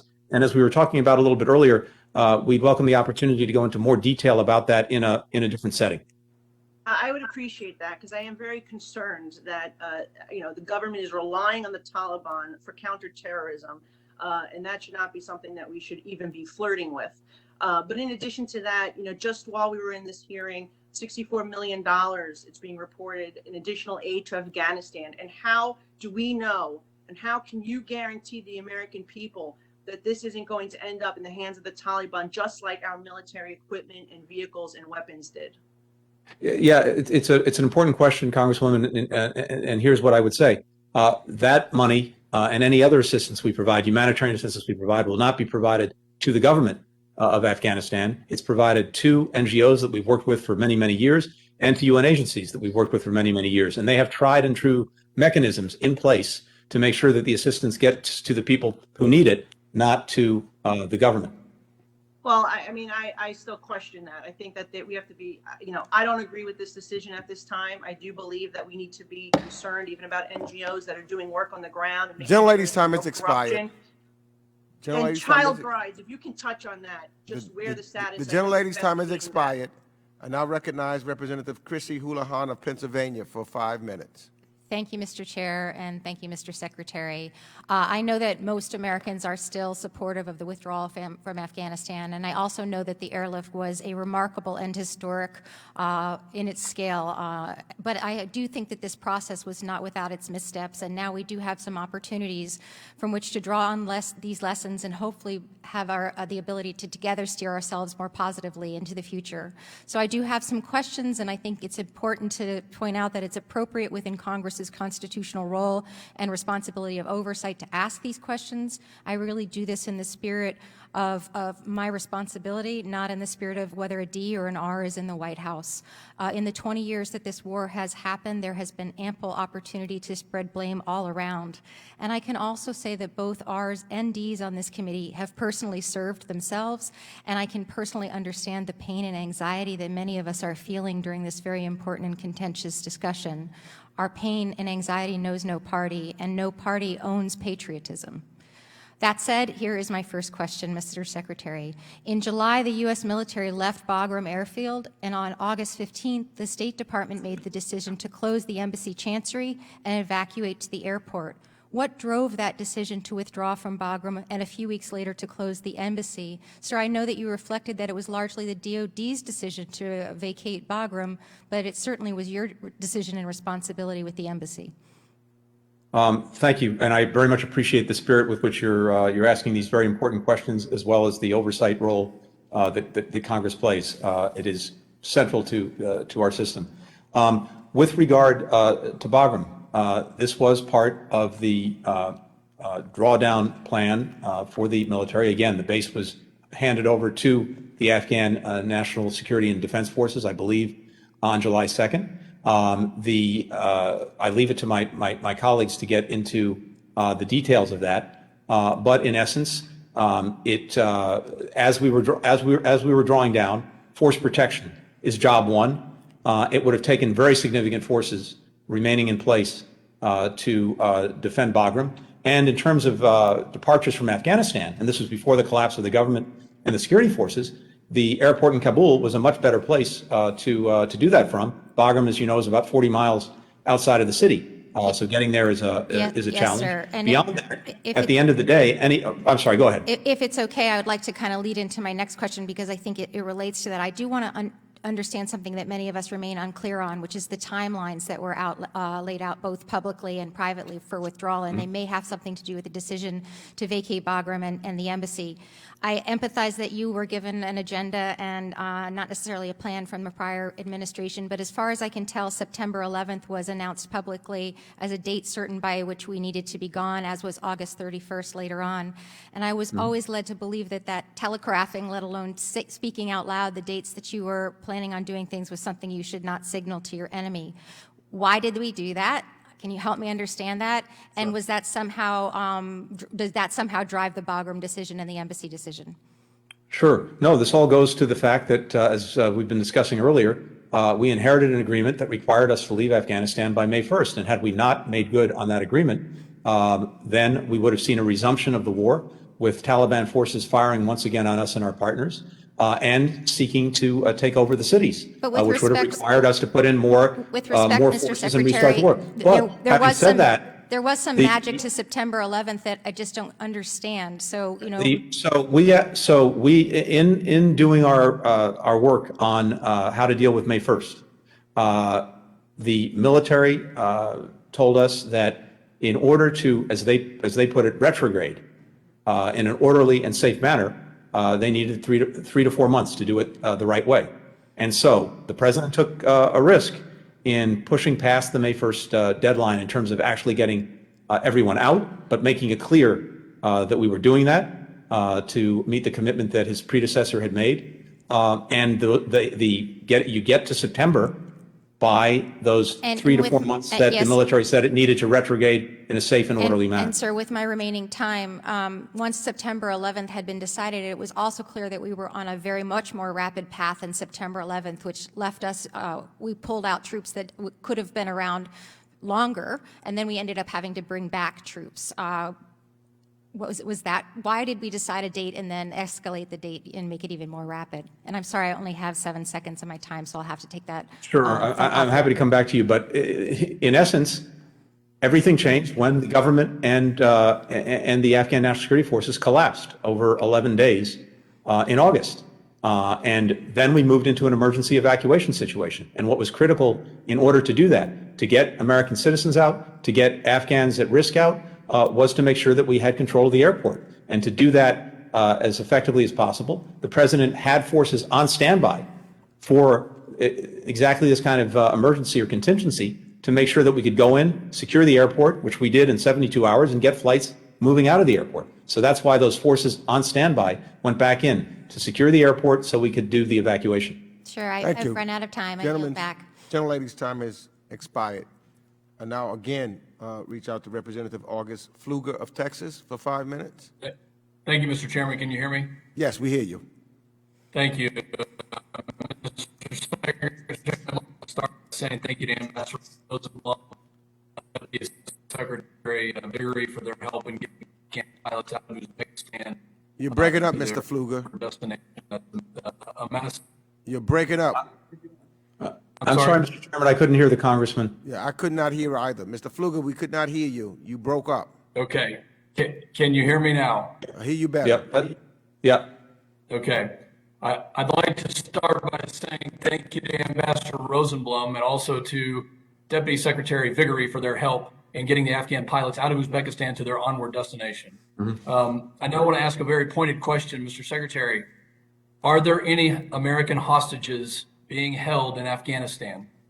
Mark Frerichs, who is of great concern to me and to the entire administration, who's been hostage there going back a couple of years, and who we work on every single day to bring back home.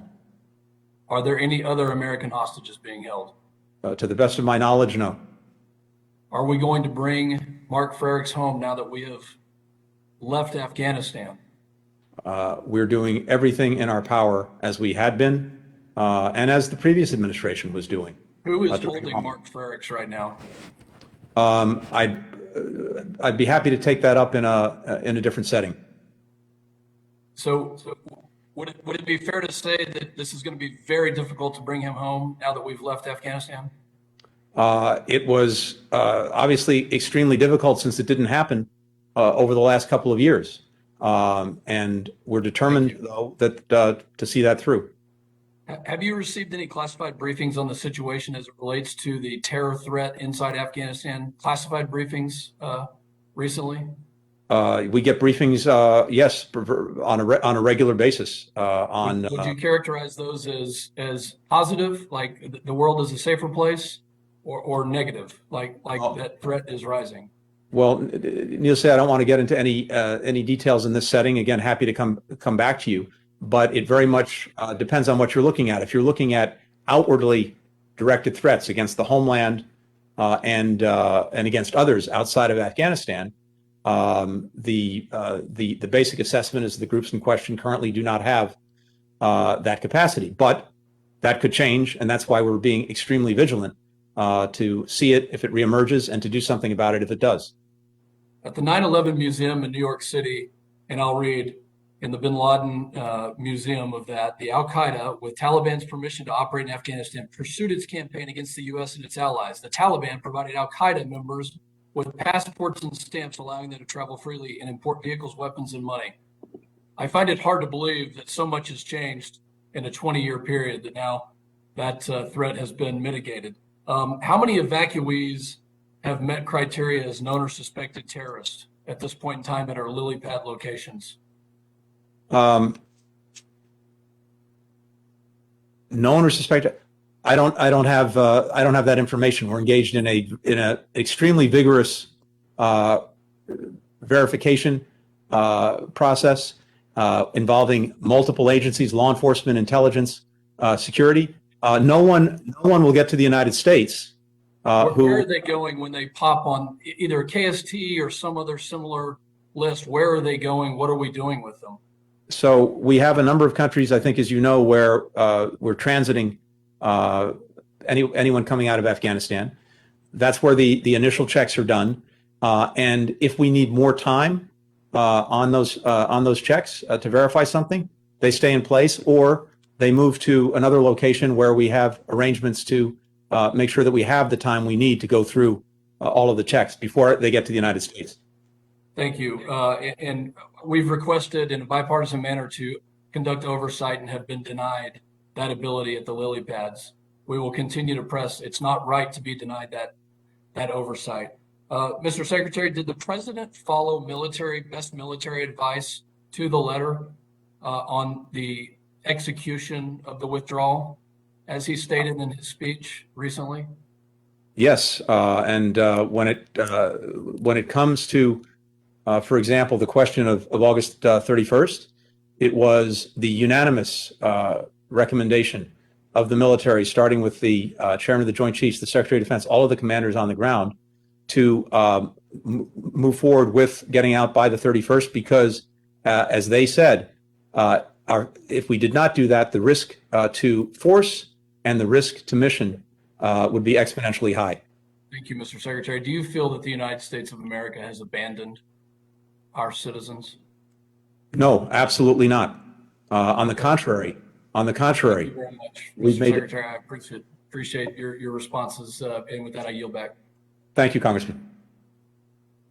I now recognize Representative Tom Malinowski of New Jersey, who's the Vice Chair of the full committee, for 5 minutes. Thank you, Mr. Chairman, Mr. Secretary.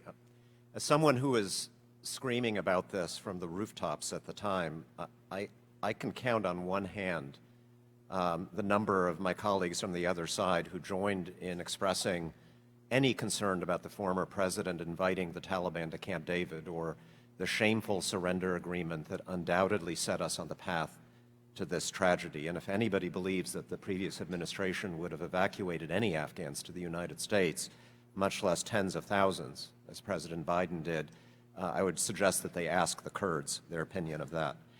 That said, those of us who've been consistent about this, I think, are entitled to say that it was also a mistake for this administration to pick up where President Trump left off. It's certainly true that we were never going to be able to fix what was wrong with Afghanistan. That doesn't mean that we were obliged to sacrifice everything that was right with Afghanistan. And the sacrifice, I think, is profound.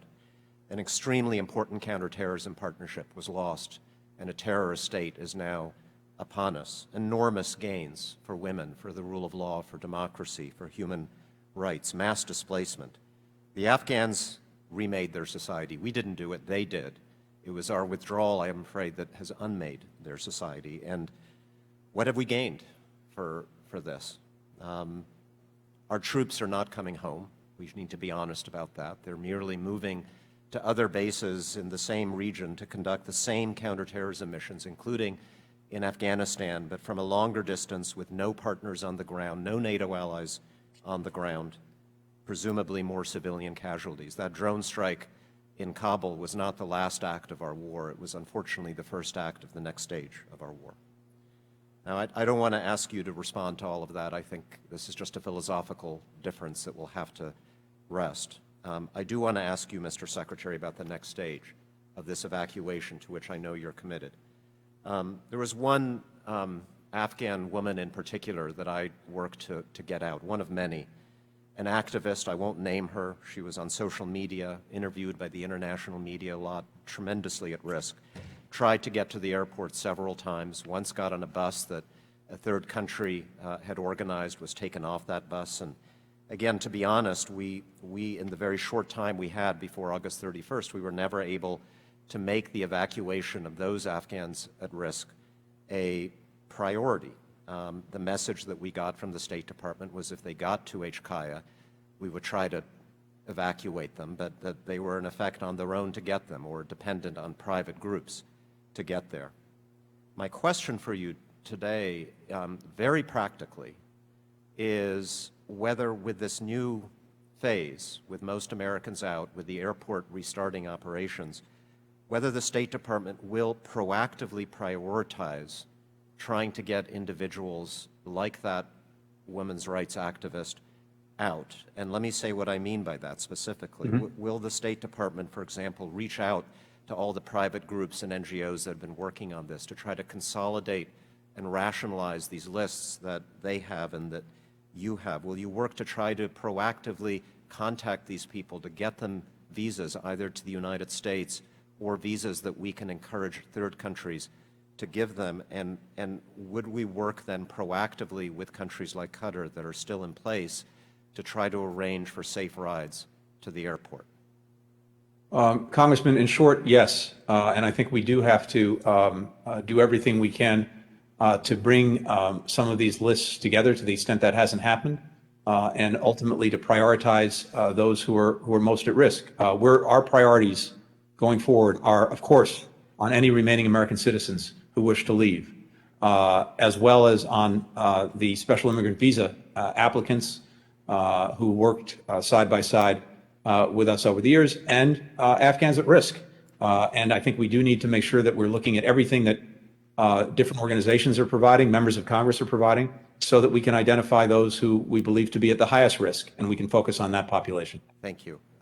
What I'm hoping is that you're very proactive about this rather than putting the burden on them to find a way out of the country first. And then finally, very quickly, I know you've surged all kinds of personnel to Germany and to other places where people we evacuated on our planes came out. Are you willing to do the same for Afghans who were brought by private groups to countries like Albania?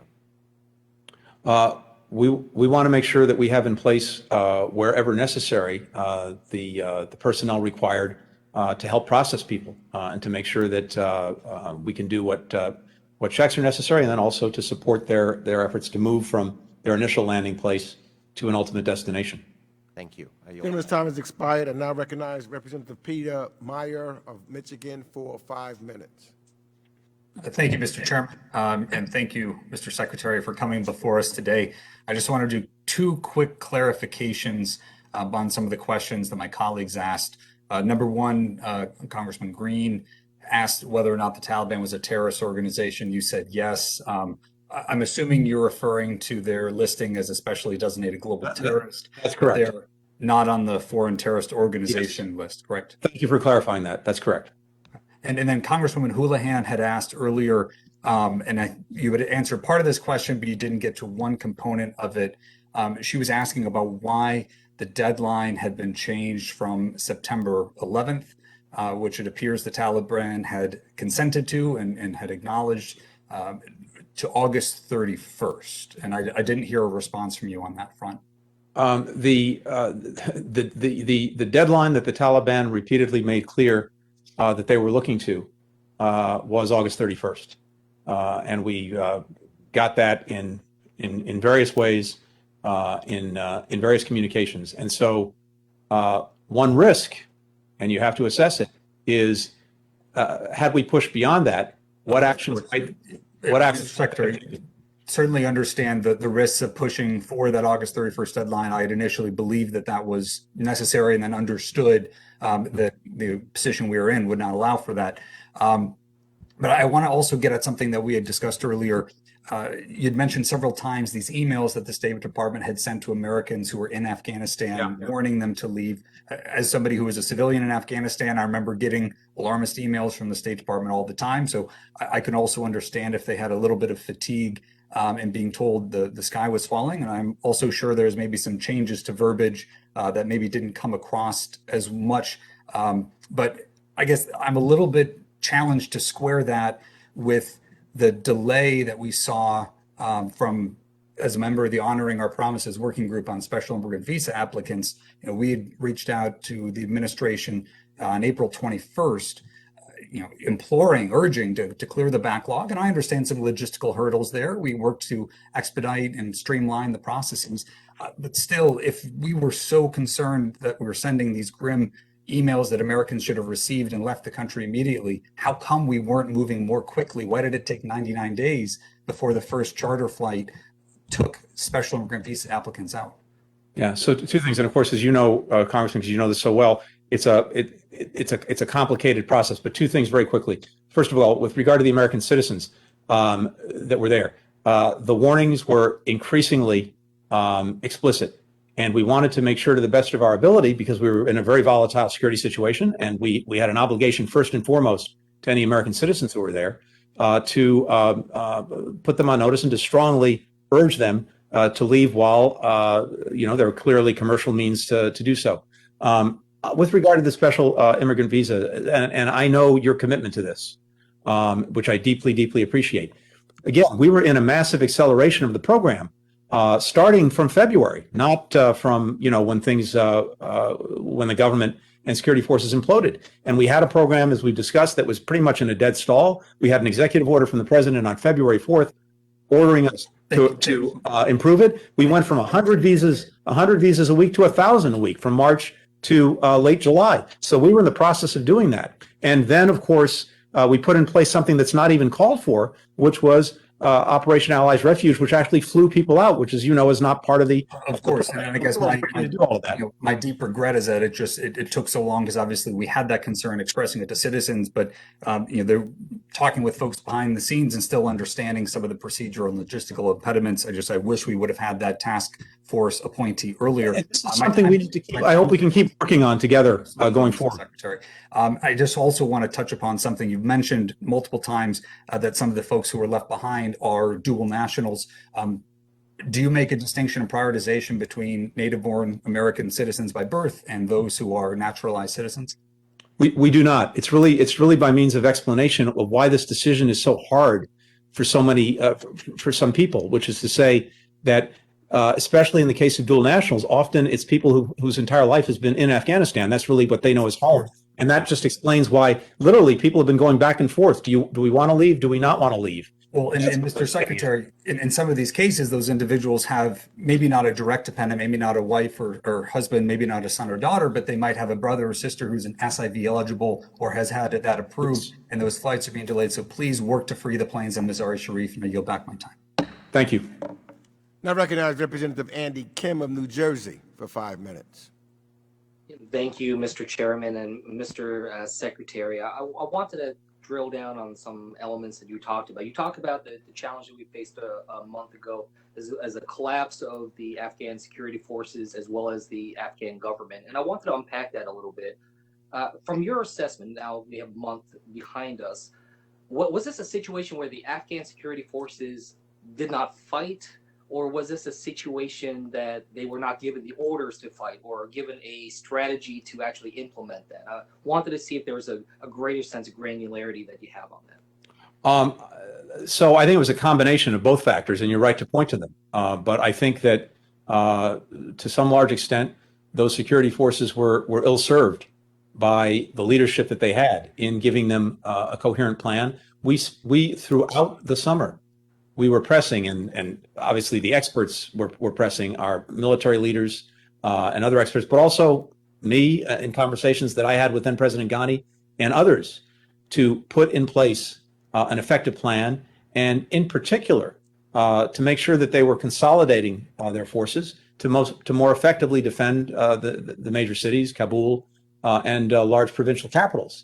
And so in the absence, despite extensive efforts to get them to adopt those plans, I think that made it a lot harder on the security forces that wanted to fight. Yeah. No, I think so, and I think, look, this is going to be one of the most important questions. When we look back at this and try to understand and diagnose where the problem was. A related element to this is it's a question I've actually asked to some State Department staff and senior staff before, but I wanted to get your take on it.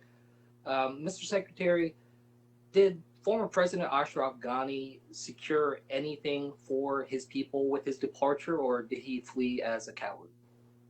Look, I don't want to characterize his departure other than to say that that combined with, as an institution, the Afghan security forces not putting up resistance, and all of this taking place in the space of 11 days, obviously is what put us into this emergency evacuation. Did you have any prior knowledge that he was going to flee, or did you hear about it when he announced it on social media? I spoke to President Ghani on a Saturday night, and this was when we were in the process of working in Doha to try to organize a transfer of power and to have toward a representative government, and to see that he would participate in that. And what he told me in that conversation was that he would go along with that effort, but if the Taliban wouldn't, he would, and I paraphrase, fight to the death. That was Saturday night. He left the next day. I had no advance warning of that. Mr. Secretary, I wanted to ask you if you've personally spoken to any Taliban leadership? I have not. I guess the question is are you actively choosing not to speak to them? Is this a point of leverage and legitimacy in your mind? And if that is the case, who is the most senior person in the U.S. government right now talking directly to the Taliban, and who is their counterpart on the other side? We've made very clear to the Taliban, as have countries around the world, with our leadership and organization, that any legitimacy that they may seek from the international community, any support that they may be looking for, is going to be contingent on their actions. And basically the nature of the relationship that they might have with us or anyone else will be defined by what they do. And so just in terms of what's happening right now, we've had a political channel. We've had a political channel with them going back to the previous administration, with a team that does engage them politically, and Ambassador Khalilzad has been leading that effort, but with other members of the team. They're the ones, as well as our mission in Doha, the Afghanistan affairs mission, once the embassy shut down, was moved to Doha. Ian McCarry, who runs that, is also engaging with their political commission members in Doha. Yeah, and just final question here. There's a lot that we need to unpack over the course of 20 years. And certainly these different committees we're on in Congress will see different elements of it, the political side, the diplomatic side, the military, intelligence, et cetera. But I wanted to ask you, would the administration support a 9/11-like independent commission that would look across all of these different pillars to try to assess an analysis of what happened? I can't speak for the administration on that. All I can say is that, as others have said, we're all going to do our hot washes, to use the vernacular, on the last 9 months since we've been in office, and I hope and expect that all of us will engage in a review of the last 20 years. Great, thank you, Mr. The gentleman's time has expired. I now recognize Representative Ronnie Jackson of Texas, who's the vice-ranking member for the Subcommittee on Africa, Global Health, and Global Human Rights, for 5 minutes. Thank you, Mr. Chairman.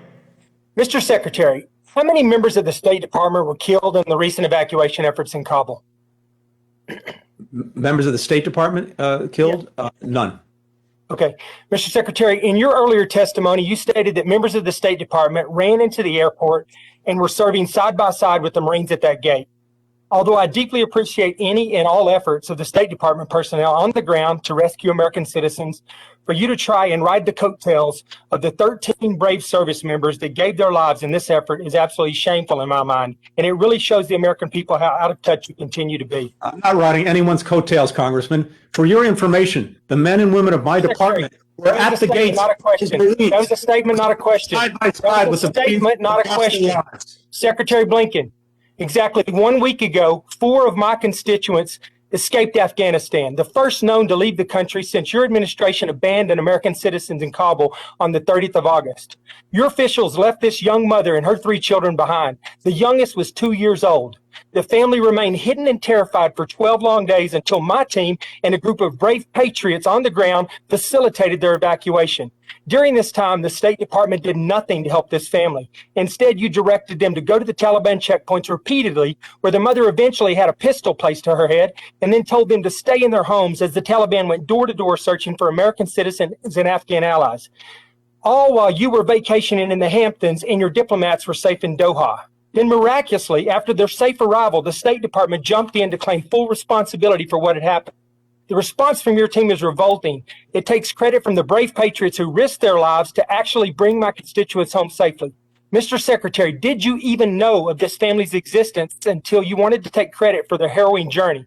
Also, can you explain to what your team, exactly what your team did to help them escape Afghanistan? My team has been working 24/7 around the clock and around the world to get every American citizen who wishes to leave Afghanistan and their families out. They've been putting themselves on the line.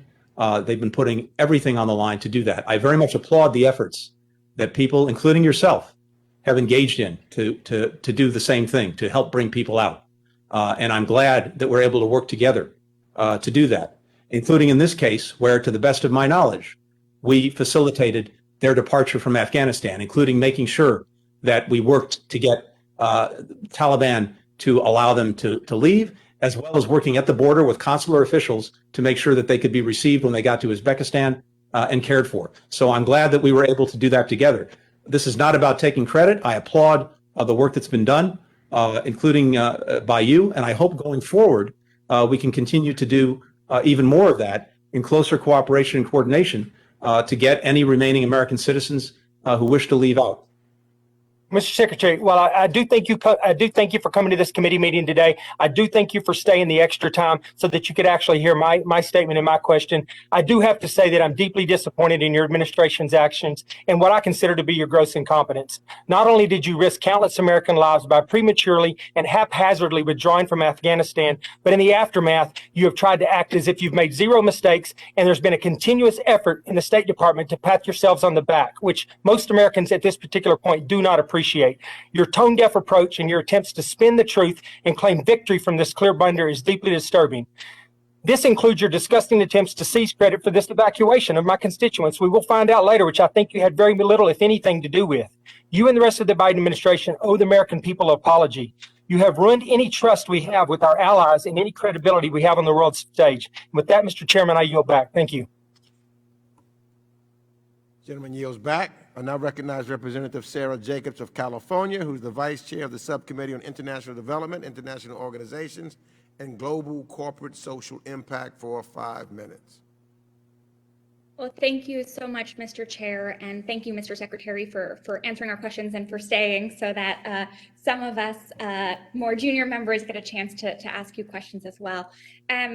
I first wanted to say that while I have been publicly critical of many of the decisions made around the evacuation as a member of the Honoring Our Promises working group, as you know, I used to work at the State Department, and I've talked to so many former colleagues and friends who were on the ground in Kabul, who were working tirelessly night and day, no sleep, for weeks on end trying to get people out. And I think it's an incredible disservice to our diplomatic corps and to the brave people who work there every single day to say that they are not deserving of praise. I disagree with some of the things that were made, but the people doing the work around the clock deserve to be praised.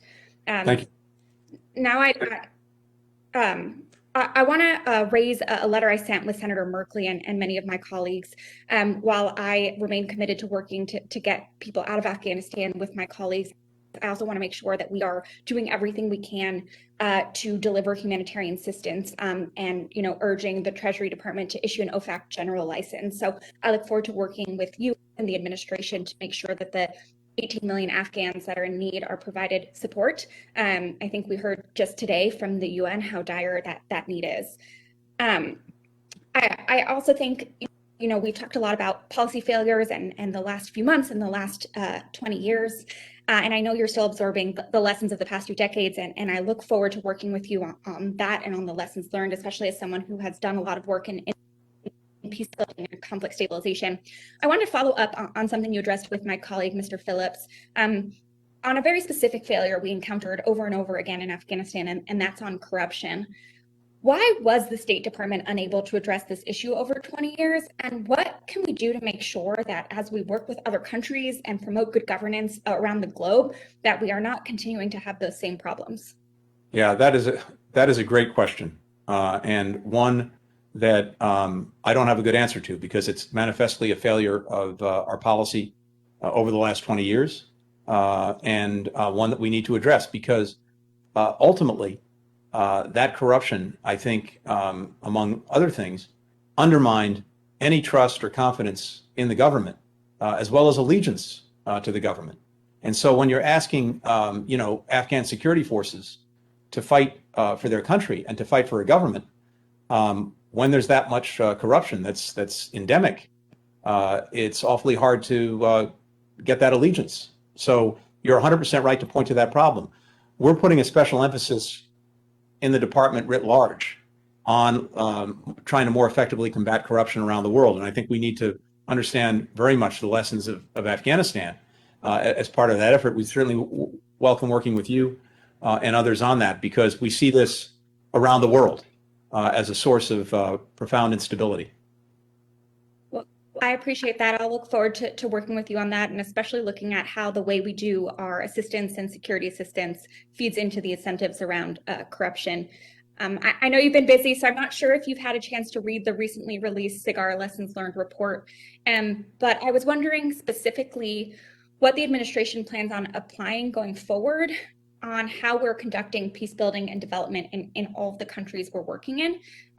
Because I think what we saw in Afghanistan was obviously a failure of some of our military strategy, but also that in 20 years, we could not do the development and peace building programs that would have made the rest of the engagement more durable.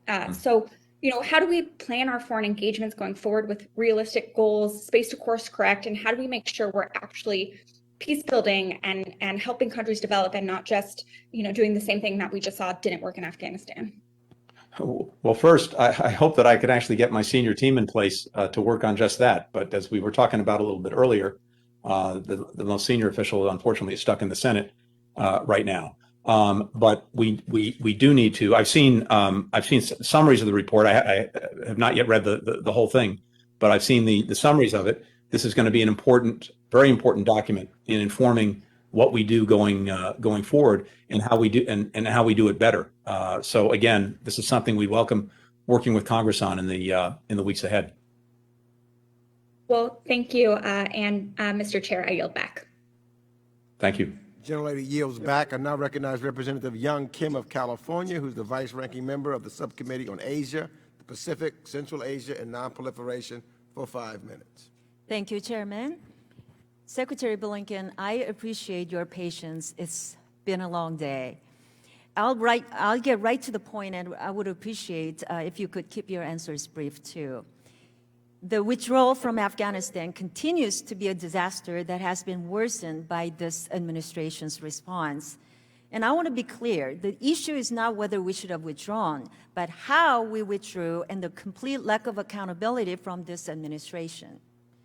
We left hundreds of Americans stranded behind enemy lines, abandoned our Afghan partners who fought by our side, left behind 500 journalists from the U.S. Agency for Global Media in Afghanistan, and left the fates of women and children in the hands of Taliban. Let's recognize that many State Departments and their employees risked their lives and worked tirelessly over the last month, so I want to thank them for their service. However, due to a vacuum in the leadership from this administration, the veterans, ordinary citizens, and congressional offices were forced to step up and, in many cases, take the lead in helping Americans and allies free the country through independent rescue operations. Unfortunately, many of these operations, especially charter flights, have met resistance from the State Department every turn. And one of the Afghan SIVs we work with the Marine veterans to try to evacuate was Syed Obaidullah Amin. He served heroically and risked his life as a translator for the U.S. forces. Despite having a pending SIV, P1, P2 application, he was abandoned by this administration during the evacuation process. He and his wife were killed at Abbey Gate during the Kabul airport attack, fighting to get to safety, leaving their 2 infant sons orphans. There are still P1 and P2 applicants and need the State Department's help. It is too late to save his life, but we still have time to save others. And my office and other congressional offices have been working with a third party to evacuate civilians, people that this administration left behind. This group includes Americans, Afghan partners, and civilians of allied nations. This operation, without the help of the State Department, has secured routes into a neighboring country and has the approval of officials to stage people there for transport to a safe third country, where NGOs stand ready to feed, treat, and process those people. Without basic support from the State Department, this country has made it very clear that everyone in this group will be sent back to Afghanistan to die at the hands of the Taliban.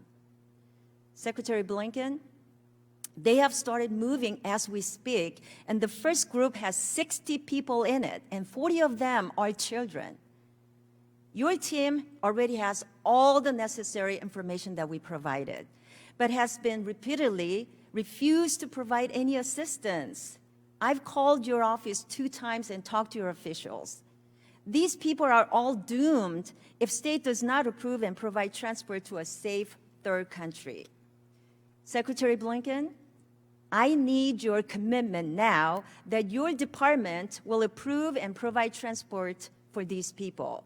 Do I have your word that you will make this happen? We're committed, Congresswoman, to working with you and to working with every other member on securing the safe transport for people that you've identified and that seek to leave Afghanistan. So we will work directly with you on that. But I remind you that we do not control who leaves the country. Secretary Blinken, you don't understand. If we don't do anything right now, even for another day, these people are in grave danger. I need your commitment now. Your department, your office, have all these information. We just need your commitment right now that you will work with them. I have here, it's maybe hard to see on the screen. These are all the cases, and I'm from my office. All those no, people? from members of this committee that we're working on. We've had 26,000. I cannot emphasize that evacuation is needed for the people that are already out of Afghanistan. And we're working on every single case to the best of our ability. But what we're trying to do right now is to put in place a system that recognizes people who can leave, making good on commitments that have been made to us and the international community by the Taliban, and to get that system moving. That involves the airport. I hope you have the list it involves that my land office crossings provided. in 3 different countries, and it involves working with different groups and organizations so that we can get this going and get this moving. And we're committed to doing that wherever we possibly can.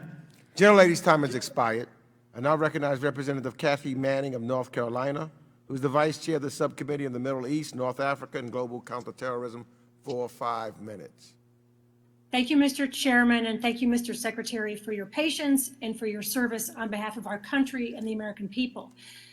Mr. Secretary, prior to this hearing, I read the agreement reached between the Taliban and the Trump administration, and I was shocked. Basically, President Trump agreed to withdraw all troops, all coalition partners, all civilian personnel by May 1st. He agreed to release 5,000 prisoners, to work with the UN to lift sanctions against the Taliban, to seek economic cooperation for the reconstruction of Afghanistan, and to refrain from the threat or use of force against Afghanistan or intervene in its domestic affairs. In exchange, the Taliban agreed to release up to 1,000 prisoners. It agreed not to allow its members to attack our personnel on the way out, and not to allow Afghanistan to be a base for the training or fostering of terrorists against the U.S. in the future. I did not see any demand for the protection of Afghan women and girls. I did not see any guarantees that the Taliban will prosecute anyone who commits atrocities against women or girls, or Afghan men for that matter. I did not see any commitment by the Taliban to prosecute people who take steps to attack the United States or any of our citizens. The Trump administration didn't leave you with much to work with, did they? Not much. Nevertheless, Mr. Secretary, you have stated a commitment to the safety and well-being of Afghan women and girls. And I'm proud that this committee passed a bipartisan resolution that I authored to support these women at risk. Unfortunately, the Taliban recently announced that they have abolished the Ministry of Women's Affairs, replacing it with a ministry for the propagation of virtue and prevention of vice. Certainly, this is a very worrisome sign, as is the lack of any women in the Taliban's interim government. And Representative Spanberger has detailed videos and news reports of atrocities that are already taking place. Do you plan to assemble an international coalition to hold the Taliban accountable for the treatment of women and girls in Afghanistan? And can you tell us how you plan to monitor their safety, and how can the coalition be effective in ensuring those protections? Yeah, thank you, Congresswoman. And in short, the answer is yes. And in fact, we've already been doing that.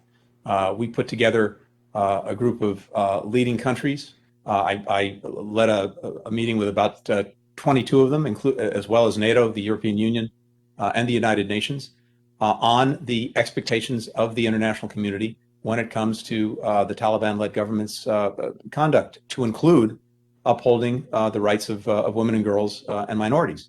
And so there's a clear understanding. It's also enshrined in a UN Security Council resolution that we initiated and got passed. And that has some real meaning to it beyond the fact that it's a resolution, because there are significant UN sanctions on the Taliban. There are travel bans and other things that, if the Taliban is in violation of this UN Security Council resolution, to the extent it wants to see those sanctions lifted or travel bans lifted, that's not going to happen. There are many other points of influence and leverage. And overall, we've made very clear, not just us, countries around the world, including many leading countries, have made very clear that the Taliban's conduct will dictate whether they get any support or any legitimacy whatsoever from the international community. And that conduct goes, among other things, critically to how it treats women and girls. Mr. Secretary, this committee met over Zoom with brave and highly intelligent Afghan women who told us they were determined to stay in Afghanistan and fight for the soul of their country. These extraordinary women who held important professional, educational, and governmental positions in Afghanistan, should they find themselves targeted by the Taliban, will we have their backs? Will our country be willing to help these women and their families escape to safety? we would do everything within our means to have their backs, and so would many other countries around the world with whom we're working. And we look forward also to working with you in Congress to make sure that we have every possible tool to support these women. Thank you, Mr. Secretary. I know my time is almost up, so I just want to encourage you to please do everything you can to speed up the SIV processing and to provide assistance to those whose documents, whose passports, documents, applications were destroyed in the embassy in the tumult of the evacuation. And again, thank you for your service. Thank you. Thank you. Now I recognize Representative Jim Costa of California for 5 minutes. Very much, Mr. Chairman, and thank you, Mr. Secretary, for staying the entire length of time so that all of us could answer our questions and your service to our country. And listening to the hearing today, I'm reminded that the old adage that we try in America to limit politics at the water's edge with all the finger pointing that's been taking place is maybe a thing of the past. But I'd like to focus on the current situation with the P2 process and P1s. We've been trying to work with the State Department, and we've frankly been frustrated on what's the extent that the administration's exploring options for in-country or virtual processing for P2 and humanitarian patrol applicants. We're looking at all of that, Congressman, and I would very much appreciate working with you, working with your office, and if that's not happening, we'll make sure that we fix it. But we're looking at everything to figure out how can we, whether it's an SIV or whether it's a P1 or P2, streamline, expedite, consistent, of course, with our security. Like a lot of my colleagues have a lot of constituents, and we have a hospital that a NGO group here in California Valley has sponsored for women and children over the last 13 years. 75% of the physicians and nurses are women. 40% of them are women and children. They're in great fear. They're minorities in the country, and they have been trying to find a way out. Are you considering fast tracking the B2 applicants, and what's the process State Department is looking at scaling up on the high volume of these applicants, and what sort of infrastructure? I mean, it's not equipped to handle. And will the departments, with the state of work, will you expedite any humanitarian parole petitions, and how long is that process for state to finish? Yeah, we're looking at all of that. I want to come back to you and come back to Congress on some of the ideas that we have for doing that, as well as looking at what resources would be needed to do that, because I think we're going to need more support. And this goes across the SIV program to P1, P2. Who would be the key person that our office would work with you folks at State? I'm going to have the head of legislative affairs in the first instance, her office follow up with you in your office, and we can take it from there. It's been very frustrating. There are about, almost 200 individuals with their families that are kind of in just great frustration and fear of their lives, frankly. Notwithstanding all the good work that they've done. And so, I'm just reminded of the fact that it seems like with what the State Department maybe has not been able to do, and I know you've made a great effort, humanitarian effort in the evacuation, but I'm working with other folks, and it seems like a modern underground railroad of some kind is taking place with a lot of third parties trying to get people by any means to the Uzbekistan border or to Sikhistan. I mean, how do you see that continuing, and with great risk, I might add? Yeah, look, I think that there are people who are doing extraordinary things to try to help get people out of Afghanistan who want to leave, whether it is NGOs, individuals, veterans groups, and others, wherever possible. We want to make sure that we're coordinated. We want to make sure that we're doing whatever we can to support these efforts. But we're also working, Congressman, to make sure, to the best of our ability, that we have in place an overall process, an overall understanding that will allow people to leave openly and freely with the necessary documents. That would be the best way to do this. Right, but you're processing these P2 applicants and getting some understanding by the Taliban is obviously key to that happening. That's correct. And so let me just close on this, on the bigger picture, 20,000 feet. You've been asked this question, and please get back to us with these brave people who are in great fear of their lives. Last night, I don't know if you saw it, but CNN did a great presentation of 2 hours of 20 years of Afghanistan. Was it worth it?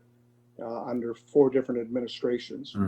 And I remember meeting with Maliki the 3rd time in 2010, and I made the same comment that was made earlier. How do you expect to create democratic institutions where corruption in this part of the world is endemic, if not a way of life? And he gave me a BS answer. What's the lessons to learn here that you've gotten? And you can't answer that in 10 seconds, but.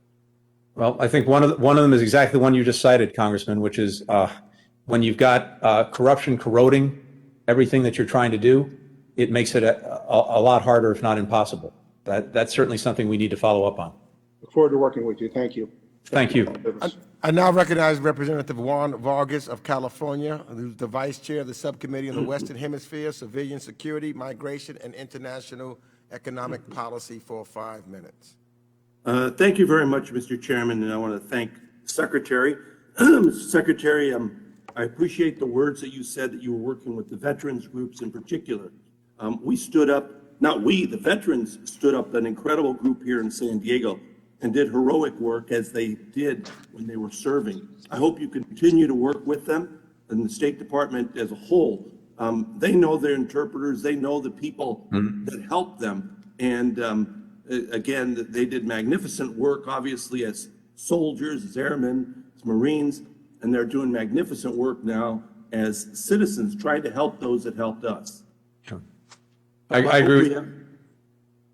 Yes, thank you for underscoring that. I very much agree, and we're doing everything we can to work closely with them. As I mentioned, I met with about 75 veterans groups about 10 days ago, and our leadership has been engaged with them across the board, as well as the Pentagon and others. So thank you.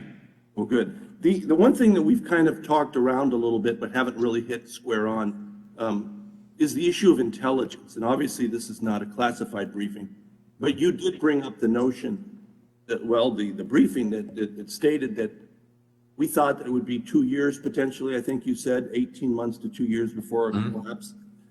And then you said the shortest time was maybe by the end of this year. How many months would that have been? So what is the shortest period? That I believe was an assessment that was made in July. So 4 or 5 months, 6 months. I have to say, I read all the classified information. I went to all the briefings. I don't remember anything shorter than that. I don't either. But look, I want to be clear and be fair. There are going to be individuals' voices who may point to something different. Right. As you know, you try to do this with worst case scenarios as well as best case scenarios and other scenarios, and you have to look across the board at all of this. And the question is, where does the kind of weight of it land? And that's what I was referring to. Well, what I remember and how I remember this is all the information that I read, and obviously some we can't discuss in this setting, but nobody said that they would collapse in a month. Nobody said that they'd collapse in 2 months. There were some people that were saying, and not that, it might go quicker than 6 months. But this was a real failure of intelligence. And my concern is this, that I believe that we could have that same failure of intelligence with Iran and its nuclear program. Again, I don't think that we're looking at this wide-eyed and open-minded. I think that Iran, we're going to wake up one of these mornings and find out that our intelligence is very wrong there. I think we have a very difficult time understanding these religious fanatics and what they would do to either liberate their country as they see it, or to create the weapon of choice as they see it. I don't think we have good intelligence on that. I don't think we understand what they would be willing to do, and it very much concerns me. We can look at blame, and certainly I agree with Mr. Malinowski. I was very upset when President Trump announced that he had secretly invited the Taliban to come to Camp David, and then the smiling pictures that we saw, and I hope you don't do this, the smiling pictures that we saw with Pompeo and the Taliban saying that he looked into their eyes and he could see that they were telling the truth and all that kind of crap. I hope you don't do that. I hope you have wide eyes open and not those starry eyes of Mr. Pompeo looking into the eyes of Taliban and saying, oh, yes, they're going to be good boys this time. They're not. But again, I think our intelligence is lacking, and I don't know how we can correct that. Well, let me just say, this is a collective responsibility. And I think all of us, whether it's the intelligence community, whether it's the military, whether it's the State Department, need to make sure that we are doing everything we can to provide the best possible assessments and feeding all of the information in and coming to conclusions. So I think this is a collective responsibility. That's very important. Iran, there's lots that goes into that, different things, but when it comes to what we put in place through the agreement that's now no longer being adhered to, the JCPOA, we actually had on the ground, eyes on, intelligence inspections, monitoring, unlike any we've ever had. And that's different than, assessing someone's intent. Well, again, my time is almost up. I do thank you for all the work that you've done. But again, I do think we got it all wrong with our intelligence. And I think we're going to get it all wrong with Iran. I think we're going to pay a big price. But again, I thank you for your hard work. I appreciate it. I yield back. I now recognize Representative Brad Snyder of Illinois for 5 minutes. Thank you, Mr. Chairman. I want to thank you for hosting this critically important hearing. And before I go any further, I want to remember and honor the service and sacrifice of our military, as well as our diplomats and others who have served our nation in Afghanistan over the last 20 years. As you, Chairman Meeks, noted at the top of this hearing, 800,000 people have served in our military operations in Afghanistan. 2,461 U.S. personnel have given their life, including, tragically, 11 Marines, 1 Army soldier, and 1 member of the Navy who died at Hamid Karzai International Airport last month. I also want to acknowledge the tremendous effort expended last month to coordinate the evacuation of more than 124,000 people from Afghanistan. Nevertheless, I know we are all concerned to know that Americans and Afghani allies remained in Afghanistan after our last troops left on August 31st. Mr. Secretary, as you have previously affirmed, our nation remains committed to help any American as well as citizens of allied nations and Afghans wanting to leave. I know this body is counting on your commitment there, and please know that we are prepared to assist in any way. Mr. Secretary, I also want to thank you for staying for a very long hearing to allow all of us to have a chance to speak and ask questions. We have covered a lot of ground today, some of it addressing very difficult issues. Let's be clear, the current situation in Afghanistan and the tragic events of this August were the consequence of policies taking place over 20 years, not the policies or even the events of the previous 20 weeks or even 20 months. I can just touch on some of those. Going back to the very beginning, as was noted earlier, in December 2001, less than 3 months after the 9/11 attacks, the Taliban leader Mullah Muhammad Omar reportedly offered to recognize the new government and surrender their arms. But U.S. Secretary of Defense Donald Rumsfeld rejected that. We can go on into 2010 when we surged to 100,000 troops. But in that, President Obama said that he would begin withdrawing those troops within 18 months, which he did. By 2010, the Obama administration came to assess that there was no political solution or no military solution and began low-level negotiations with the Taliban in 2010. Then jump ahead to last year in 2020, when the U.S. signed an agreement with the Taliban after Donald Trump's administration initiated the first high-level direct U.S. talks with the Taliban. In November of last year, President Trump ordered the drawdown of our troops. On January 15th of 2021, the number of U.S. forces was at 2,500 troops, the lowest level since 2001. And on April 14th of this year, President Biden announced that though he would not have negotiated the deal that the previous administration did with the Taliban, he would follow through. And we know Kabul fell on August 14th and the last troops left on August 31st.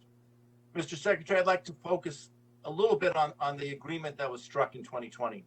According to the agreement, the Taliban was supposed to prevent terrorists from threatening the U.S. and our allies, which of course was a farce given the attack that we saw take place over the course of many months. My question is, under that agreement, how many prisoners were released as a condition of the negotiations with the Taliban? We prevailed upon, the previous administration prevailed upon the Afghan government to release about 5,000 prisoners. The Taliban released about 1,000 prisoners. Did any of these prisoners play a leadership role in the Taliban's takeover of Afghanistan?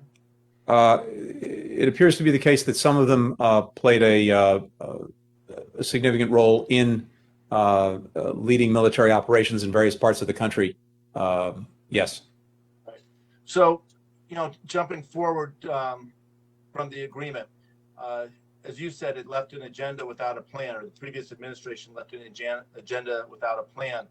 Based on the 2020 agreement, what would have been the implications of keeping U.S. troops in Afghanistan beyond the deadline set? The implications were very clear, Congressman. Had the president not made good on the agreement reached by the previous administration, the attacks on our forces and partner forces would have resumed, and the offensive to take over Afghanistan's cities would have commenced.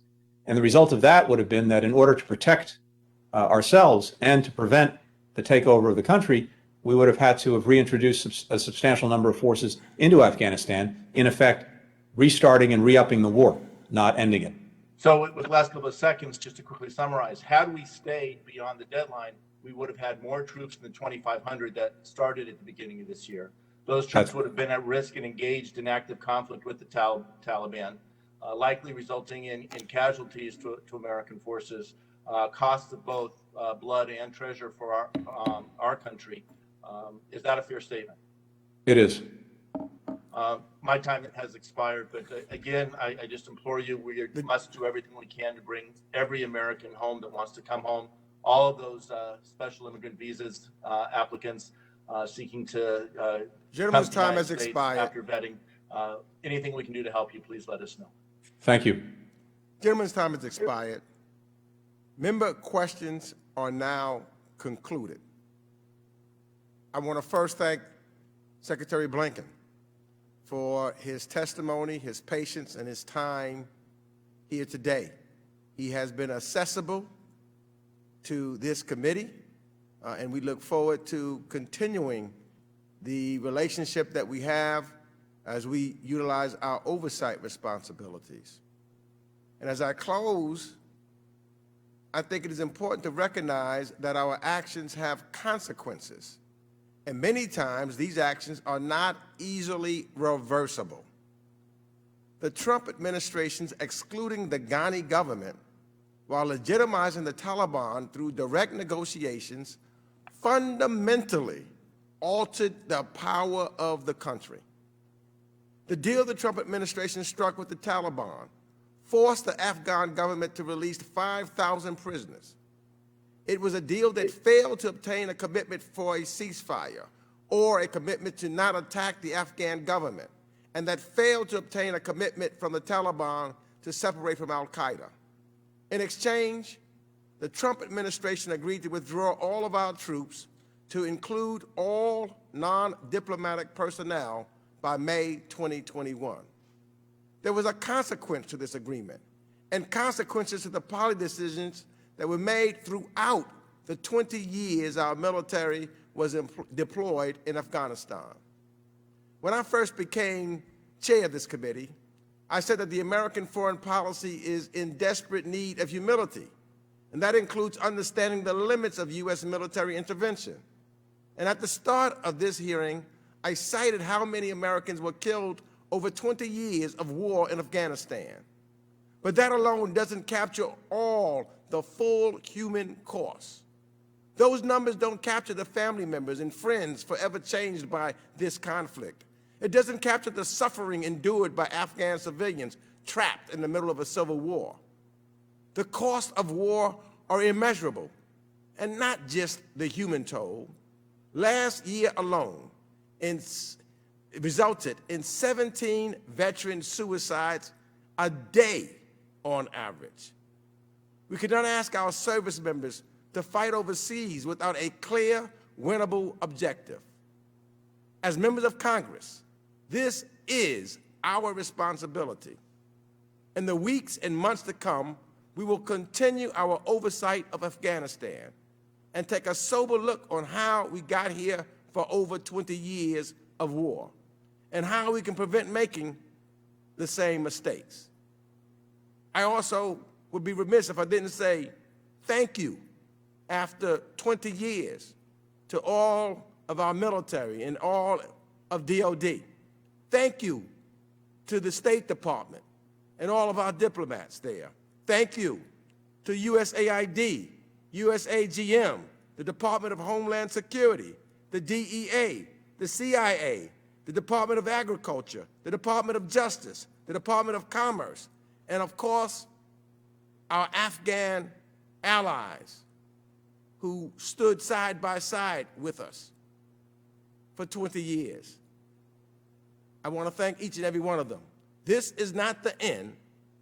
We will conduct, as I've stated earlier, continue our oversight responsibilities, bringing in individuals from the past administrations as we completely oversee and look back and forward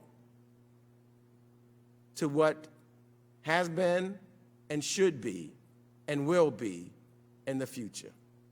And with that, this hearing is adjourned.